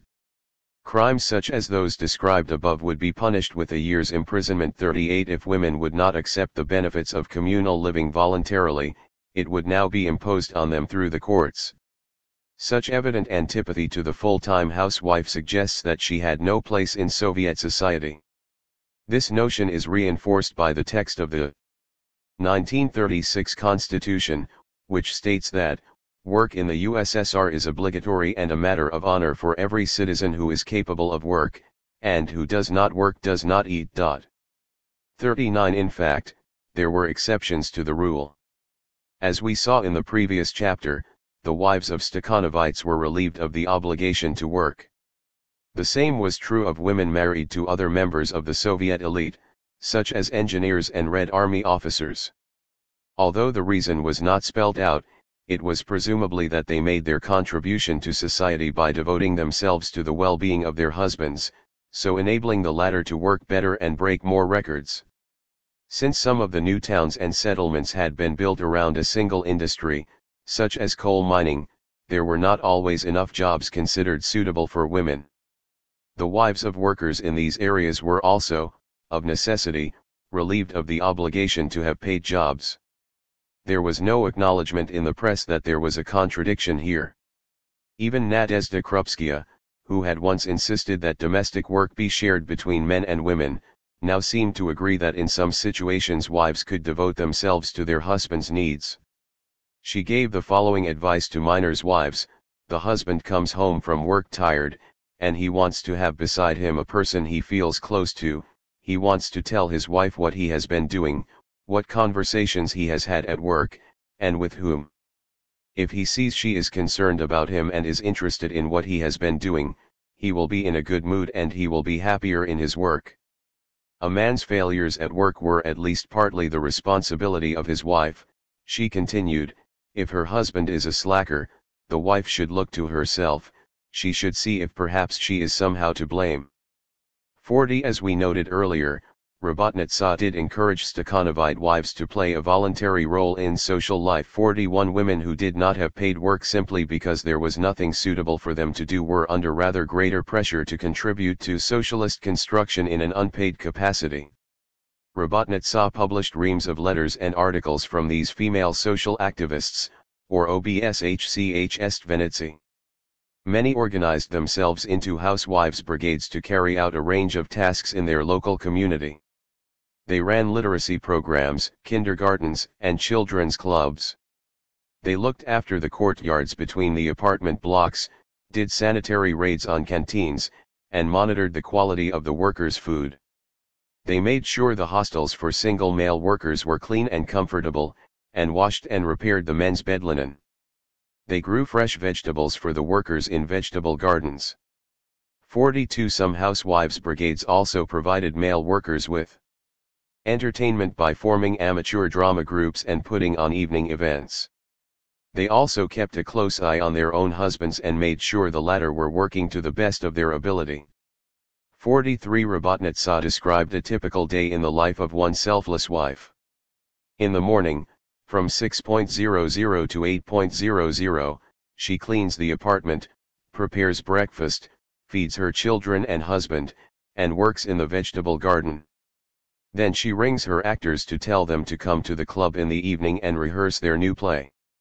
In between all these things she manages to prepare dinner, feed the family, and check the children's homework. 44. Some wives even helped out at their husband's place of work.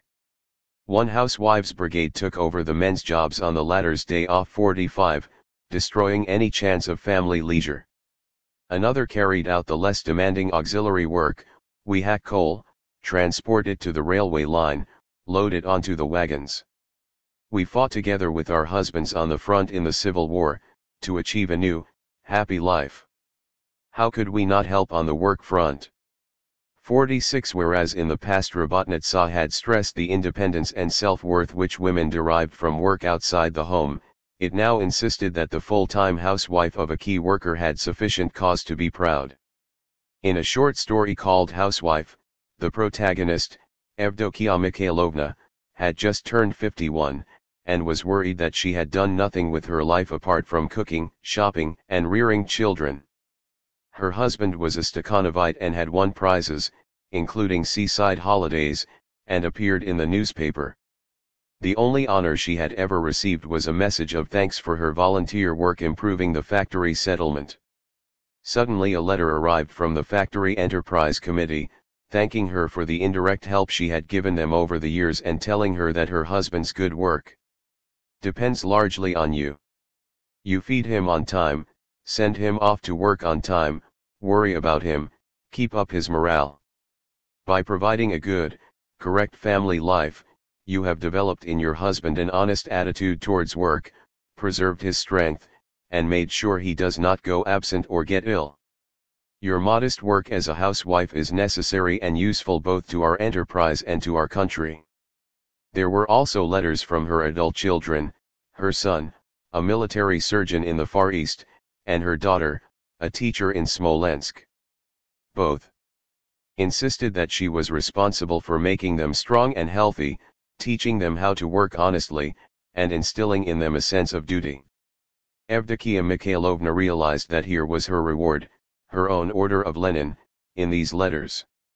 were reflected the imperceptible but responsible and fruitful work of the housewife. 47 In short, an entirely unreconstructed conception of gender difference continued to exist alongside proclamations of gender equality. Men were the main breadwinners, and it was permissible for women to stay at home and tend to their families' needs.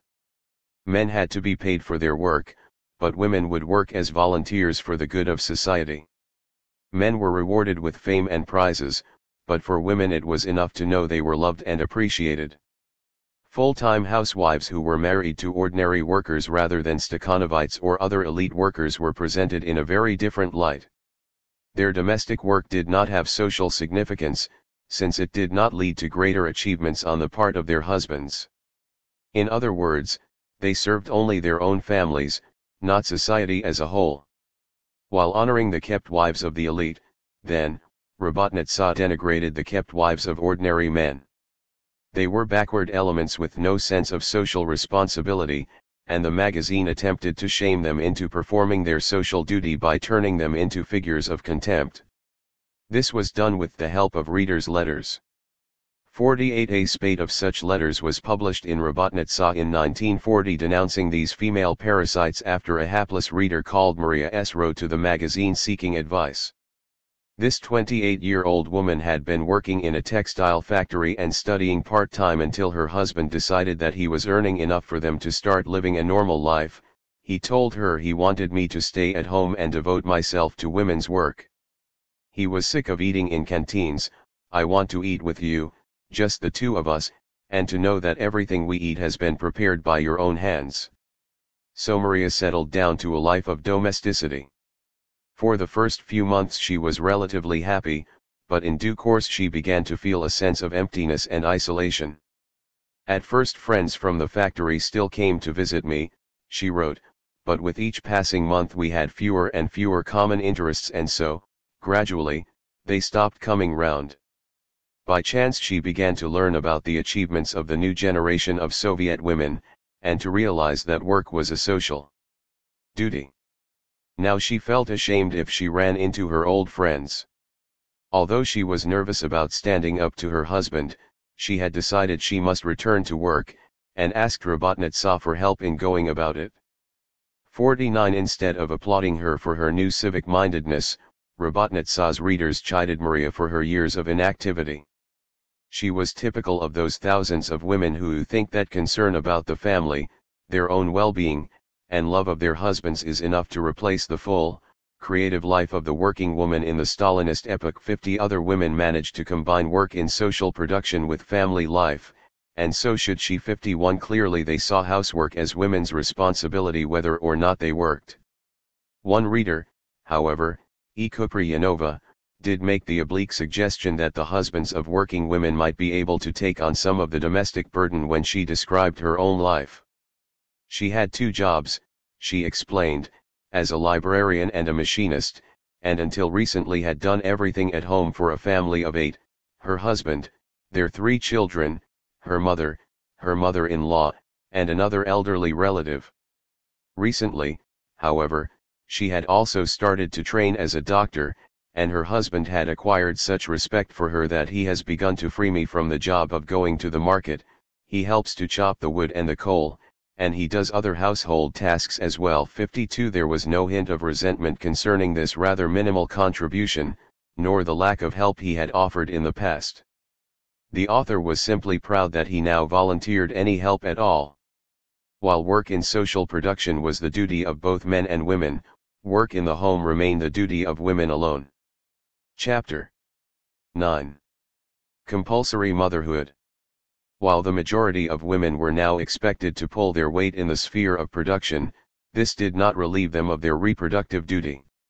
Yet in the early years of Soviet power they had been sorely underperforming in this area. The legalization of abortion had not helped, and by the late 1920s the number of abortions exceeded the number of live births in some urban areas. In the first years of the Stalin-era, concern about the high incidence of abortion led to an increase in information about contraception. Both Robotnitsa and Krestyanka offered readers advice on the subject, too, as well as carrying advertisements for contraceptive creams and gelatin caps. 3. By the mid-1930s, however, the state was no longer concerned with helping women find better ways of avoiding children, but on convincing them that the more they had, the better. 4. On June 27, 1936, what was colloquially referred to as the Law of Happy Motherhood Zakon Schs Livogo Materinstva 5 was introduced, making abortion illegal unless the pregnancy threatened the woman's life or health. 6. That the principal reason for this was to boost the birth rate was rarely acknowledged in the women's press. One article published in Robotnica in 1935, the first to moot the possibility of a future ban on abortion, did point out that the country needs people. 7. However, when the law was actually introduced, readers were told that the intention was to protect women's physical and mental health. Protecting women by banning abortion. Curiously, concern about women's health had actually been a major factor in the decision to legalize abortion in 1920, when the dangers of backstreet abortion were contrasted with the lesser evil of legal abortion performed by trained doctors in sanitary conditions. 8. Now health considerations were used as a justification for the criminalization of abortion, on the grounds that it was unacceptably dangerous even when performed by a qualified doctor in the best of medical conditions. 9. The likelihood of women turning once again to the backstreet was simply not addressed. Perhaps the issue was obliquely dealt with by the insistence that it was never women themselves who actually wanted to terminate their pregnancies. Motherhood was inscribed in their natures. There is no physically and morally healthy woman in the Soviet Union who does not want to have a child. 10. They were bullied into having abortions by men with light-minded attitudes, who wanted to separate the pleasure of sex from the responsibility of parenthood. Banning abortion would force such men to face the consequences of their actions. It was not only unmarried men who forced their girlfriends to have abortions. Some husbands persuaded their wives to submit to the operation time and again simply because they consider that children will disturb their study and work. 11. They exploited the ignorance of their wives and managed to convince them that abortion is a small matter, in something like 5 to 7 minutes it's all over. You will not spoil your appearance for 9 months, nor will you have the bother of a child. 12. They not only robbed their wives of the joys of motherhood but in some cases permanently damaged their health. 13. Under the new law, doctors who carried out illegal abortions would be punished by up to 2 years imprisonment, or if they did so in unsanitary conditions, a minimum of 3 years. If someone with no specialist medical training conducted an abortion, as was usually the case in the countryside, he or she would be liable for at least 3 years imprisonment. The woman herself, as the innocent victim of male exploitation, would be treated relatively lightly. For the first offense she would be punished only by social censure, and for any subsequent offenses she would be fined 300 rubles. Her husband, however, could face up to 2 years imprisonment. With the new law, Robotnica explained, a husband will be held firmly responsible for compelling a woman to have an abortion, and consequently for damaging the health of his wife. 14. At the same time as proclaiming women's equality, then, the women's press was promoting an image of women as dependent creatures, incapable of making their own decisions and standing up for themselves. The patriarchal state had stepped in to protect women from the patriarchal family. The Soviet Union was now in a position to ban abortion, the magazines explained to readers, because of the achievement of socialism. Poverty and unemployment had been eradicated, and women no longer had to fear the patter of ever more tiny feet. In capitalist countries women had to suppress their natural desire to have children because they could not afford them. Only in our country can the maternal instinct have a complete free rein. 15. In this respect Stalin could be said to be reaffirming the views of Lenin and Kollontai, both of whom had seen abortion only as a temporary necessity until the state had the resources to cope with unrestricted childbirth. However, Stalin differed from them in his estimation of what level of state support was required. Although the benefits introduced in the wake of the revolution were extended to help women cope with their newly extended families, they still fell far short of Kollontai's plan, which was for the state to take full responsibility for all of its children. The magazines reminded readers that pregnant women were entitled to maternity leave of 56 days before and 56 days after the birth, and that labor legislation protected pregnant women and nursing mothers. Managers could not fire them, nor reduce their pay, and were compelled to transfer them to lighter work. New grants had now been introduced for mothers of large families. A woman who already had 6 children would receive an additional 2,000 rubles per year for every subsequent child up to the age of 5, while a woman who had 10 children would receive 5,000 rubles for each additional child for the first year and 3,000 rubles every year thereafter until the child reached the age of 5. There was to be a drastic increase in the provision of maternity homes, creches, and kindergartens, and creches in cities and industrial complexes would now remain open for 16 hours per day, including weekends. Although the magazines did not spell this out, it becomes clear that the government did not intend to be landed with the entire bill for the envisaged flood of new children. Individual parents were expected to support their own offspring, and to this end they had to be glued more tightly together. Unregistered marriages would no longer have the same status as those which were registered, and an unmarried mother could not even enter the father's name on the birth certificate. Dissolving marriage also became a more complicated process. Both partners now had to present themselves at a ZAG's office, and the divorce was entered in their passports. The cost was increased to 50 rubles for a first divorce, 150 for the second, and 300 for any subsequent divorces. Child support was set at punitive new levels in order to deter a man from leaving one family and starting another. He would now have to pay a quarter of his salary for one child, a third for 2 children, and half for 3 or more. If he tried to avoid payment, he could be sent to prison for up to 3 years and forced to pay all legal expenses. Where possible, the money would be docked directly from his salary. If a female collective farm worker was receiving child support from an ex-husband working on the same farm, for example, it was the responsibility of the farm management to transfer the money directly to her from his salary. If she worked on a different collective farm, the management of her ex-husband's farm had to make sure that the money reached her. The fact that a man was liable for child support would now be entered on his internal passport, so that he could not escape payments by changing jobs. He would have to present his passport to his new employer, who would immediately know that he had to pay child support. 16. Of course, multiple motherhood could never have been as easy as the women's magazines promised, but it was made still harder with the introduction in 1938 of a new decree which reversed some of the benefits pledged to mothers in June 1936. Most notably, maternity leave was cut from 16 to 9 weeks. As Sarah Davies notes, this seemed to fly in the face of all the pro-family propaganda. 17 women were not blind to this fact, and were resentful of the changes. 18. The adoption of this new legislation was preceded by a series of public discussions, reported in considerable detail in Robotnica and Krestyanka. Both magazines give the impression that the majority of women were enthusiastic supporters of the bill and, as Krestyanka put it, extended their big maternal thank you to Stalin for having their interests so much at heart. 19. I rejoice, declared one apparently typical factory worker, insisting that the law was clear evidence of the unparalleled paternal concern of Comrade Stalin. She went on to propose that the day when this important law is adopted be made a holiday of the mother and child. 20. I have 7 children, announced a collective farm worker, and I intend to have 3 more.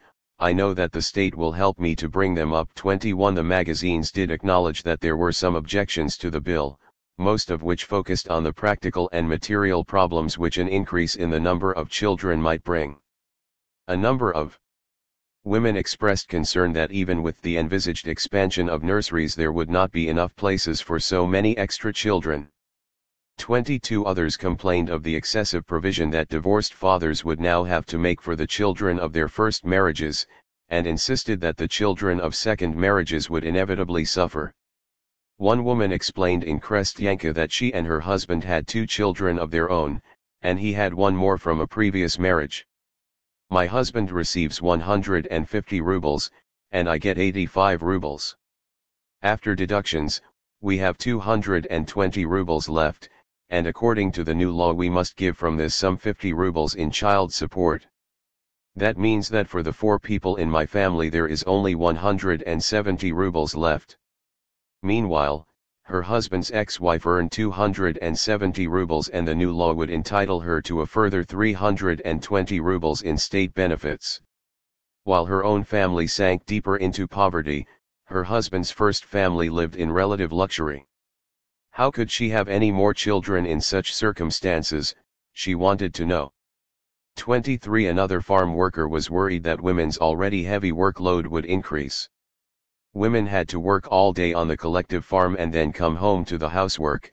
Our husbands do not consider it necessary to give their wives any help at all. Even in the last days before giving birth, the wife does all this heavy work herself. She was not suggesting that men be made to take on some of the domestic work since she saw this as a personal matter which had nothing to do with the state. However, she did think that women's existing workload should be taken into consideration before the government went ahead with a complete ban on abortion. 24 more complaints were published in the months following the bill's adoption. In Krestyanka a number of letters appeared from collective farm workers complaining that 6 months after the bill had become law their farms had still made no provision at all for child care, and nursing mothers are sent to work in fields 5 to 10 kilometers away, so that the infants are deprived of their mother's milk for the whole day. 25 Some of the farms which did provide some kind of child care had apparently done so with supreme reluctance, putting in as little effort and as few resources as possible. Disgruntled mothers wrote to the magazine describing appalling creches run by untrained and underpaid teenagers. In some cases they were given no permanent building and had to move from one place to another. There were even cases of creches which had been set up before the 1936 bill closing down in the months which followed its adoption. 26 None of the objectors, however, at least, of those who found their way into print, suggested that women should have the right to choose whether or not to have children. From 1936 onwards, both magazines published a steady flow of short stories about abortion, all of which presented the new law as a positive, humane move which was entirely in women's interests. It is worth looking at a few examples.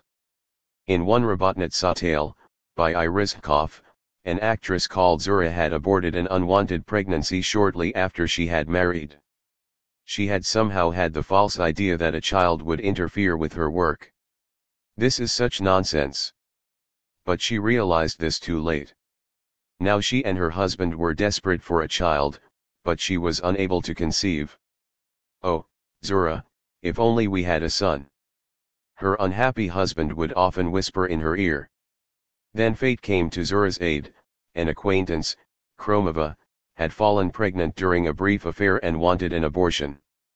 Zura persuaded her to have the child, which she would then pass off as her own.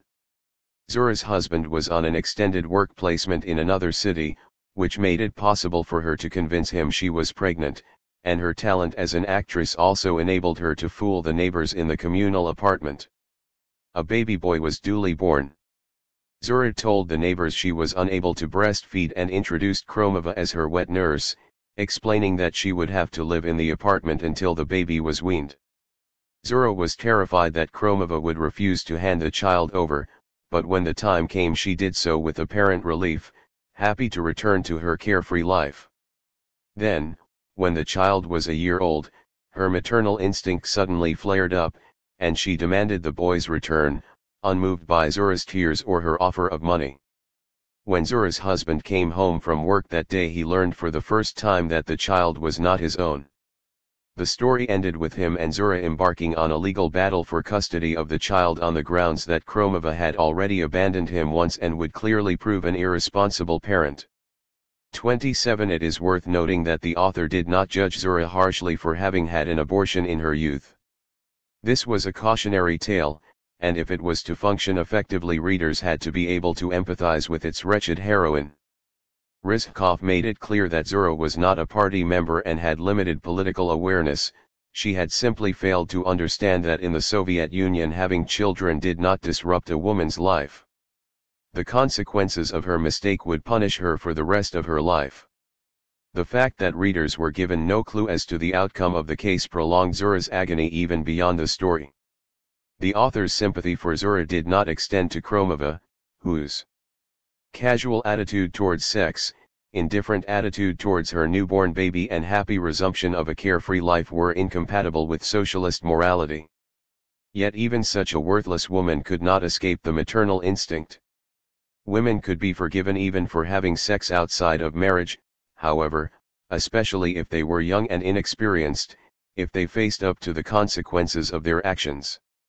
In one Krestyanka story, 28, Katya left her loving, supportive boyfriend, Andrei, the leader of her work brigade, when she was swept off her feet by an accordion player from a neighboring village, the dashing Vasily. One night after a dance, Vasily tried to seduce her, promising her that they would get married when the harvest was over. At first she resisted, but Vasily drew the girl forcefully to him. "Katyushka, my little berry, don't go. Let's have fun together. Look at that moon." Katya herself was finding it hard to part with the lad. An irresponsible thought was going round and round in her head: let whatever happens happen, only let me be with Vaska this once, to my heart's content, until the dawn. Indeed it did happen, and Katya soon found that she was pregnant. Vasily announced that they could not get married after all, his father would not allow it, and told her to go. The old woman, Fedulika, who dealt with such things, she'll get rid of it and nobody will know. Katya was appalled, but Vasily was confident she would eventually do as he said. She'll make a fuss, she'll cry, but she'll have the abortion. She's not the first, and she won't be the last. It's no big deal to have fun with someone, do you have to get married every time? Yet he was proved wrong, and Katya went ahead with the pregnancy, even though her family threw her out and people taunted her in the street. The local Komsomol activist found her a room, which soon became the gathering place of progressive young farm workers, reading books on agriculture, talking with the agronomist from the work brigade, and arguing about how best to organize work in the future. In due course Katya gave birth to a boy and wrote to Vasily asking if he would like to see his son. Vasily refused, thinking this must be the first step towards making him acknowledge paternity. Katya was so shocked by his cynicism that she decided she will declaim child support, and the People's Court accepted her claim. Vasily's new girlfriend left him, and his family decided that he might as well marry Katya so that at least the money would stay in the family. Yet when he proposed to her, she turned him down. Andrei, whose feelings for Katya had never died, plucked up the courage to propose himself, and Katya accepted. Andrei suggested that she stop pursuing Vasily for child support. With their combined salaries they had enough to live on, but Katya insisted he should pay. "It's not a matter of money," she explained. "The point is that people like Vasily should not get off free. They say that I am not the only one he has betrayed. Now all the girls in the village turn away from him, the boys laugh at him, and Komsomol members refuse to shake his hand. And it's a good thing that everyone looks on people like him as unworthy. That means they will become fewer in number." Katya was an unusual heroine for this era since she was presented not only as a victim of male manipulation but of her own passion. Vasily had certainly seduced her, but she had been a willing participant in the act. She escaped reproach, however, because she took responsibility for the child, and came to realize that a good, solid worker was worth much more than a glamorous musician. Having a child outside of marriage would not destroy a woman's life, the author insisted. The party, represented by the Komsomol activist, would help with material difficulties, and if the woman was abandoned by her family, the work collective would take its place. Nor would having a child prevent her from finding real love, since there were now good socialists like Andrei who were willing to take on another man's child. Work and motherhood could, and should, be combined. However, if there was ever any conflict between them, motherhood should come first. In another Krestyanka tale, Mat Mother by Emane Revskia, 29, the protagonist, Masha, was a responsible and hard-working young woman, the best chalk worker on her collective farm.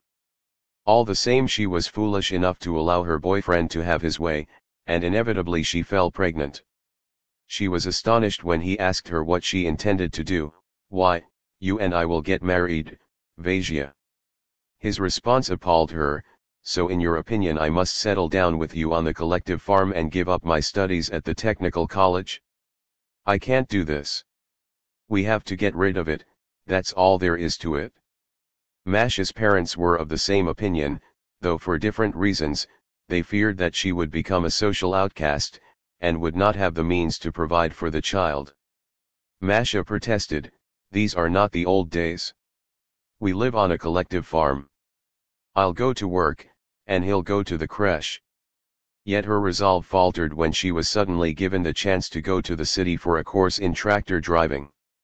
She decided that she would not be able to do this with a child in tow, and asked Igorika, the woman who dealt with such matters, to terminate the pregnancy. While Igorika was preparing her equipment, another woman called on her, and Masha, concealed behind a curtain, overheard their conversation. The visitor had had an abortion 3 weeks before, and was still unwell.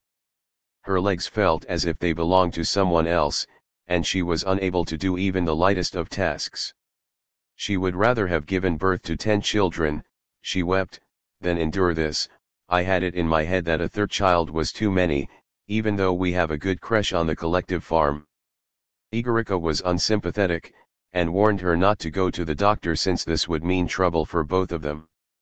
Masha suddenly leapt up from the bed and set off at a run from the cottage. Suddenly everything seemed unimportant. Her going to the city, her love for Vasia, her mother's tears. The only thing that was important for Masha now was her future child. This story spun together the main threads of the anti-abortion argument. The health risks were too great, abortion was unnecessary because children and mothers received such good provision in the Soviet Union, and the people who performed the operation were cold and unfeeling. Professional advancement was all very well, but it was not an excuse for shirking motherhood. Even tractor driving, with all its symbolic significance, had to take second place. Once childbirth became inevitable, women would supposedly come to welcome it. In a story published in 1938, a woman muses on the events which took place in her own life the year that abortion was banned. 30, she already had 2 daughters, both of whom had reached the age when they needed less attention, and she now intended to give my all to my work. Then she had fallen pregnant again. She had had a number of abortions in the past, and the thought of this humiliating procedure filled me with fear and loathing, but she decided to submit to it once more, and she was given an appointment for June 28. When she turned up at the clinic, she found it locked and deserted.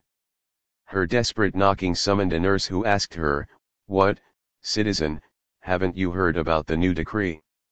She pointed out that her operation had been arranged before the new law, but to no avail. "Since June 27 no one has performed an abortion and no one will," the nurse told her. Now, looking back on that day, she was ashamed of herself. As soon as she had realized that there was no alternative to having the child, she had begun to look forward to the birth, and to hope it might even be a boy this time, and it was.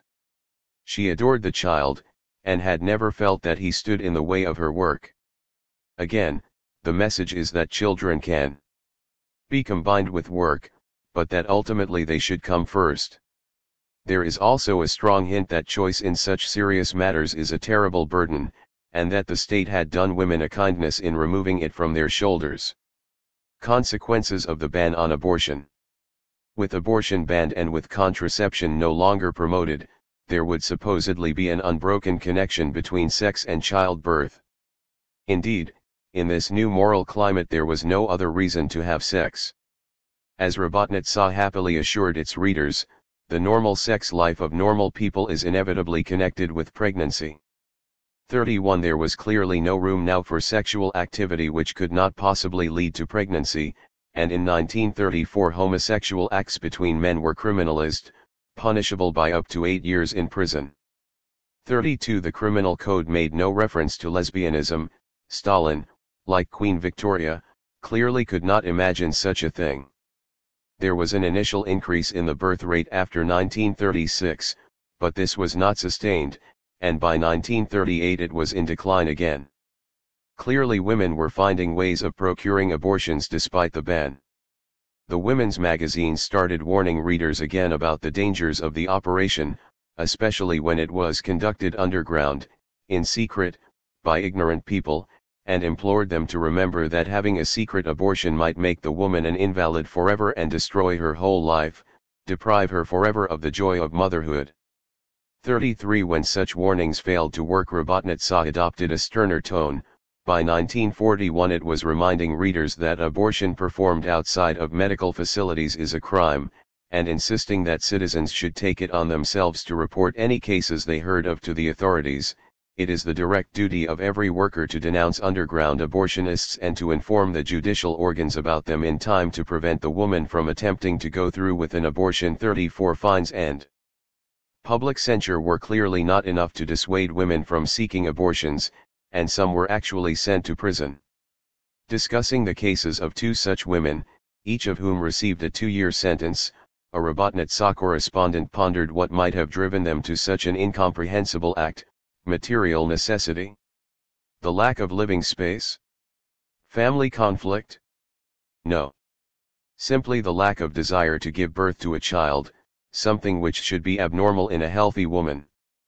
35 One of the women came, too late, to realize the enormity of what she had done, and hid her face, ashamed of having broken a law which Soviet women had adopted unanimously. 36 Women who had abortions were no longer seen as victims, then, but as immoral and antisocial elements in Stalin's utopia.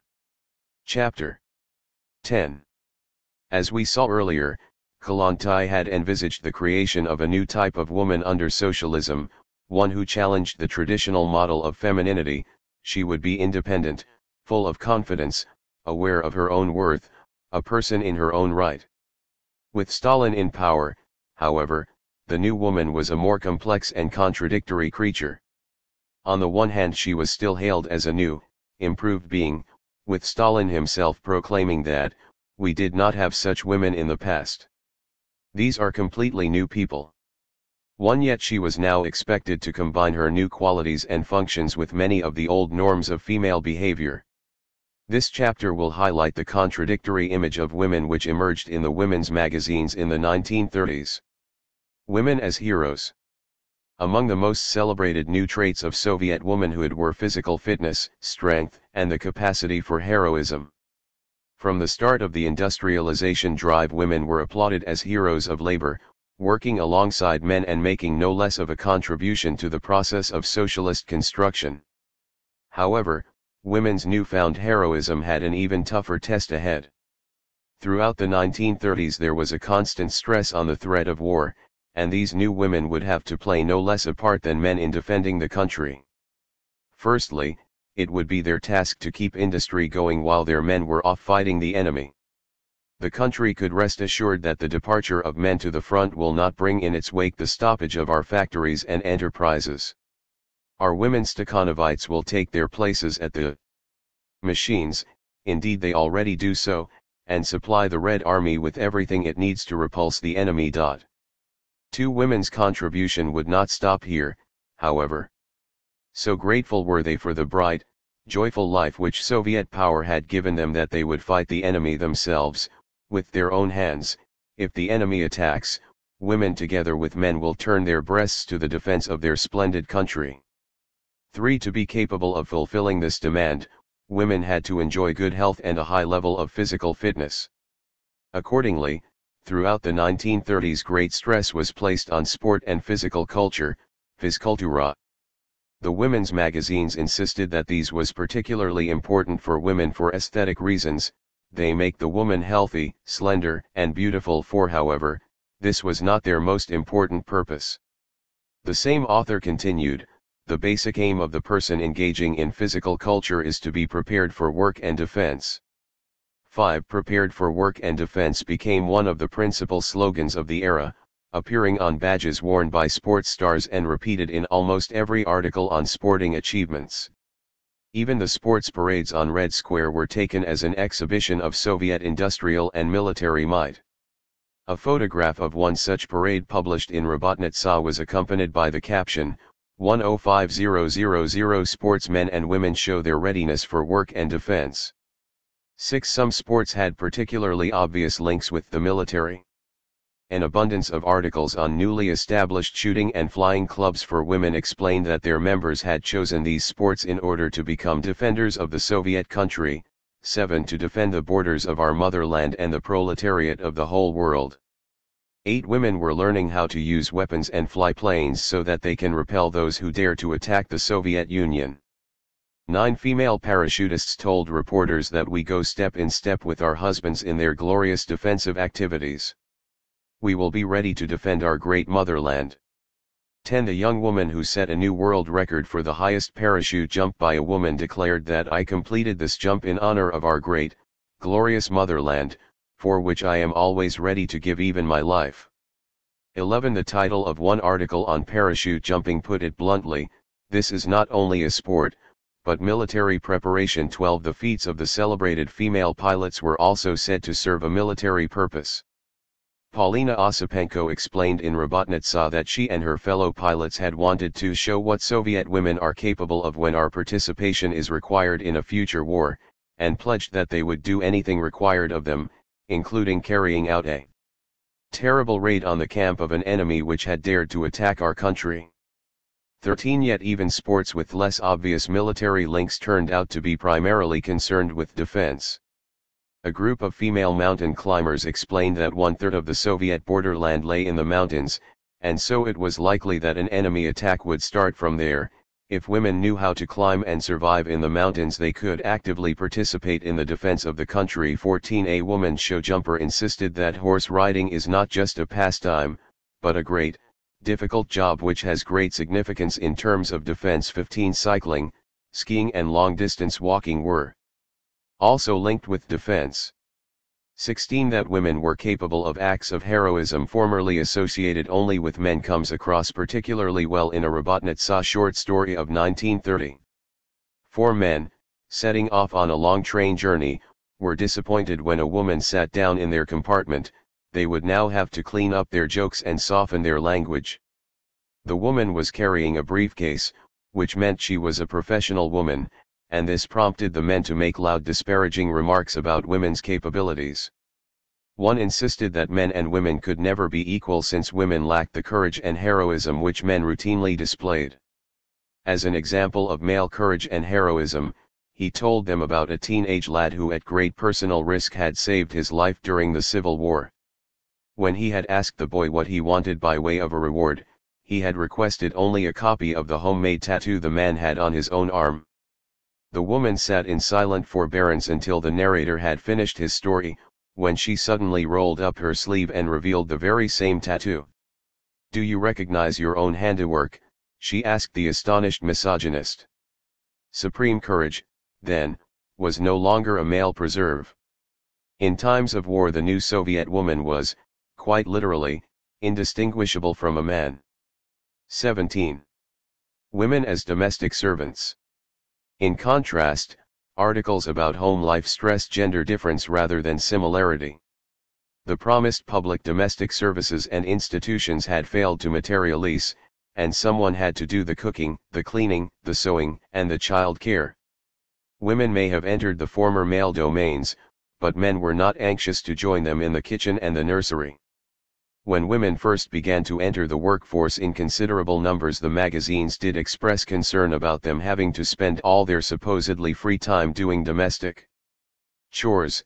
18. But by the end of the 1930s this was no longer cause for concern. Women were now urged to develop the full range of traditional female skills, and to this end they were given a regular supply of recipes, knitting tips, and dress patterns, with the help of which, every woman worker will be able to sew dresses for herself and her family. 19. The implication was that women had a peculiar fitness for domestic work and child care, and so it was right and proper that it should all fall to them. This is clear in one 1938 article which described the life of an award-winning worker at a car factory, who was also the mother of 4 children. Her 3 sons were at an age when one often hears about children falling under bad influences, and so I try to follow every step my children take, know how they are studying, how they relax, who their friends are, where they go, what interests them. All the free time I have from work I spend with my children, apart, of course, from the time I devote to social work. I am a member of the Departmental Trade Union Committee and a member of the Management Committee of my daughter's kindergarten. When I get home from work I prepare supper and help my sons do their homework while my daughter plays with her doll. I sit near them, listening intently as I sew something or other. I am often at the school, I talk to the pioneer leader, I have been several times to the swimming pool and talked to the instructor. I go to the children's club where Yura is training to play in the children's orchestra. In addition, she still found time to break records at work. She concluded her article by insisting that she was in no way special. I consider that I only do what every mother is obligated to do. Fathers seem, at least from this article, to have had virtually no obligation in relation to their children.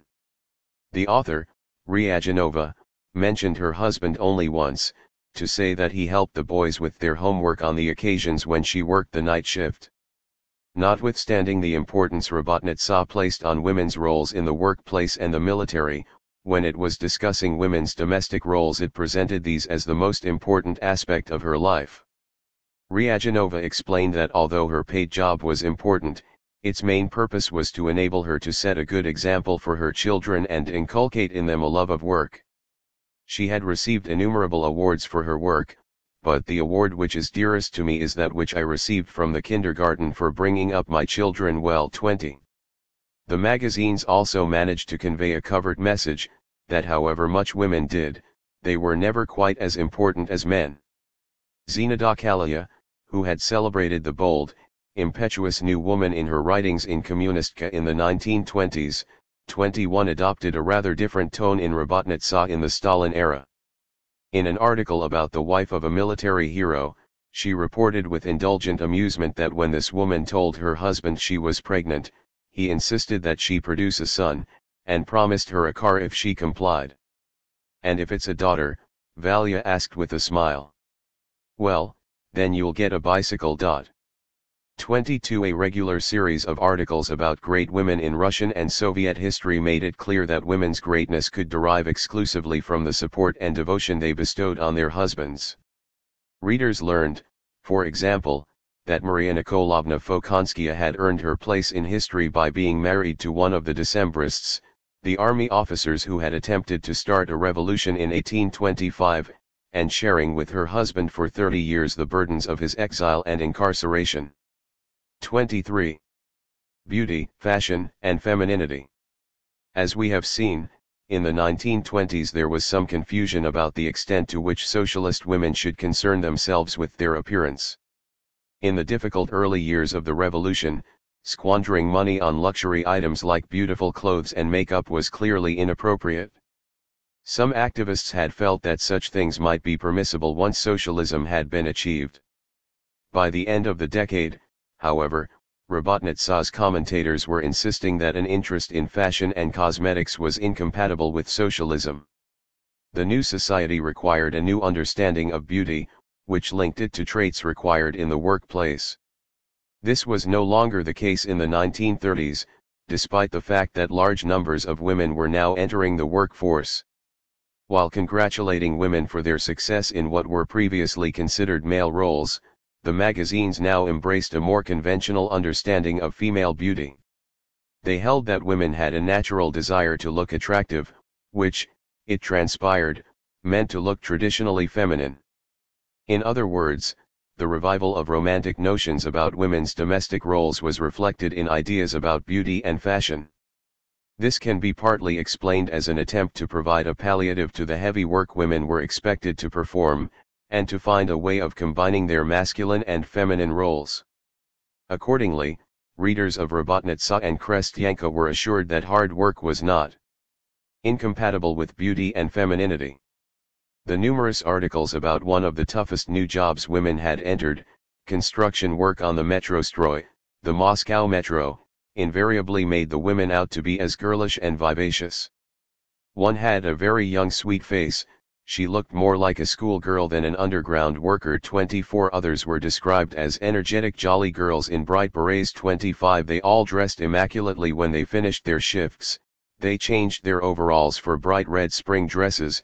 26 They sported new, fashionable coats. 27 One metro worker explained to Robotnitsa readers that I go to work underground in resin shoes, trousers, my head covered with a scarf.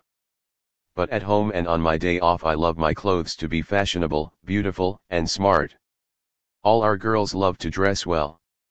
If you were to meet one of our metro builders at the theater or at a party, you would not be able to guess that she works underground. 28 A story by N. Leshchinsky, published in Robotnitsa in 1938, provides a portrait of the new Soviet woman incarnate. Zinada managed to combine female beauty, deep intelligence, and a broad mental outlook. She devoted considerable time to her appearance, but managed to convey the impression that her beauty was not something she had to work at, but was entirely natural. She dressed, it is true, pleasantly, with taste, and with a good understanding of what suited her face and figure. But all this was done modestly. She powdered her face, but in such a way that you would not be able to say that she powdered it. She painted her lips, but with such subtlety, so artistically, that it seemed that nature had given her such cherry-colored lips.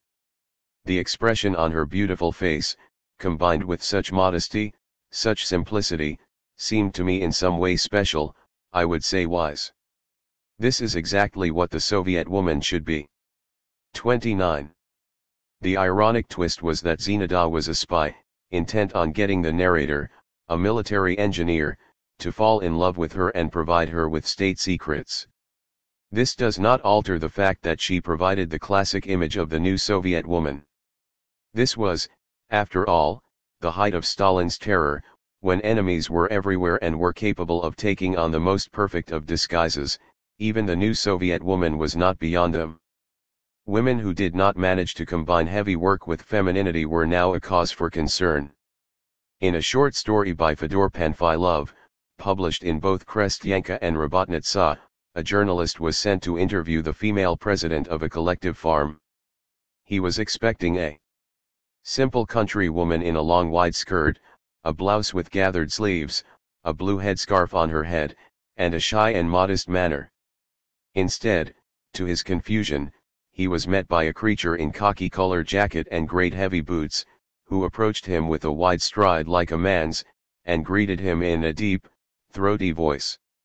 She seemed to talk not in her natural voice but in a deliberately masculine way and strode in an intentionally masculine manner. As they talked, her repressed femininity momentarily struggled to the surface, her blue eyes poured out tenderness and warmth, like those of a kind mother as she approaches her child's cradle. But they clouded over again, and Tatyana Kretova became once again a female bloke myzhichich. 30 This, the author makes clear, was not an appropriate image of the new Soviet woman. The new concern with fashion and beauty was not only an attempt to preserve women's femininity in the face of their harsh masculine lives. It can also be linked to Stalin's insistence that life has become better and more cheerful.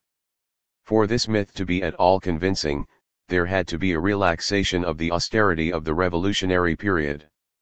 Ordinary people were now supposedly able to live well and dress elegantly. As one family declared in Robotnitsa, we do not deny ourselves anything. Every month we spend around 200 rubles on buying shoes and clothes. We regularly go to the theater and cinema. 31 It was time for Soviet citizens as a whole to live, as Robotnitsa put it, in a bourgeois way, not in the sense of exploiting other people, but in the sense of having culture, elegance, and comfort in their personal lives. 32 From the middle of the decade much was written on the importance of kulturnost, or culturedness, in Soviet life. The Soviet citizen should be a cultured person, kulturny человек, which, though the concept was never clearly defined, 33 included behaving in a well-mannered way, having an appreciation of music, theater, and literature, taking an interest in one's appearance and displaying good taste in clothes. This new emphasis on lifestyle received a further boost when a decree was introduced in 1937 pledging more concern for the everyday needs of citizens. Bals hi zabata oz hivam chikavek. It was particularly important for Stakhanovites to live in a cultured way since they were meant to set an example to others. Sieg Elbaum notes that female Stakhanovites were photographed for the press decked out in feathers and furs even as they made their way to the factory machines, and that Stakhanovits, the Stakhanovites' journal, carried advertisements for fashions not only from Moscow and Leningrad but even from Paris, London, and Vienna. Delegates to the 1935 All-Union Conference of Stakhanovite workers were regaled with details of the new wardrobe one young worker had bought herself: beige shoes for 180 rubles, a silk dress for 200 rubles, and a coat for 700 rubles 34. Yet ordinary women were also meant to ensure that they were always well turned out.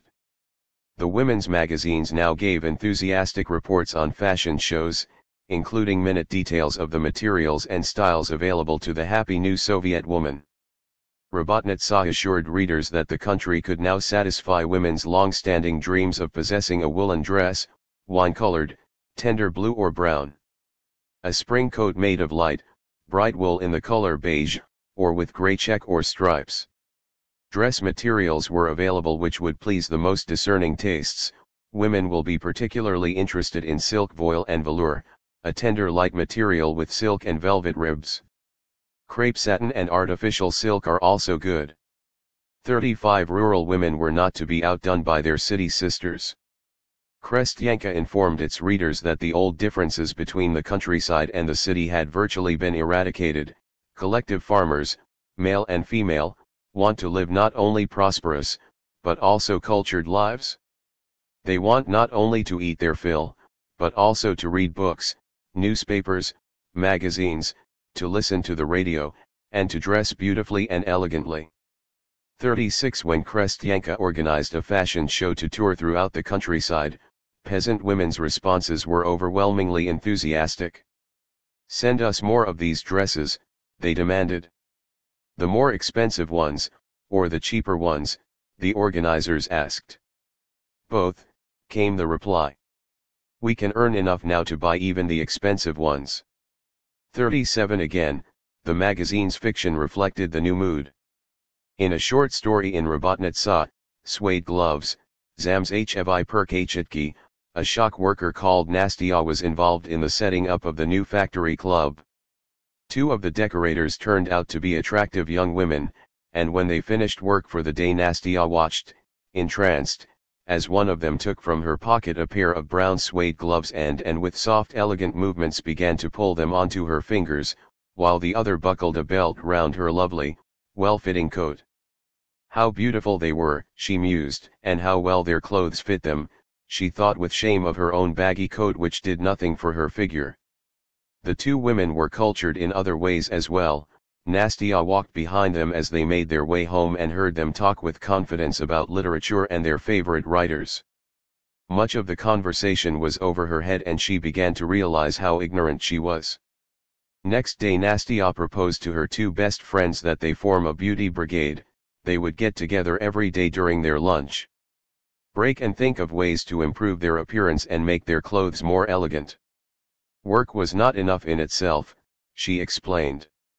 Soviet women had to be not only be builders of life, but also artists of life.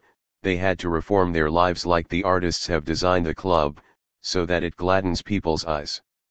To her family's astonishment, Nastya's priorities suddenly changed. She had always underlined in red ink passages in the newspaper about work and the construction of socialism which she thought particularly important.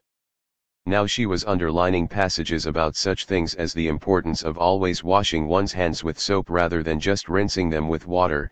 It is not only essential because it cleans workers' hands, but also because it smells nice and that gladdens the lives of workers. Nastya invited her younger brother to the theater. Despite her mother's horror at the cost of the tickets, she bought a new felt hat, altered her ill-fitting coat, and stood preening herself in front of the mirror. Nastya's mother was upset and confused by the change in her daughter, but the rest of the family were soon won round.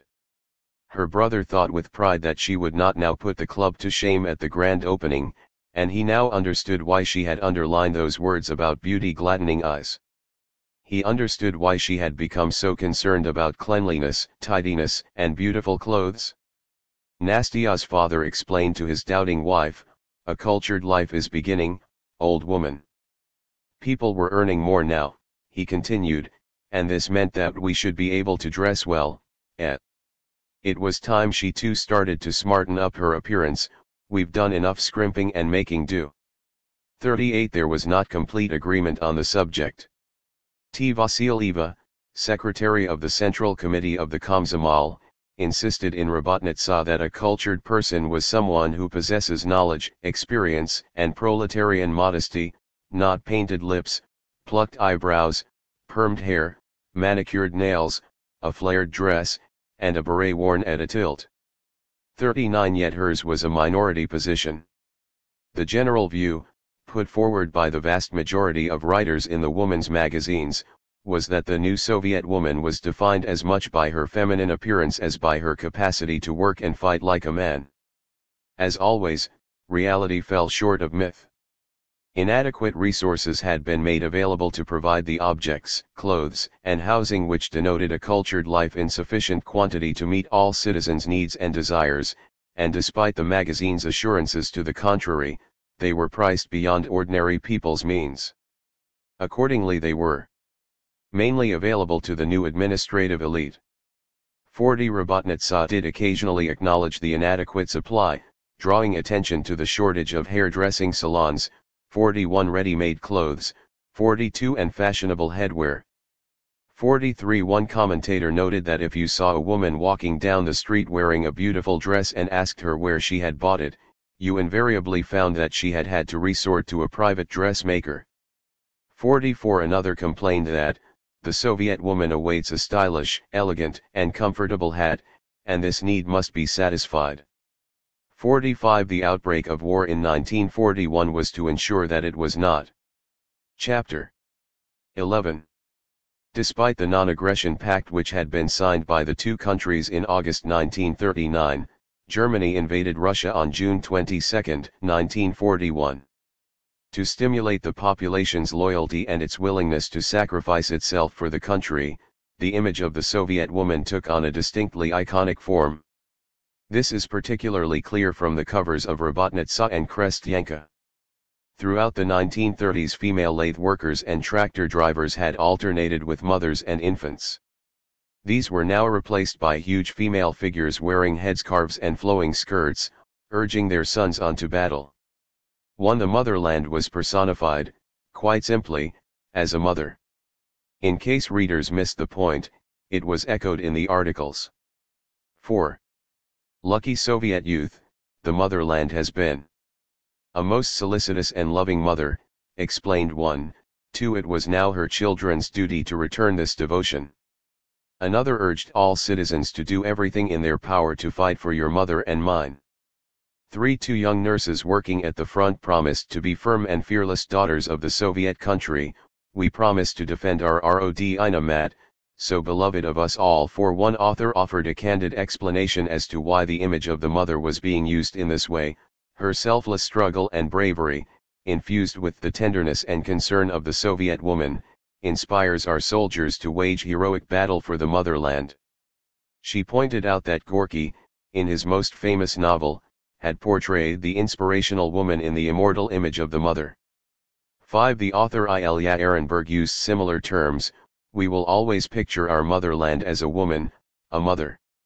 After the battle, wiping his face, black with smoke, the soldier thinks about his wife, his mother, his sweetheart, his motherland. 6. Women had to do more than provide inspiration for male soldiers, however. Their sports training could not go to waste, they also had to give their all to the war effort. Many responded to the call. They went to the front, primarily as nurses but also as soldiers and pilots. They joined the partisan movement and fought against German occupation. As the Nazis retreated, it was women who had to rebuild their war-torn cities. Yet despite the fact that much of this work was not traditionally associated with women, Robotnica and Krestyanka managed to present it in decidedly feminine terms. They laid great stress on the family, appealing to women as housewives, mothers, sisters, and daughters. 7. They urged them to fight for the lives of your children, for your family hearth. 8. They called on women to put their traditional female skills to use on behalf of the army and sew warm clothes for the soldiers. 9. Appeals for metal items to be melted down for weapons were accompanied by pictures of women stockpiling teapots and samovars. 10. As we shall see, even articles and stories about female soldiers and snipers managed to stress their womanly virtues. War could not dampen women's femininity, then, any more than working on construction sites had done. Women as warriors. Although women were not conscripted into the army, many signed up as volunteers. According to one estimate, more than 800,000 women served at the front in various branches of the armed forces. 11. This was hailed as further evidence of female emancipation. In the words of Mikhail Kalinin, first president of the Soviet Union, women had won equal rights in yet another area, to defend their motherland directly, with firearms in their hands. 12. All the same, women soldiers were sometimes discussed in distinctly patronizing tones. The commander of the Moscow front, D.A. Zraflev, admitted that, at first the news that girls would be serving in the armed forces was received by all with some ambivalence. How practical will the presence of the weak sex be in the armed forces, in the harsh conditions of military life? Will girls be able to cope with the reality of war, which from time immemorial has been the lot only of men? 13. In her study of women in Soviet fiction, Xenia Gaziorowska points out that the femininity of the women soldiers was constantly stressed, the contrast between a woman's gentleness and the brutality of war. 14. As the Nazis extended their occupation of Soviet territory, the female partisan who was engaged in guerrilla warfare against the occupying forces became a particularly prominent image in the women's magazines. The friendly socialist competitions amongst female factory workers over the production of machine parts were replaced with equally friendly competitions amongst female snipers over the production of German corpses. 15. Since women had traditionally been portrayed as the embodiment of loving care and tenderness, how were readers to adjust to their new penchant for killing? It turned out that it was precisely their feminine, maternal traits which made them so effective as fighters. As Vera Ketlinskaya put it in Krestyanka, they are wives and mothers, they passionately love their children, their families, their hearths. But they do not want to rear children for captivity, they do not want to see their loved ones turned into slaves. Love and motherhood does not deaden their urge to fight to the end for the independence of the motherland, but fans it into a terrible flame. 16. In any case, they were not killing human beings. The Nazis, who certainly did act with appalling brutality in Russia, were described in the women's press in exclusively bestial terms. They were reptiles, dogs, or beasts. 17. As one writer, O. Misakova, explained in Krestyanka, love does not exist for the fascist, nor human feelings such as affection and motherhood. Fascists jeer at exalted feelings, trample on them with dirty boots. 18. The articles, stories, and photographs 19 in the women's magazines suggest that the victims of Nazi cruelty were invariably women and children. With so many men off fighting at the front, there was certainly a disproportionate number of women and children left at home, and hence at the mercy of the occupying forces. However, it could be argued that the Soviet press was playing on readers' associations of women and children with innocence and vulnerability in order to encourage still greater hatred of the enemy. This innocence might also have been intended to signify the innocence of the Soviet people as a whole in the face of the Nazis' unprovoked attack. One female sniper, Ludmila Pavlychenko, told Krestyanka readers that her determination to master such a masculine type of military skill derived from the sight of Nazi atrocities against children.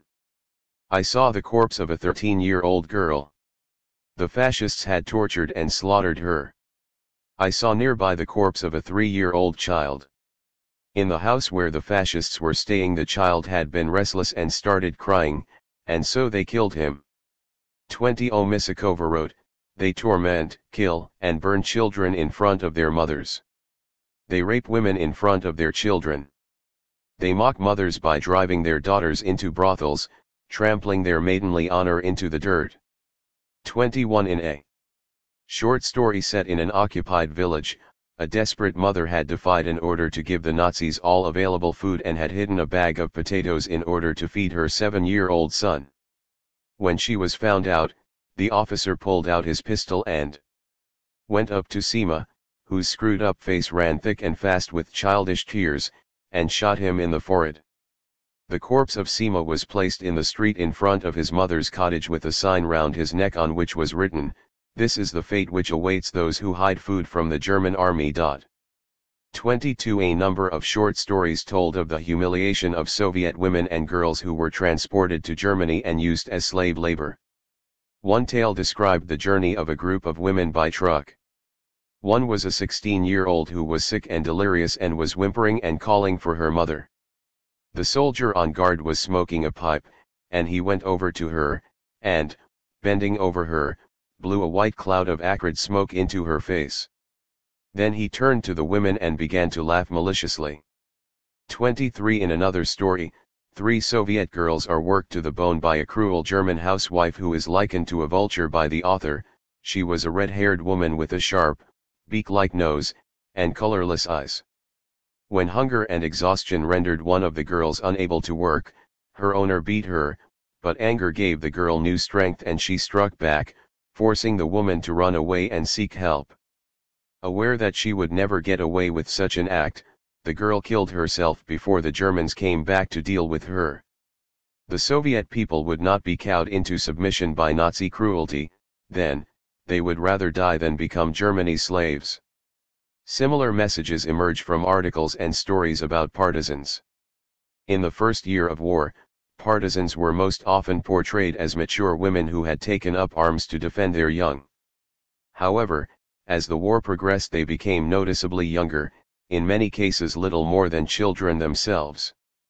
If the older woman fighter was Mother Russia, these young women, described as the loyal daughters of Stalin, 24 represented the Soviet state and its people. Their youth signified the youth of the new country which the Nazis were attempting to destroy. They would not submit to the Nazis, however, but would fight to the death. 25 The prototype of the female partisan was Zoya Kosmodomyanskaya. She was a real-life character, but one who became so mythologized that the boundaries between reality and fiction became completely blurred. In the film about her life and death, Zoya, made in 1944 by director Lev Arnshdom, even basic details about her family and early life were altered. Robotnitsa's first reference to Zoya came in February 1942, when she was identified only by her partisan code name, Tanya. Readers were told that this 18-year-old girl had been captured by the Germans in December 1941 and interrogated by German officers. When she refused to give out any information about her comrades, she was whipped and then forced to stand in the snow in a shirt, and, when she still refused to talk, was taken to the gallows to be hung. The local Russian farm workers were ordered to watch, and while the Nazis were busy taking photographs, Germans loved to photograph executions. Robotnitsa explained, Tanya was apparently able to use their lapse in their concentration to deliver a speech to her compatriots. Be brave, fight, defeat the Germans, burn them, exterminate them, she shouted. A soldier tried to silence her, but she twisted away from him and continued. It is not a terrible thing, to die, comrades. It is a joy to die for one's people. She then turned to her captors and said, You can hang me now, but I am not alone. There are 200 million of us. You can't hang us all. They will avenge my death. Victory will be ours, whatever happens. They will avenge my death. Even as the noose was placed round her neck, she continued to cry out, Farewell, comrades, fight, don't be afraid. Stalin is with us. Stalin is coming. The article was illustrated with a photograph, supposedly taken by the Nazi photographer, of Tanya lying in the snow, noose round her neck, one breast incongruously bared as if she were an allegorical figure depicting liberty. 26 A month later Robotnitsa revealed Tanya's true identity and published an article by her mother, who wrote with enthusiasm, "I was traveling on the tram the day that the article Tanya was published in Pravda. I did not read the newspaper, but I heard everyone saying Tanya, Tanya, and telling each other about the heroic deeds of a girl, about her extraordinary strength of will. It did not enter my head that this Tanya was my own Zoya. Since Zoya was also a partisan, she inevitably found herself thinking about her, and hoping that if she was captured she would be as brave as Tanya. And then it turned out that Tanya was my Zoya." Curiously, the only emotion conveyed in the letter was pride. There was not even a trace of grief expressed at her daughter's death. 27 Another alleged real-life tale was about two female snipers called Nadezhda Kolesnikova and Maria Ponomarchuk. When they joined a partisan group they gave themselves new names. Maria became Agashin, Nadezhda was Dazin. If you read these words backwards they say, "Not a step backwards, nish Ajay Nazadi." These two teenagers had been singers with the Red Army Ensemble, and their former colleagues were convinced that they would come back as soon as they felt themselves in danger. However, they were proved wrong. Maria was killed shortly before her 19th birthday, and died with the childish names Agashin Dazin on her lips. Hers was the first death in the girl's frontline family Frontovaya Semya, and though her comrades cried as they carried her to her grave, they immediately dried their eyes and went back to battle. Nadezhda killed 13 Germans that night. 28 Again, then, the youth and innocence of these heroes was stressed, yet they were willing and able to fight, and die, for the cause. There was also a host of fictional tales about young female partisans. One such story began with the heroine, Tanya, trying to evade capture by the Nazis, who had learned of her whereabouts from a collaborator. 29 She hid in the village banya, or bathhouse, but soon heard the German soldiers coming. Before the war she had been a primary school teacher, and to calm herself she thought about her past life, and particularly about the lesson in which she had taught the children to write their first word, mother. If she was ever able to return to teaching she would ask them to write, for their second word, land. As the Nazis burst in she threw herself on the ground and embraced it, tender and maternal, snuggling up to it as to a mother. She was taken away and tortured, but instead of giving the Nazis the information they wanted she proudly burst into song, choosing Dunevsky's Song of the Motherland, the unofficial anthem of Stalin's Russia. Despite themselves the Germans could not help but compare her with their own sisters and wives. How timid they were, how plain, compared to this girl, these Russian girls. This story, illustrated with a sketch of the slaughtered heroine clearly reminiscent of the photograph of Zoya Kozmodomyanskaya, was replete with obvious symbols. Firstly, the banya where Tanya hid had symbolic importance. The banya has great significance in Russian culture and tradition, and was described in this tale in womb-like terms which made it seem to function as another version of Mother Russia. Tanya herself represented, on the one hand, the heroic Narodi, the Soviet people, on the other she was the new Soviet woman incarnate, that creature of an absolutely new type. These new woman characteristics are evident in another fictional partisan, a 17-year-old called Lyzhaya. This story was narrated by a neighbor who had seen her grow up, and as usual her femininity and innocence were stressed. She was slim, short, with thin straw-colored plaits hanging down to her shoulders, and always shy and reserved. However, when the Nazis occupied her town she joined the partisans and became famous for her courage. When she led an attack on the Germans, it seemed as if the shooting from German positions suddenly fell silent, as if the Germans were watching this astonishing girl, who robbed them of their certainty of victory in battle as unexpectedly as the certainty was established in the frozen hearts of the partisans. 30 Soviet women invariably proved smarter than the German men who were interrogating them. In another story, a machine gunner called Natasha was captured and brought before an officer who saw himself as an amateur psychologist. He had worked for 5 years as a spy in Tsarist Russia and knew the language, and thought he also understood Russian morals and habits. Furthermore, he had a woman to deal with this time, who would surely be easier to break. Before beginning the interrogation, he pretended to be preoccupied with a series of documents, thinking this would play on his captive's nerves. Then suddenly he asked her in Russian to sit, and offered her a cigarette. He tried to persuade her to cooperate by appealing to her feminine concerns. She was young and pretty, he told her, despite her unfeminine uniform, and she must want to remain alive. All she had to do was tell him how many comrades she had, and where they were. Natasha in turn mocked the officer. She insisted on standing, spoke in fluent German, and told him that her comrades numbered 200 million and occupied the entire territory of the Soviet Union. In other words, the entire population was united in opposition to the Nazis. 31 Not all of the partisans died in these stories. Sometimes their superior intelligence and their ability to trick the Nazis kept them alive. The heroine of one story, set in Latvia before the establishment of Soviet power, was a 20-year-old called Lida. She had been captured, interrogated, and, when she refused to cooperate, tied to a tree and left to die, with a single soldier to guard her. She pointed out that he could take off her coat and give it to a German soldier, but in order to remove it he would have to untie her hands. When they were free she persuaded him to give her a drink from his flagon of vodka, and struck him on the head with it. He was so startled that he let go of his gun, and she grabbed it and killed him.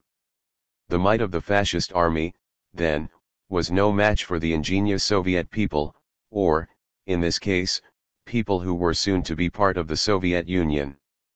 The author, incidentally, made no comment on the surprisingly humane behavior of this particular Nazi. 32. Women on the home front.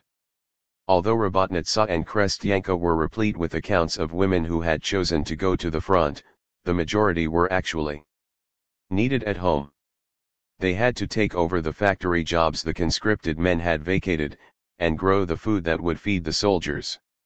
Accordingly, the magazines set about assuring women that what they did at home was no less patriotic than what men did in battle. Military terminology was applied to all types of work. Slogans appeared on the magazine's covers declaring that, the stronger the home front is, the stronger the war front. 33 Female tractor drivers are soldiers on collective farm soil. 34 The spring planting is also part of the front. 35 The war front and the home front are united. 36 Articles explained that farm workers were helping the Red Army destroy the enemy by their persistent work in the fields, that they were producing extra ton loads of bread, vegetables, and meat in a military manner. 37 Female tractor drivers likened the motors of our tractors to the motors of men's tanks, and declared that their work was no less heroic than that of the soldiers. 38 Bringing in the harvest was a battle, waged like that at the front. 39 Women who did not pull their weight were akin to deserters, and other women were urged to declare a decisive battle against them. 40 Female Stakhanovites still made a regular appearance in the press, but their great feats of overfulfillment now had clear military connotations. Those in the cities overfulfilled the plan in hand grenades instead of textiles. 41 While their rural counterparts were galvanized into breaking all previous records because they were now producing meat, milk, and butter for the front. 42 Motherhood was presented as a particularly crucial contribution to the war effort, and multi-child mothers received particular praise for having produced so many soldiers. Fiction, as ever, was used to reinforce such messages. In one story, a group of young factory workers was about to volunteer for the army until they were convinced by an older woman that what they were doing at home was just as important. Each of them, she assured them, was seen by Stalin as his faithful helpmate. Once again, the girl's youth and femininity was emphasized. The tale concluded with one girl repeating these words, Stalin's helpmate. Mashatka Butuzova asked in a tiny voice, and laughed with joy. 44 Despite pre-war declarations that women enjoyed complete equality in the Soviet Union, attempts to encourage them to throw their all into the domestic war effort sound curiously similar to those made in the West. Robotnitsa urged its readers, as if for the first time, to master the male professions. Take the places of men who have gone to the front. They would have to take on jobs which are very complex, and which women did not do before the war. 46. A piece about women workers in a shoe factory made it clear that they had only previously carried out the less important tasks. When the masters went to the front, women replaced them. They successfully mastered a profession which was new to them, as leather cutters. 47. Many types of work had clearly remained male bastions in the Soviet Union, despite propaganda to the contrary. A similar picture emerges from Krestyanka. There is an implicit acknowledgement that the female tractor driver had been more of a myth than a reality in Pasha Angelina's insistence in Krestyanka that every rural woman who knew about tractors should now work with them, even though many had had a long gap from such work. 48. That large numbers of women still did not work outside the home became clear from the demand that rural housewives should now go to work in the fields.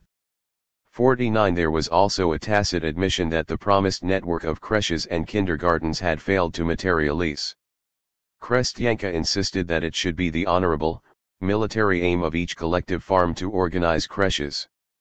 50. And urged female Komsomol members to talk to the directors of the collective farms about setting them up. 51. The president of one farm admitted to a Krestyanka reporter that before the war he did not place sufficient value on this matter. We organized them only when we were given a good dressing down. 52. Although there could be no jobs now which were closed to women. 53. The magazines continued to refer to certain types of work as male and to express amazement at women's ability to do them. One article, about a woman blast furnace worker, proposed cloyingly that, if the old furnace had eyes, it would have been surprised to find it was now in the care of a girl. It had got used to trusting itself to big, male hands. How could it trust its turbulent, fiery fate to this girl? 54. Care was taken to insist that not only did women remain womanly whatever work they did, but they brought their feminine skills and charm with them to their new professions. Women's loving hands are now needed in industry, Robotnitsa told them. 55. Krestyanka appealed to its readers' maternal instincts, just as a mother tries to feed her own child with the best meals possible, the most nutritious food, so must we now feed the Red Army with good and tasty food and provide it with the best quality products.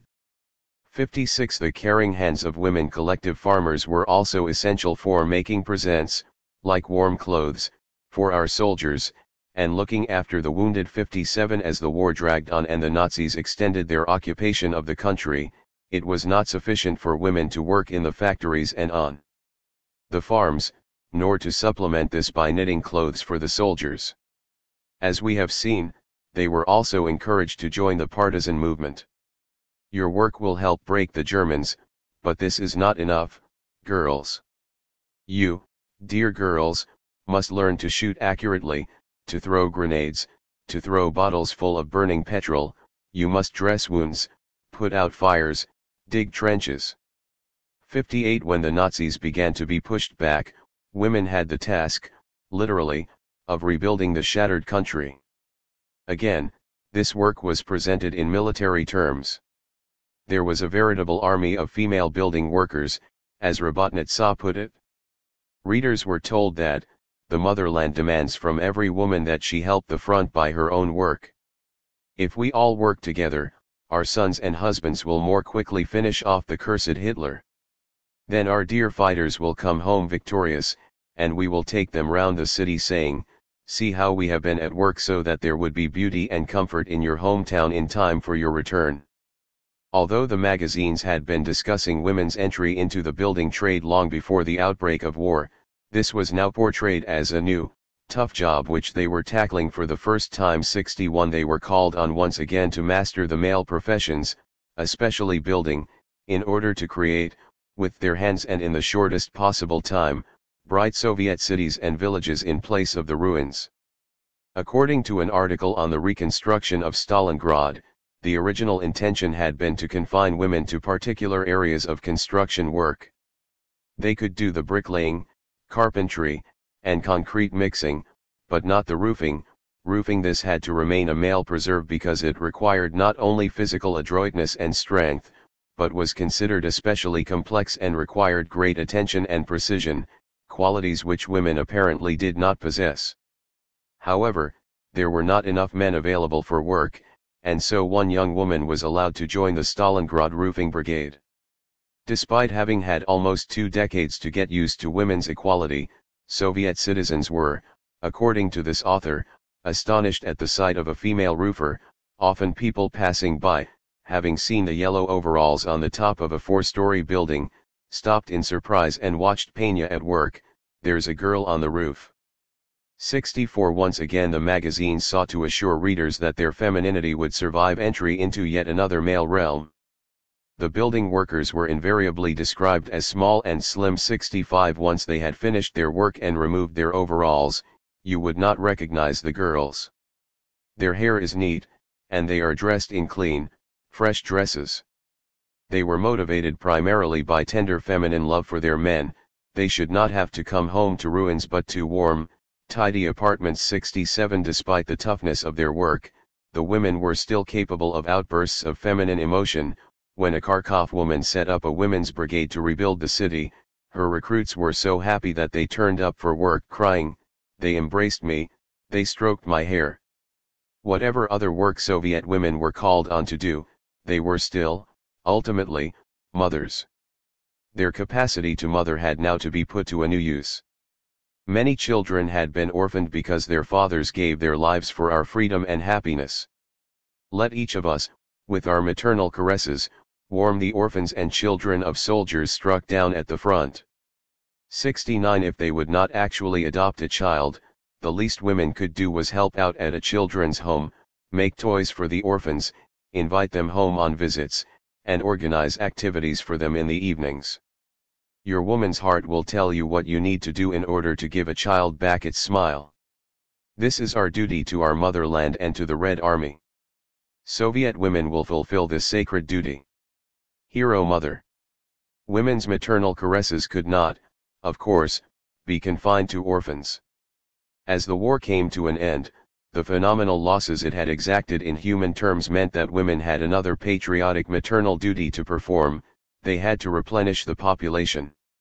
Just as women's work in the war had been presented in military terms, so too was the duty to increase the birth rate, a curious echo of Babel's insistence that, a woman who gives birth to children renders, at least, the same service to the Commonwealth as the man who defends his country. In the summer of 1944, military-style medals were introduced to honor women who showed particular achievement on the battlefield of human reproduction. To have and rear 5 children merited a Medal of Maternity, Class II. 6 children earned a Medal of Maternity, Class I. Mothers of 7, 8, and 9 children were honored with the Order of Maternal Glory, Classes 3, 2 and I respectively. The highest accolade of all went to the mother of 10 children, who became a hero mother, and received her medal by hand from the Presidium of the Supreme Soviet. Announcing the introduction of these awards, Krestyanka envisaged the returning soldiers taking great delight in seeing the signs of honor and glory fastened to the breasts of Soviet women. Yet women could not simply bask in the party's gratitude. They also had to be grateful to the party for having their interests so much at heart, and at such a difficult time. Krestyanka pointed out that the medals had been introduced even before the war was over. In these days of tense battles and glorious victories, when a bitter fight rages on the battlefronts against the fascist beast, wounded but not yet destroyed, when the glorious Soviet warriors, who are defending their beloved motherland and their dear families from Hitlerite destruction, are pressing like a great avalanche towards the west, the Presidium of the Supreme Soviet of the USSR took the historic decision to introduce the Medals of Maternity, which is new evidence of Stalinist concern for children and mothers, and for the well-being and prosperity of the socialist family. In the next issue, it insisted to readers that, the Soviet woman will never forget the fact that in the terrible years of war the Soviet government, the Bolshevik Party and our nation's father, Comrade Stalin, found the time and the means for new manifestations of concern about children and mothers. 74 It was women's patriotic duty to have children, then, Yet they should still feel grateful for any help and encouragement the government gave them in carrying out this duty. For a woman to qualify for one of these awards, she had not only to produce the requisite number of children, but also to rear them. Hence she would only receive a Hero Mother Award, for example, when the youngest of her 10 children was a year old, and if none of the other 9 had died in the meantime. Mothers who did not bring up their own children did not qualify. The fact that the awards were given only to mothers and not to both parents reinforced the notion that rearing children, as well as giving birth to them, was an exclusively a female function. Once again, women were promised help in this task. Extra financial support and longer maternity leave were pledged, as well as new child care institutions and maternity homes. Those who did not perform their reproductive duty would also be penalized. Higher taxes were introduced both for single people and for childless married couples, apart from those who were under 25 and in full-time education, or who had lost children in the war, or who had certain specified disabilities. The pro-family legislation of the pre-war years was also extended. Unregistered unions were no longer recognized. A couple who simply lived together would not be entitled to any of the state benefits accruing to a married couple, and any children they had would legally be bound only to the woman. They would not be entitled to use the father's name, to seek financial support from him, nor to inherit from him. Suits to establish paternity were also banned. In other words, the distinction between legitimate and illegitimate children, which had been removed at the time of the Revolution, was fully restored. Marriage was also to be a much more binding institution. Full details of the marriage and spouse had to be entered in a person's internal passport, and divorce could only take place through the courts. There was an anomaly in this pro-family stance: unmarried mothers would receive additional financial support from the state. A single woman would also have the right to place her child in a residential child care institution, and the state would bear the full cost of this. She would not be entitled to any other child benefits while the child was in the care of the state, but she could reclaim the child at any time and then her benefits would resume. These new concessions to single mothers can be explained as a response to the demographic imbalance produced by the war. A hugely disproportionate number of men had perished both in the war and in Stalin's labor camps. According to one estimate, a third of all women were either widowed or unable to find husbands. 76 Although it was desirable that as many children as possible be born to married couples, if the Soviet Union was to reach its full reproductive potential, women who could not find permanent partners would have to be given subtle encouragement to have children without them. The pronatal drive had to take precedence over the pro-family drive. The articles and stories appearing in the magazines in the last months of the war placed great stress on the contribution women made to society, and to the war effort, through reproduction. Women might be the leaders of their work brigades, but their real contribution lay in multiple maternity. 77 Indeed, it sometimes seemed as if women had done nothing else but have children. Stella Galpern's story Family Semya, for example, told of a feast in honor of the 50th birthday of a hero mother. Not all of her 10 children were able to attend, but they had all sent tributes. One son had written, "You wrote to me long ago that you were so proud of your decorated son Sinemai or Dino Nanchuamai. Now how proud we, your children, are of our hero mother." She had given her children the best years of her life, he continued, and they were proud to be able, in turn, to defend her and other mothers from foreign attack. 78. Chapter 12. The Post-War Era. In May 1945 the war in Europe came to an end. The women's magazines adopted a tone of celebration and optimism. A new era was beginning, they proclaimed, which would be marked by pleasure and plenitude. Duty and self-sacrifice would no longer be the order of the day. For those left alive, life was to be enjoyed. The magazine's covers showed happy couples strolling along river banks arm in arm. There were pages devoted to fashion, and articles about improvements in housing and amenities. Short stories described sumptuous family feasts held in smart new apartments. There were tales of romance, the protagonists of which were not always young people but sometimes mature men and women whose previous spouses had died in the war and who were now granted a second chance of happiness. 2. The new post-war good life had even knocked years off people's ages. In one short story, a middle-aged woman's adult children told her that she was growing exceptionally pretty, and when she protested that this was impossible, they explained, "Life has become better, and so people have got more beautiful." In reality, the country and its people had a host of problems to deal with. For the Soviet Union, the war had been a particularly devastating experience. Around half the total number of people who had been killed, 50 to 60 million, were Soviet citizens.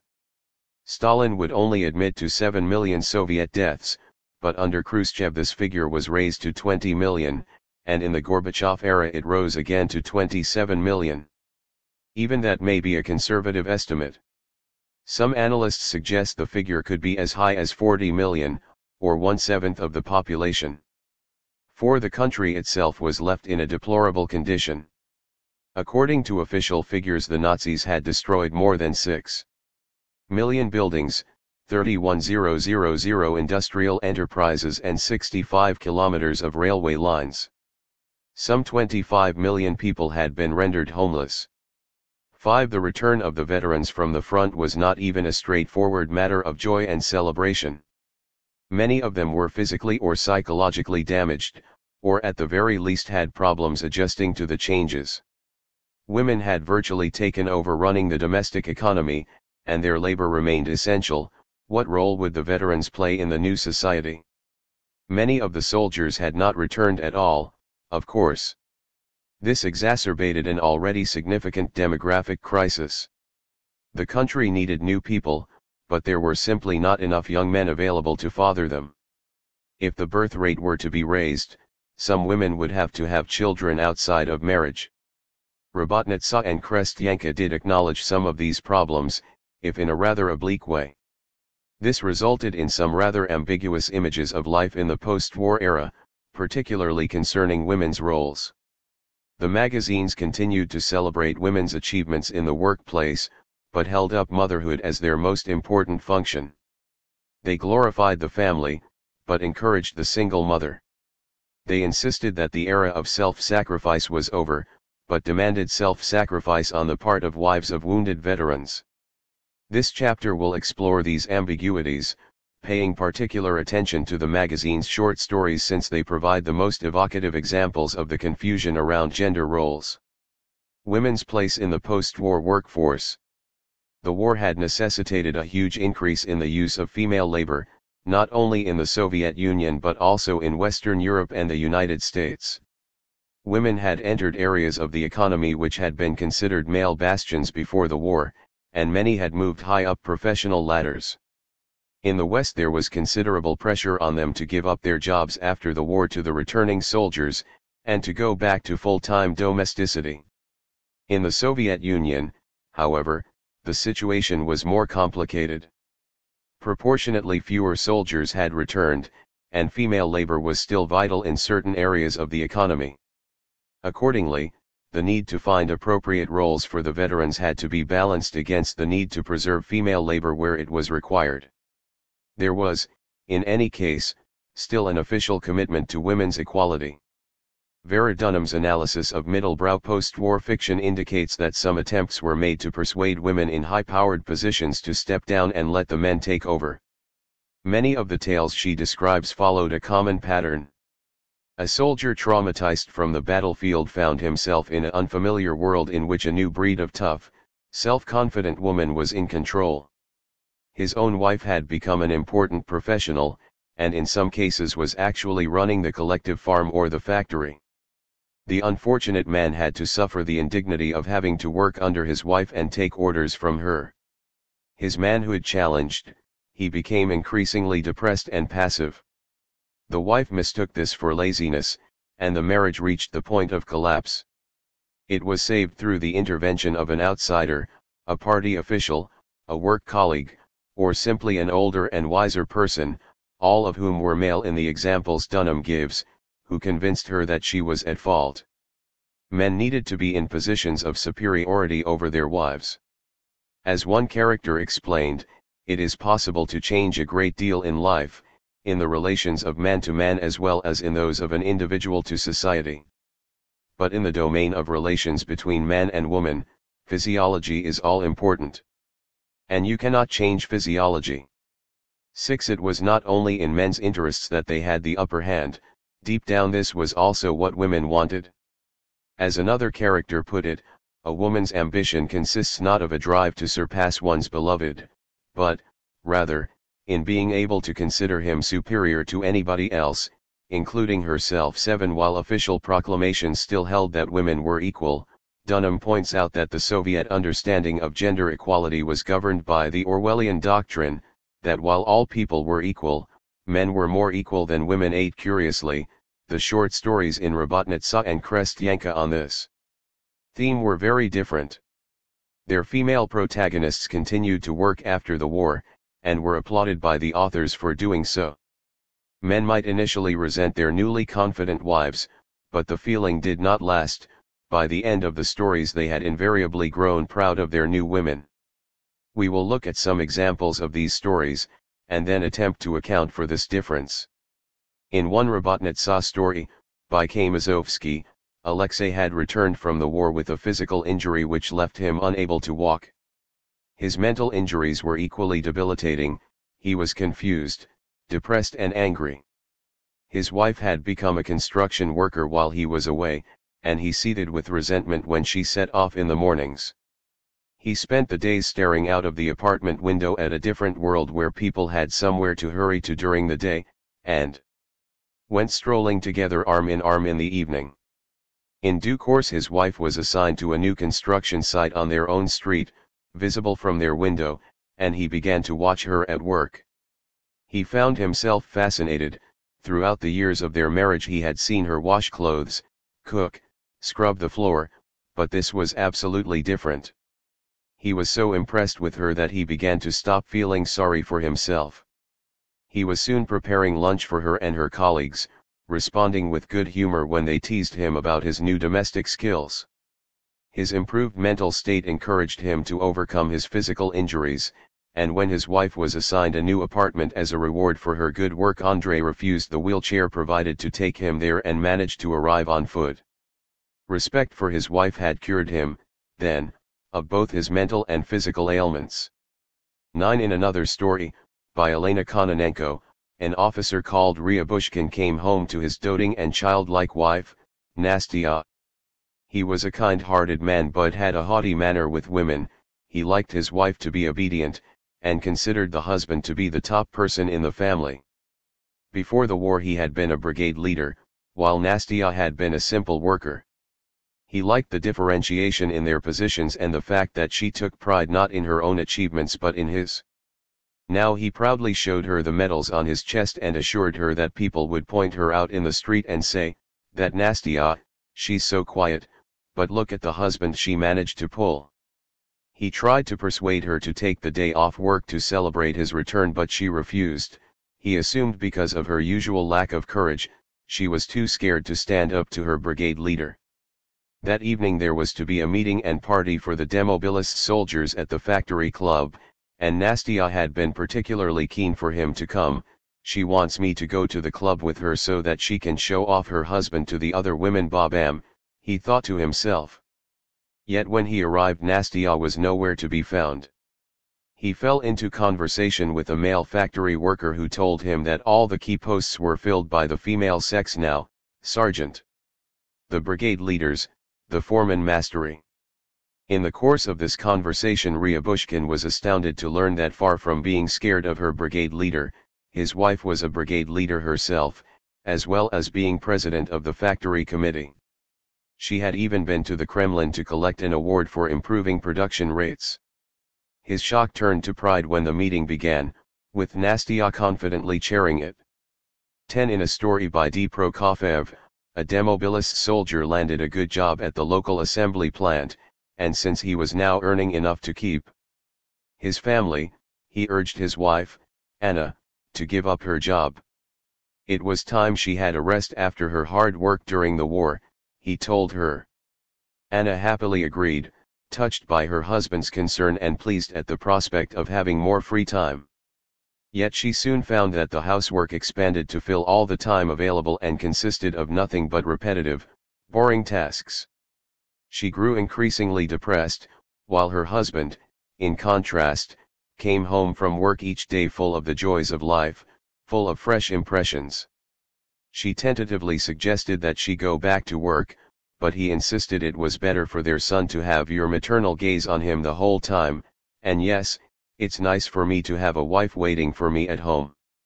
One day when Anna was hanging out the washing in the courtyard of their apartment block, she got talking to a neighbor, an elderly woman who had worked for 40 years in a textile factory as well as bringing up several children. Although she had retired before the war, when the Nazis invaded she immediately volunteered to return to her old job, and had decided to stay at work even now that the war was over. Anna felt ashamed that she herself was contributing nothing to the country. Just at that moment her son came running over covered in dirt, and she scolded him and said he could no longer play outside. "So I can't go to the kindergarten, and now I can't play in the yard, where can I go?" he complained. Realizing that it was not even in her child's interests for her to stay at home, she found the courage to stand up to her husband. "Everyone else is doing something while I just sit around," she told him. "And I was one of the best workers at the factory. But whenever I begin to speak about this you joke your way out of the conversation, as if I was some stupid girl." Eventually her husband gave in. Throughout the story a storm had been brewing, and the air had been heavy and difficult to breathe. Now it passed, and Anna could breathe easily again. Her husband, by implication, had been suffocating her by confining her to the home. 11 Krestyanka's fiction was also replete with strong, capable women who had taken on new wartime responsibilities as field team leaders and directors of collective farms. Throughout the worst years of the war they had managed to sustain and in some cases exceed production levels, though it was not easy, without male hands. 12 They were now capable of chairing meetings and giving speeches, with no trace of fear or shyness. According to the narrator of one tale, our peasant women are so loved and respected precisely because of their strength and fortitude.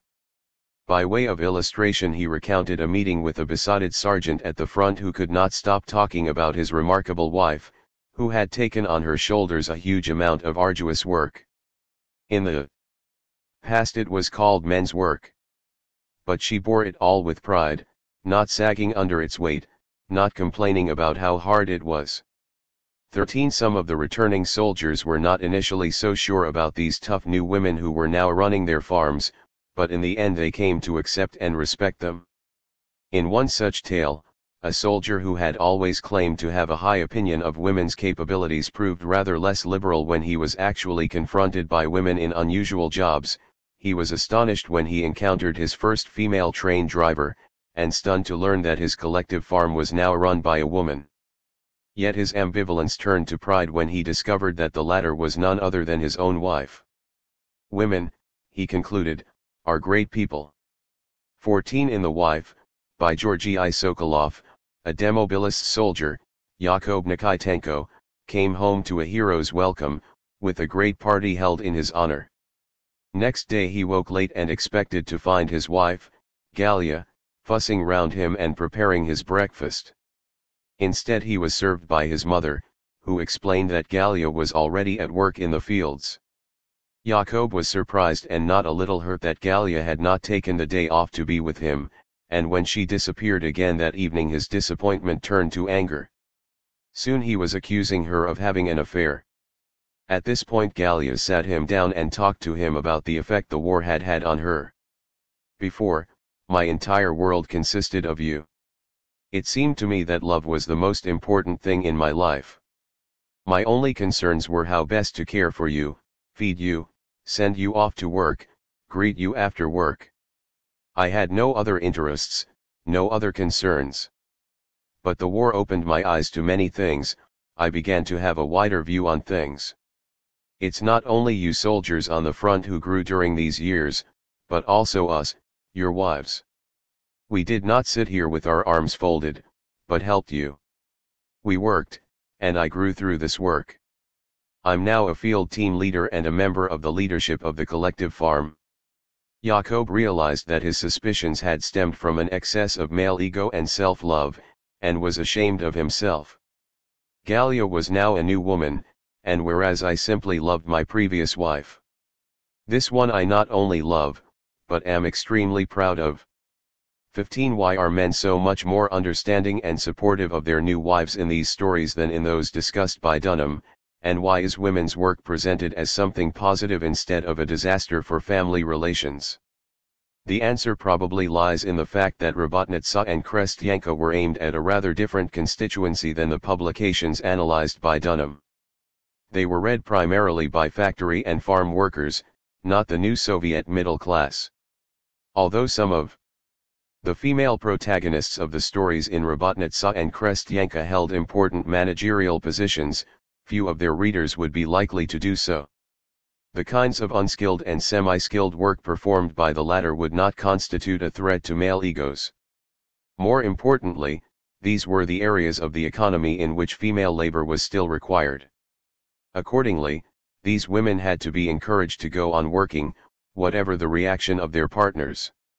The full-time housewife could only be a minority phenomenon confined to an elite, the post-war version of the Stakhanovite wife. In any case, there is no suggestion that the women in these tales had overtaken their husbands in terms of professional status, as had happened in the stories discussed by Dunham. However high-powered their positions, their husbands apparently remained at least on a par with them. There was to be no reversal of traditional gender roles. The authors advocated at most female equality with men. There were still frequent references in the magazines to male work in the post-war era. Although women were congratulated for having taken on such work during the war years, some writers continued to make the assumption that a natural differentiation existed between male and female capabilities and the types of work which reflected them. The unspoken implication was that once men were numerous and well enough to take back their old positions, women would voluntarily relinquish them.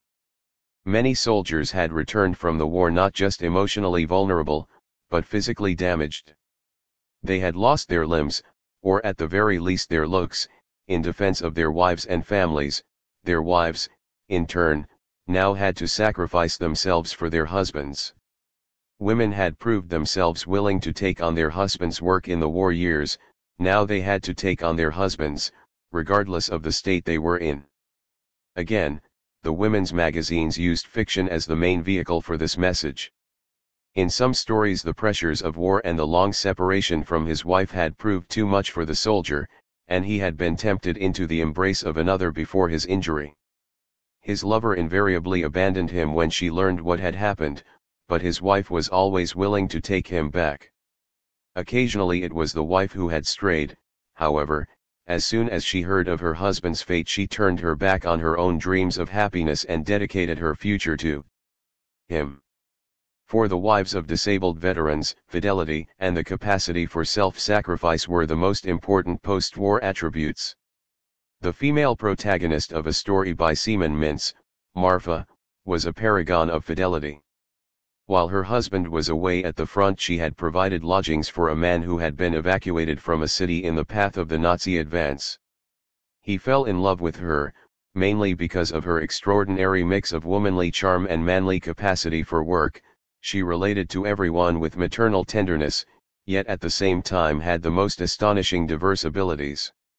She could wield an axe, and control a horse, and in general performed male work easily and capably as if she was entirely accustomed to it, as if it was the same as looking after children or cooking a chicken. She was also impressively sensitive to the narrator's masculine pride. When they went out together to chop wood she worked at some distance from him so as not to show him up, since as a city person he was bound to be clumsy with an axe. 16. When he tried to persuade her to become his lover she was aghast and told him he had misunderstood her kindness. She had made him welcome in the hope that someone else would do the same for her husband if he were in need. In due course she received word that her husband had been badly injured and was coming home. The narrator was now ashamed of himself. How happy he must be, having such a wife, I thought, and was glad from the depths of my soul that nothing had happened which could have spoiled or cast a shadow over the happiness of this man, who had lost an arm in the war. 17. Marfa's happiness was not mentioned. Fidelity did not prove so easy for the heroine of a Rabotnitsa story by Andrei Skvortsov. Olga was also courted by another man while her husband was at the front, but she gave in to his flattering attentions. Yet when she heard that her husband had lost both his legs in the war, she came to her senses and insisted that her future lay with him. Her lover had an irresistible longing to say, "Olga, don't go. We love each other." But I only thought it and said nothing. Inside me was a different person who protested, "Don't dare to keep her. Don't dare to take her from a person who has spilled his blood to secure happiness for all. Don't deprive him of his personal happiness." Again, there was no reference to Olga's happiness. 18. In another Krestyanka story, this one by a female writer, Galina, it was the husband who embarked on an affair, falling in love with the nurse who treated him for a minor wound he had incurred at the front. He had only ever known tough country women like his wife, Frozia, who had taken over the running of the collective farm as well as fighting with the partisans. Viroka was absolutely different, small and coquettish, with immaculate hair and makeup. It was she who had done the seducing. They were sitting close to one another. Ivan suddenly felt the girl's fingers tenderly playing with his hair, then they slipped down to his neck. Ivan began to breathe heavily. Once Ivan's wound had healed, he was sent back to the front, where he dreamed continually of his next meeting with Viroka. Every now and then he did think about Frozia and their 2 sons, but with little enthusiasm. Then he lost a leg in battle. He wrote to Viroka from his hospital bed, telling her that at least he would no longer have to perform active service and they could be together all the time. He was astonished when he received a letter from her terminating their relationship and insisting it had never been serious anyway. At the same time a letter arrived from Frozia, along with a photograph of their children. He realized what he had almost thrown away: Frozia, his wife, forgotten, abandoned. Frozia, with her strong working hands, who did not think at all about herself. Who gave herself entirely to her motherland and her family. Wife and mother. Frozia, of course, welcomed him home when she learned of his injury. 19. The disabled war hero who did not have a wife was in a worse position. He had a mother who would care for him, but this was not sufficient reward for his sacrifice. He had to have the chance of conjugal happiness. The Viroka type, who was happy to seduce another woman's husband while he was in good health but would abandon him if he threatened to become a burden, turned out to be an aberration. The real Soviet woman would not be put off by physical defects. In V. Karbovskia's love story, disabled veteran Grigory I found true love despite his injuries. He had returned home from the war missing an arm and a leg, but his mother pointed out that at least his face was undamaged. She reminded him that another village lad had come back with injuries just as bad and a scarred face as well, but he had found a woman to take him on. Grigory I told her not to think of such a thing, that he had no intention of ruining a young woman's life. It was different for a mother. Caring for an crippled son was the lot that has fallen to you as a mother, it's the cross you have to bear, and you yourself agreed to carry it. But to transfer this cross to someone else's shoulders, no, I won't accept this.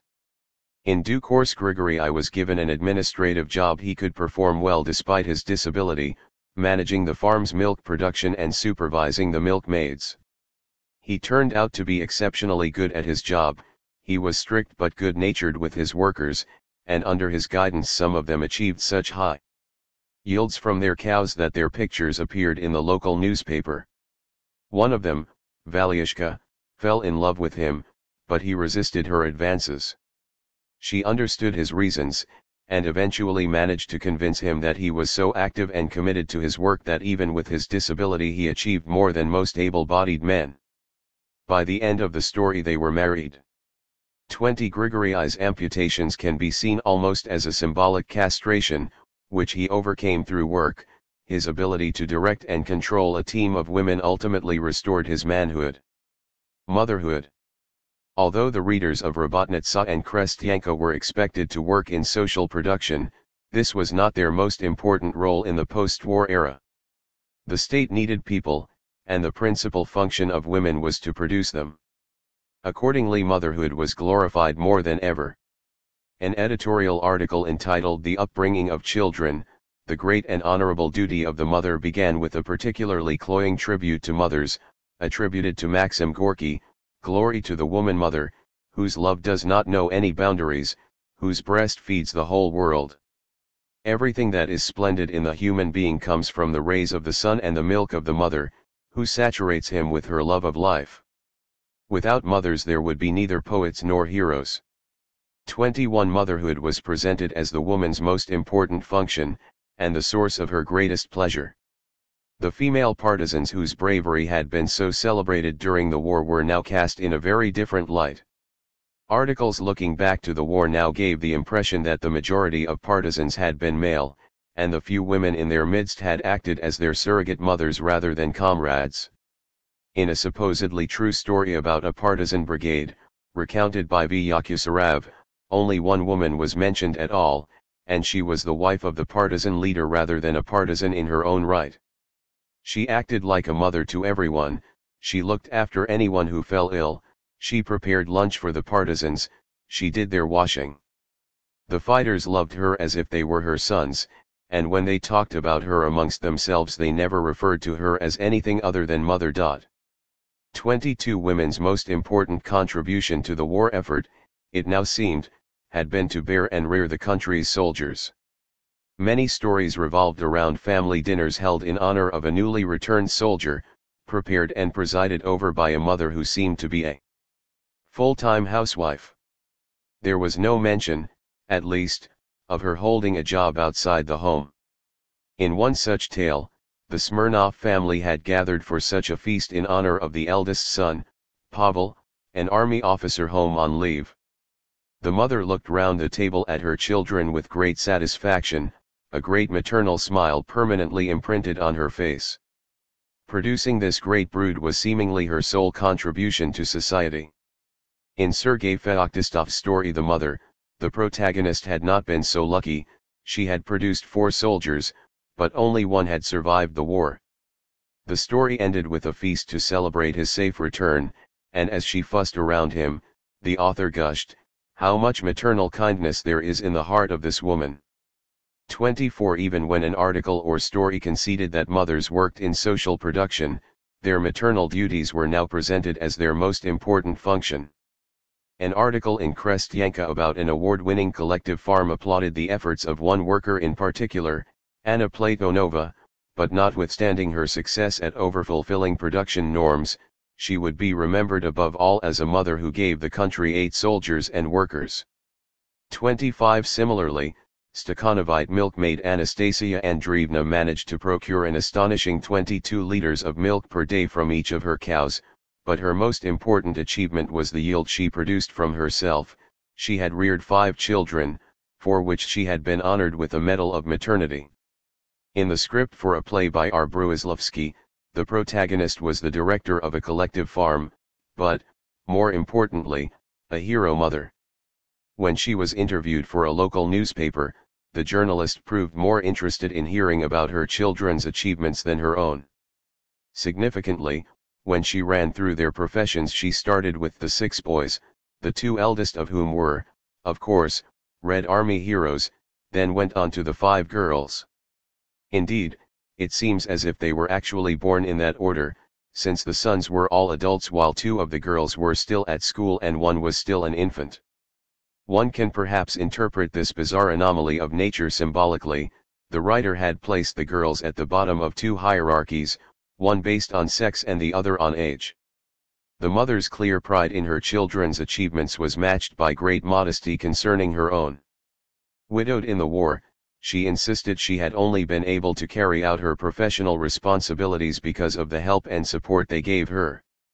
Asked what message she wanted to give the newspaper's readers, she said, "Soviet women. Children are our greatest joy, our happiness. 27 Motherhood now outweighed any other female achievements. It was also women's maternal qualities that supposedly attracted men. In a light-hearted story in Robotnica, set in the immediate post-war period, the female protagonist was determined to adopt the small son of her sister, who had been killed during the German occupation. She had never met the boy, but she knew his name was Petra and that he had been placed in the local orphanage. When she went to collect him, she discovered that all of the orphanage's records had been destroyed in a bombing raid, and there were 3 boys called Petra of the right age. Any one of them could have been her nephew, so she did the only sensible thing: she adopted all 3. The story was recounted by a young soldier who fell in love with her because of her splendid maternal eyes. 28 Women should never put professional advancement above motherhood, as the protagonist of one Krestyanka story found to her cost. Lelia was the oldest daughter of a large family, and had spent much of her childhood looking after her younger siblings. She had had enough of children, and when a shy admirer called Mishkin proposed to her, she said she had no intention of marrying and having a family. "I want to live for myself," she told him, adding that she would become a brigade leader or even the director of the collective farm. When the war broke out, Mishkin went off to the front, and came home on his first leave a decorated hero. He had lost his shyness and stood tall and confident with his medal on his chest, and Lelia now fell for him. It was too late, however. Mishkin had realized how selfish and shallow she was, and proposed instead to one of her sisters, a tender, loving creature who was the very image of her mother. 29 The implication being that she too would produce a large family.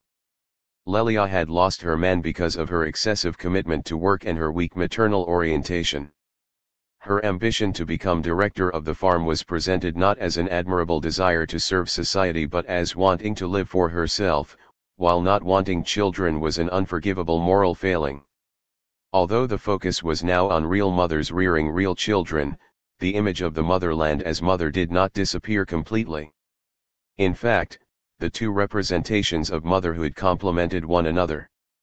The real-life mother fussing over her children was mirrored by the motherland fussing over her citizens. A letter to the editorial office of Robotnica, published under the title "The Motherland is Our Mother Rodina, Nasha Mat," illustrates this point. Its author was a woman widowed in the war who was now trying to bring up her 4 children alone. She was writing, she said, to express her gratitude to the motherland, which was, in turn, looking after all 5 of them. 30 Such an image, it could be argued, helped justify continuing state intervention in the private and family lives of citizens. If the motherland was a mother, she had the right, indeed, the duty, to control the actions of her children for their own good. 31. Not all single mothers were widows. As Barber and Harrison point out, there were 13 million more women than men by the end of the war.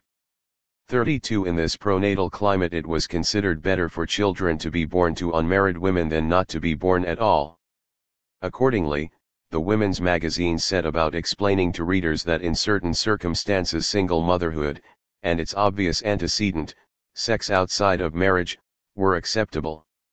The capitalist countries, which in the past had been portrayed as dens of debauchery, were now supposedly puritanical and intolerant.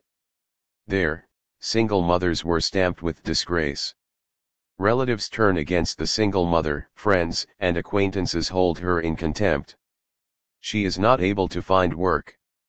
33 Such attitudes resulted in the woman turning her back on the prospect of motherhood if she was unable to find a husband. In the Soviet Union, however, single mothers were apparently showered with care and concern. According to Robotnica, staff in one maternity hospital were concerned that one of their new mothers had no fruit or flowers on her bedside table and received no congratulatory cards. They contacted her trade union and learned that she had concealed her pregnancy and that none of her colleagues even knew that she had given birth.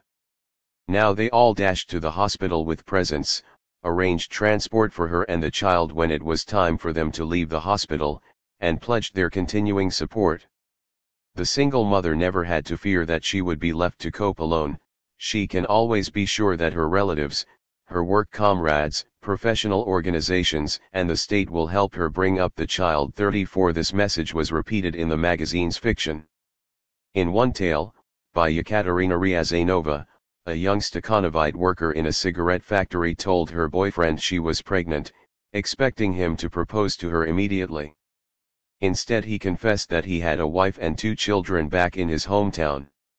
She broke off all contact with him, but was terrified that she would be unable to manage alone. Eventually she confided in a work colleague, who reassured her, "You forget, Natasha, that you live in a special country, the Soviet Union. You don't need to humiliate yourself or bow down before anyone to survive. The child you will soon give birth to will be a member of Soviet society with full rights." When the child was born, Natasha's workmates all rallied round and helped her look after the child, and she was even able to continue overfulfilling her work norm.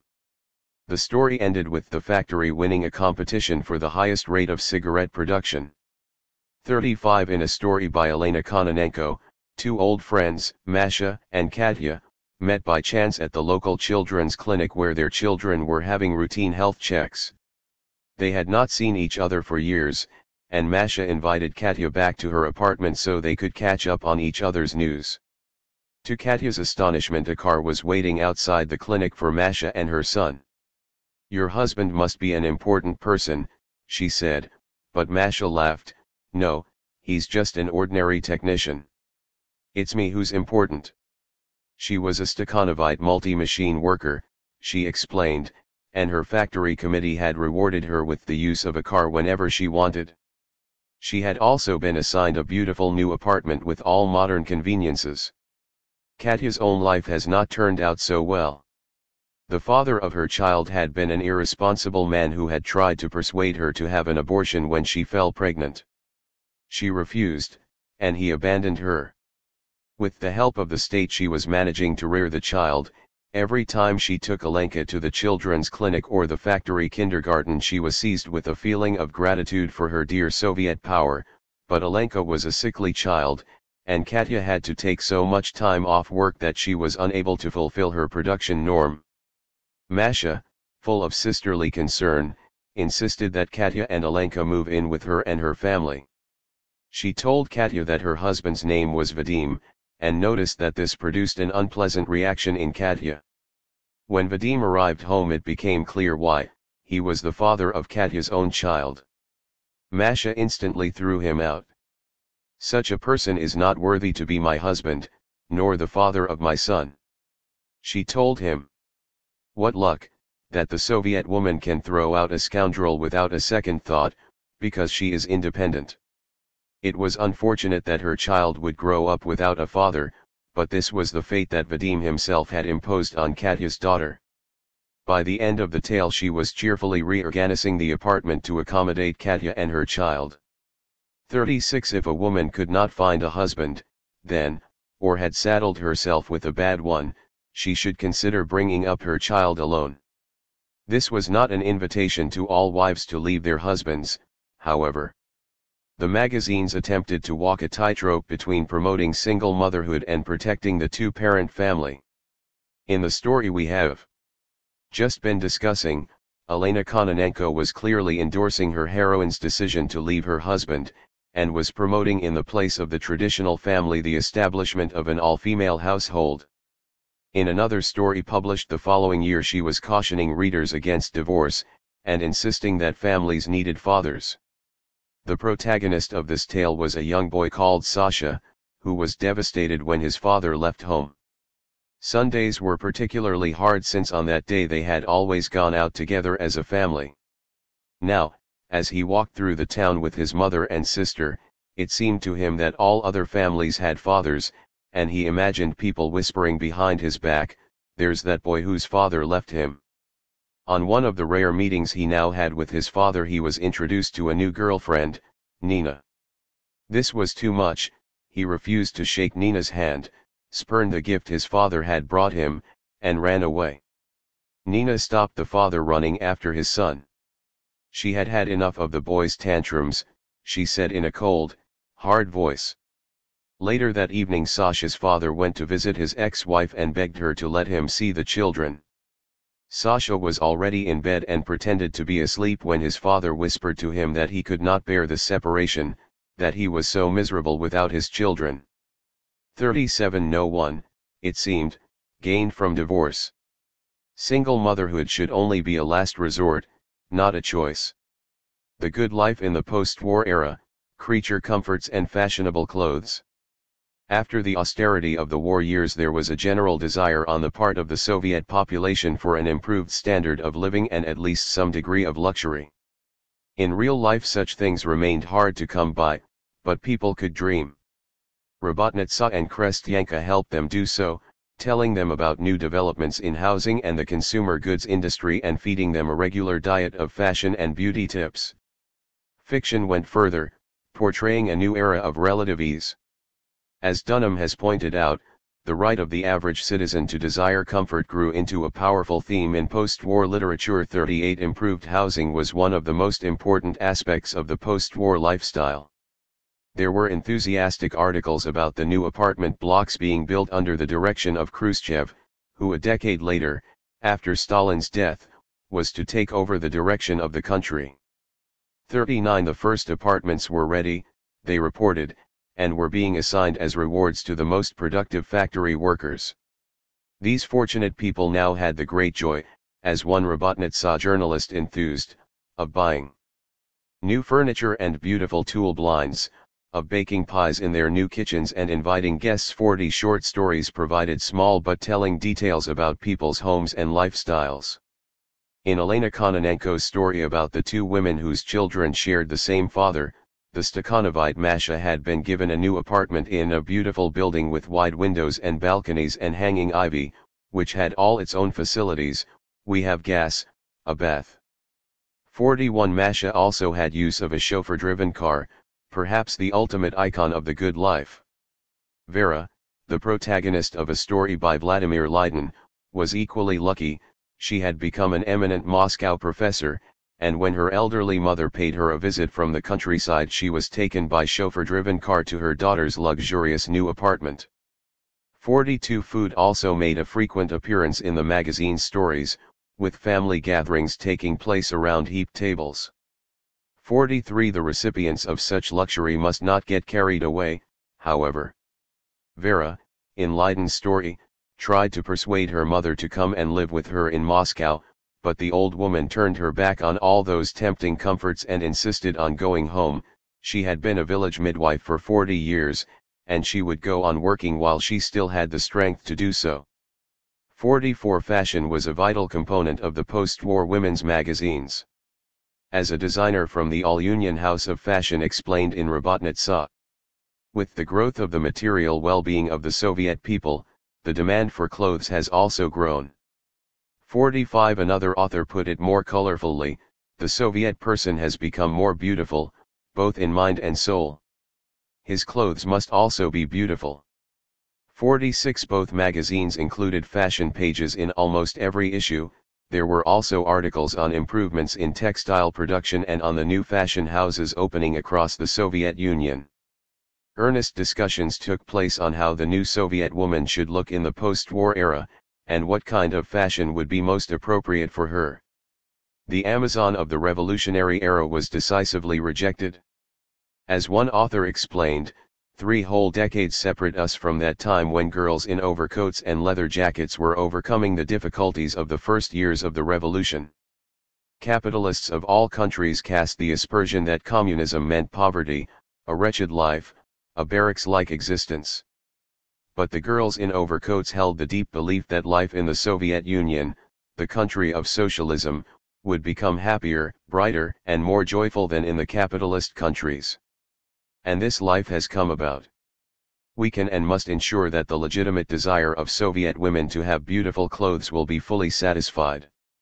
Fiction reflected these sentiments, gently drawing attention to the clothing of its protagonists. The author of a story about a distinguished bricklayer, for example, took care to point out that in the evenings after her shift she changed out of her work clothes, the apron which was red from the bricks, instead her slender figure was enveloped in a blue woolen dress. 48 Yet Soviet fashions had to be distinguished from those of the West. Even if Soviet women were no longer waging revolutions or fighting wars, work still occupied a prominent position in their lives. Fashion had to reflect this. One author claimed that Soviet women themselves decisively reject clothes that imitate Western fashions, considering them geared too much to the tastes of inactive women. Nor would Soviet dress designers attempt to squeeze the female figure into a dress which is too tight and short or, going to the other extreme, bury her in a mass of material. 49 Yet there was clearly some confusion over what were appropriate fashions for Soviet women. The high heels and large floppy hats in the magazine's fashion photographs were not noticeably different from Western fashions of the same era. 50 And it is hard to see what link they had with the factory and farm work which was the lot of most readers. Who, then, was the new woman of the post-war era? In 1950 a group of female workers wrote to Rabotnitsa complaining about the images of Soviet woman which appeared in the arts and offering their own suggestions as to how she should be portrayed instead. 51 We consider that our Soviet woman worker has not yet been depicted in a sufficiently full, dignified way in short stories and novels, in films and plays, they wrote, and, to speak plainly, this offends us. Comrade Stalin, our great friend and teacher, said about the new Soviet woman worker, I have not met such women before. They are an absolutely new type of person. But writers, dramatists, and cinema workers have for some reason still not produced any big, thrilling productions about the Soviet woman. Women had successfully entered the purely male professions, they continued, had made a great contribution to science, and had been extraordinarily heroic during the war. More should be made of these achievements. They acknowledged that there had been a few positive portrayals of such women, particularly in the cinema. They mentioned the depiction of women in a mining settlement in Molodiyaya Gvardiya, the peasant woman who became a member of the Supreme Soviet in member of The government, and the female protagonist of The village Ther. However, this was not enough. There had to be more films about the great feats of Soviet women factory workers, farm workers, teachers, scholars, and deputies in government. They complained that some books still appeared where the Soviet woman is portrayed only as the supporting voice of the man she loves, as a creature who lacks an important, independent life. Then, suddenly, the author's arguments span off in a new direction. We get an equally bitter taste from stories in which the Soviet woman is not shown as a wise mother, a wife, and a wonderful family person, they continued. There is no more faithful, upright, loving and devoted wife and mother than the Soviet woman. All this has to be shown as well, the woman bringing up children, including in many cases other people's children since many of our female workers have adopted orphans and are rearing them as their own, and how she combines her personal life with her huge creative, productive and socially useful work. In our view, an authentic image of the Soviet woman is portrayed only by the writer or dramatist who shows the woman both at work and in her personal life. What began as an attack on filmmakers and writers who failed to show women in their new active roles ended up as an attack on the inadequate representation of women in their old roles as wives and mothers. As always, then, the Soviet woman was to be a blend of the rational and the romantic, with the balance between these roles continuing to shift. By the end of the Stalin era the heroic age had come to an end, and the romantic nature of the woman had moved into the forefront. Yet she still had to be ready and able to adapt if she was called on to do so. Readers of Rabotnitsa and Krestyanka were encouraged to rear their own children accordingly, and a number of articles were published discussing the ways in which parents could develop appropriate traits in their offspring. In 1951 Rabotnitsa painted this portrait of the ideal girl, to which parents and teachers should aspire, a modest, shy, diffident, and quiet girl. Sensitive and attentive to her comrades, always willing to help her mother with the housework as well as engaging in socially useful work, visiting the elderly, doing their housework and making presents for them on their birthdays, helping in the local kindergarten, sewing dolls' clothes for the kindergarten's children. But what passion she displays when she becomes aware of injustice. What a sense of responsibility she has towards everything she does. 52. Krestyanka instructed readers to develop appropriate traits in their daughters by giving them a regime of domestic tasks from an early age. This would get them accustomed both to housework, and to work in general. Accordingly, before going out to play, the girl must wash up the dishes, wash the floor, feed the chickens, and weed the beds in the vegetable garden. This work is feasible, and is not tiring. In this way the girl learns to be concerned about the home, and also gets used to the idea that she also takes part in the general work process and has responsibility for a certain part of the work. She gets used to work and begins to value and love it. Boys, on the other hand, should be directed towards appropriate masculine pursuits. Some of the older boys can be attached to the tractor brigade, or to mechanical work. Here they get acquainted with the machines used in agricultural work, and get their first experience of looking after them. 53. Another Krestyanka article offered a similar endorsement of gender-specific upbringing when it enthusiastically described the sex-differentiated upbringing of boys and girls in a children's home. We have a number of workshops here. Girls learn to sew and make dresses, do embroidery, make curtains in the workshop. Boys repair furniture, make chairs and tables in the joiner's shop. 54. Yet once again, the emphasis on domestic roles for women did not mean that they were relieved of the duty to work. Indeed, their work in social production served to reinforce their attempts to bring up their children well, since it made them positive role models for their children. One Robotnitsa writer insisted that mothers only achieved authority over their children once they gained their respect, and they would only manage to do this if they went out to work. When a child hears that his mother is respected at work, is praised and taken notice of, he begins to be proud of her and treat her with respect. 55. The woman's rational side hence reinforced and complemented her romantic roles. Conclusion. The main purpose of this study has been to explore the role played by the women's magazines Robotnitsa and Krestyanka in attempting to create the new Soviet woman by providing readers with appropriate models of female identity. It is concerned with the first 3 decades of Soviet power, a period of tremendous economic, political, and cultural transformation, when the demands placed on women also underwent considerable change. This was reflected in the representations of women in the magazines. The new woman was not a fixed category, then, but one which underwent continual reconstruction and redefinition. In the 1920s the women's magazines adhered to what we have termed a rationalist rather than a romantic approach to female identity and roles. While their counterparts in the West portrayed women as innately tender and nurturing and the home as a special female space, the Soviet magazines minimized gender difference and urged women to leave the confines of the home and join men in the public sphere. In a time of high unemployment not all would be able to work, at least in the short term, but they were encouraged to prepare for future employment by gaining appropriate skills and qualifications through the network of clubs and educational circles the state had established. Ultimately the state would also provide domestic services to take over women's traditional family duties. In the meantime they could reduce this burden by living in communes or joining cooperatives which would make it possible to carry out domestic tasks collectively. Robotnitsa and Krestyanka devoted much of their material in these early years to educating and politicizing their readers. Many of their articles and stories were concerned with simply informing women about the new regime, its laws, and its policies. At the same time, they were relatively honest about the problems which still confronted women, publishing regular reports about continuing deficiencies under such rubrics as "Where Things Are Still Bad."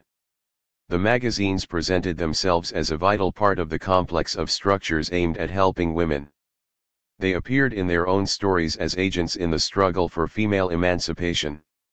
They also encouraged readers to take a first step in playing a more active role in society by getting involved in the distribution and the production of the magazines. They urged them to contribute letters and stories, and even to become worker or peasant correspondents and write regular pieces on the lives and the problems of the women around them. Although Robotnitsa's claim to be a forum for women by women is challenged by the high proportion of men who contributed articles and stories, the magazines did make a genuine attempt to provide a forum for their readers. Although the new leaders acknowledged that women's childbearing function prevented them from making exactly the same contribution as men to social production, by the late 1920s the women's magazines were insisting that there were virtually no areas of the workforce which women could not enter, and berating men who insisted that peculiarities of female biology precluded them from certain types of work. The model presented by the magazines of the Soviet woman in the 1920s was, then, that of an active, informed, full participant in the new society. Yet there was no attempt to redefine male as well as female identity. As we noted in the introduction, it could be argued that the rationalist approach, despite enjoying feminist support, promoted not equality for women but rather, in the words of Ehrenreich and English, women's rapid integration into the world of men. No thought was given to the possibility or desirability of integrating men into the world of women. Domestic work was to remain a female function, albeit a social rather than an individual activity. Traditional understandings of gender difference were not overturned but merely adapted to the new circumstances.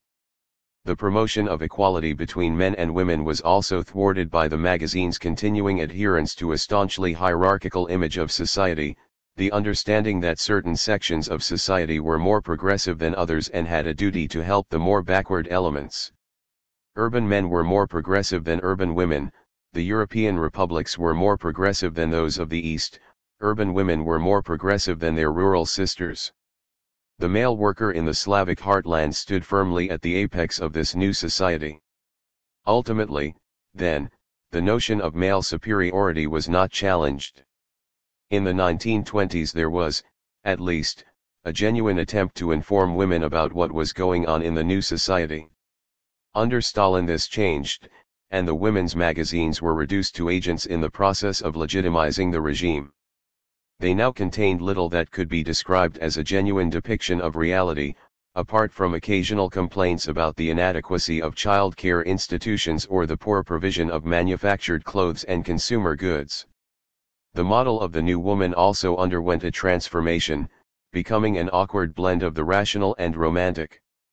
Despite continuing protestations of women's equality, the Soviet Union resurrected a conservative and traditional understanding of gender difference, albeit adapted to economic, political, and demographic needs. The industrialization program ensured that unemployment was no longer a problem, and since there were not enough men to carry out such a radical program, women were required to work. At the same time, the growing threat of fascism demanded that they be ready to fight. Although the romantic view of women's roles was now favored, it had to be combined with elements of rationalism so that women's mobilization into the workforce and the army could be justified and facilitated. Yet the country's economic priorities meant that the resources would not be made available to relieve women of their traditional familial functions. In any case, the family, that special area of female responsibility, was now hailed as a vital social institution which would provide citizens with the essential quota of love, comfort, and support. There was no more talk of it withering away. Instead, it was placed firmly in the center of Soviet life. Women might be workers and soldiers, but they still had to minister to the needs of husbands and children. A new set of roles was simply grafted onto their old ones. The model of the Soviet woman had to incorporate the skills and qualities that would enable them to perform this combination of functions. They had to adopt the masculine traits which would enable them to work and fight, but they could not lose the feminine qualities essential to their duties in the home. They were supposed to exhibit one set of personality traits and behavior patterns during their working hours, and the other when they came home to their families. The need to temper the rational with the romantic also resulted in the revival of a traditional understanding of female beauty which had been challenged in the 1920s. Women might wield pneumatic drills at work, but they should dress like fashion models at home. The new woman promoted in the women's magazines in the Stalin era was, then, a mass of contradictions. She was confident but modest, ambitious yet self-sacrificial, heroic yet vulnerable, strong yet weak. She worked like a man, but with no thought of personal profit. She was active and innovative while in the factory or plowing the fields, but bowed to her husband's authority as soon as she was home. In some respects this image was not entirely unfamiliar to Russians. The strong, hard-working Russian peasant woman who was also a self-sacrificing mother and who gave little thought to her own well-being had figured prominently in pre-revolutionary literature and mythology. Yet as Xenia Gaziorowska points out, the heavy physical labor imposed on women was deplored by pre-revolutionary fiction as a sign of Russia's backwardness, while in the Stalin era it was praised as proof of socialist progress too, providing, of course, that it did not challenge women's essential femininity. In other words, what had been seen in the past as abuse of women was now presented as the basis of their equality. Clearly this image of the Soviet woman did not accord with the Marxist theoretical writings about women under socialism. Yet there were flaws in the Marxist writings which facilitated this distorted understanding of gender equality.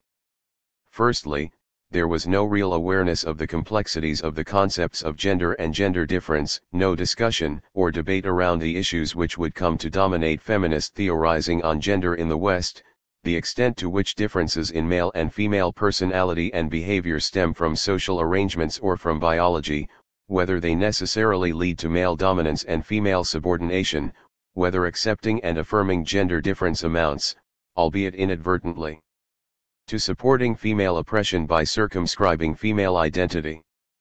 3. Secondly, although Marxist writers acknowledged that working-class women were oppressed on account of their gender as well as their class, they failed to draw all the logical conclusions from this.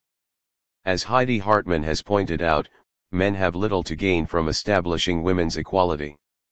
Whatever their class position, all men benefit from the services women perform for them. The content and extent of the services may vary by class or ethnic or racial group, but the fact of their receipt does not. Men have a higher standard of living than women in terms of luxury consumption, leisure time, and personalized services. It follows that men have a material interest in women's continued oppression. 4. Kalantai's new woman, assertive, outspoken, demanding the same rights as men, while banishing them to a relatively insignificant corner of her life, would clearly not have been a thrilling prospect to her male comrades. It could also be argued that the Russian Revolution took place too early for the achievement of women's equality to be a serious possibility. As the Marxists themselves argued, people are largely products of their social environment, and this presumably applied to the revolutionaries themselves. However much they sought to change society, they had inevitably absorbed many of the prejudices and stereotypes of their times. Russia at the start of the century was a highly traditional, largely peasant, deeply misogynistic society. The idea of men taking an equal role in domestic work in such a social climate would have been difficult enough for women to contemplate, let alone the men whose interests it did not serve. The female revolutionaries became increasingly aware that women's liberation was not high on the agenda. Inessa Armand complained soon after the revolution that old-fashioned attitudes about women's roles and capabilities were proving remarkably resilient. 5. With shameful prejudices still existing in relation to women. 6. Kalantai also came to realize, as she put it, how little our party concerned itself with the fate of the woman of the working class and how meager was its interest in women's liberation. 7. Yet Kalantai's own approach to women's equality was also problematic. Her commitment to drawing women into the male world of work, while leaving men free of any domestic obligations, reinforced the notion that domestic work was women's responsibility. Even if the Soviet Union had found the resources to create the envisaged network of public domestic services and institutions, Kalantai, like the other revolutionaries, anticipated that it would be women both running and using them. The failure to challenge the notion that housework was women's work meant that when the promised services failed to appear on more than a rudimentary level, it was up to women to go on providing them.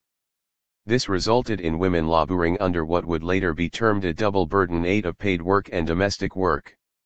Kalantai's staunch pronatal approach was also hardly conducive to women's equality.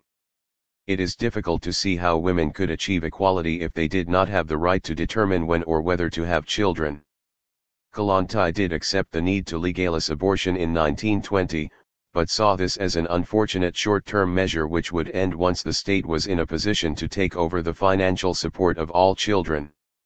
Even if this had ever been the case, the insistence that childbirth was a woman's duty rather than choice would have deprived her of control over her own fertility, and, to a large extent, of her life. This would also have had an inevitable impact on her work and promotion prospects. From the late 1920s, Kollontais' more radical views on gender had become unacceptable. She was accused of basing the achievement of socialism on the transformation of gender relations instead of sound economic and political principles, encouraging promiscuity and espousing feminism. 9. She was effectively silenced by being sent abroad to work as a diplomat. By the time she returned to the Soviet Union in 1942 she had apparently repented, and for the last years of her life, until her death in 1952, she endorsed Stalin's view of female emancipation. Published collections of her early work omitted the articles in which she had argued that women's sexual equality was an important part of her broader emancipation and that the family was a source of female oppression and would have to go. Nor did she make any reference to these herself in a book of reminiscences, Recollections of The Past Razumas H. Lynne Ya Opros H. Lam. 10. Indeed, she now appeared an enthusiastic supporter of the family. In a 1946 article she explained that the Soviet state had not only opened up access to all areas of creative activity to women, but had also met all the essential conditions in order that she might fulfill her natural duty at the same time, to be a mother, the upbringer of her children, and keeper of her home. 11, emphasis added. She was also careful to distance herself from feminism, emphasizing her lifelong antipathy to the movement and insisting that she had unmasked the feminist movement as a bourgeois, anti-socialist phenomenon. 12. Women's emancipation was now reduced to combining motherhood with work for society. 13. Since the majority of Soviet women did both, that meant emancipation had been achieved. The Soviet woman is a completely equal citizen of her country. The important and complex problem, how women could take on active work in all fields, without detriment to their maternal role, has been solved. 14. What had happened to the old Kollontai? As Farnsworth suggests, the answer, at least in part, is fear. The penalties for not endorsing Stalin's position were well known, and Kollontai, like other Bolsheviks, was destroying herself as a critic of the existing order so that she might live. 15. Yet it is also possible that Kollontai's attitude towards the family had actually changed. In the Stalin era the domestic sphere was the one relatively private space in a society dominated by an increasingly intrusive state. It was not that Stalin did not see the family as an entity beyond legitimate state control, but he placed such emphasis on work and the workplace that he simply neglected it. It became, then, the proverbial haven in a heartless world. 16. It is possible that Kollontai might well have come round to this viewpoint. 17. It could also, perhaps, be argued that Kollontai's later pronouncements are not a complete rejection of her earlier views, but a shift in emphasis. As she wrote, almost defensively, in Robotnitsa in 1946, I always promoted the idea that the woman must have the right to build a new life in the socialist state and to be a citizen with full rights, but never to forget that her second obligation is motherhood. 18. Yet if Kollontai's insistence that motherhood was a duty as much as a right was not a new development, it fit extraordinarily well with the pronatal ethos of the Stalin era, and could be used to legitimize his policies on abortion and large families. To be fair, we should acknowledge that the gender issues the Soviets were attempting to tackle some 80 years ago have yet to be solved in countries which have not had anything like the same economic and political crises. Women in the affluent West are still awaiting the arrival of a new man, and with decreasing optimism. Most of them continue to labor under a double burden of work inside and outside the home. It is hardly surprising, then, that the Soviet Union, with all its problems, did not succeed in emancipating women. The difference is that it insisted, with the help of the women's magazines, that it had done so. The state's control of the media, and indeed of most forms of human organization and interaction, meant that there were no effective means by which women could openly challenge this verdict.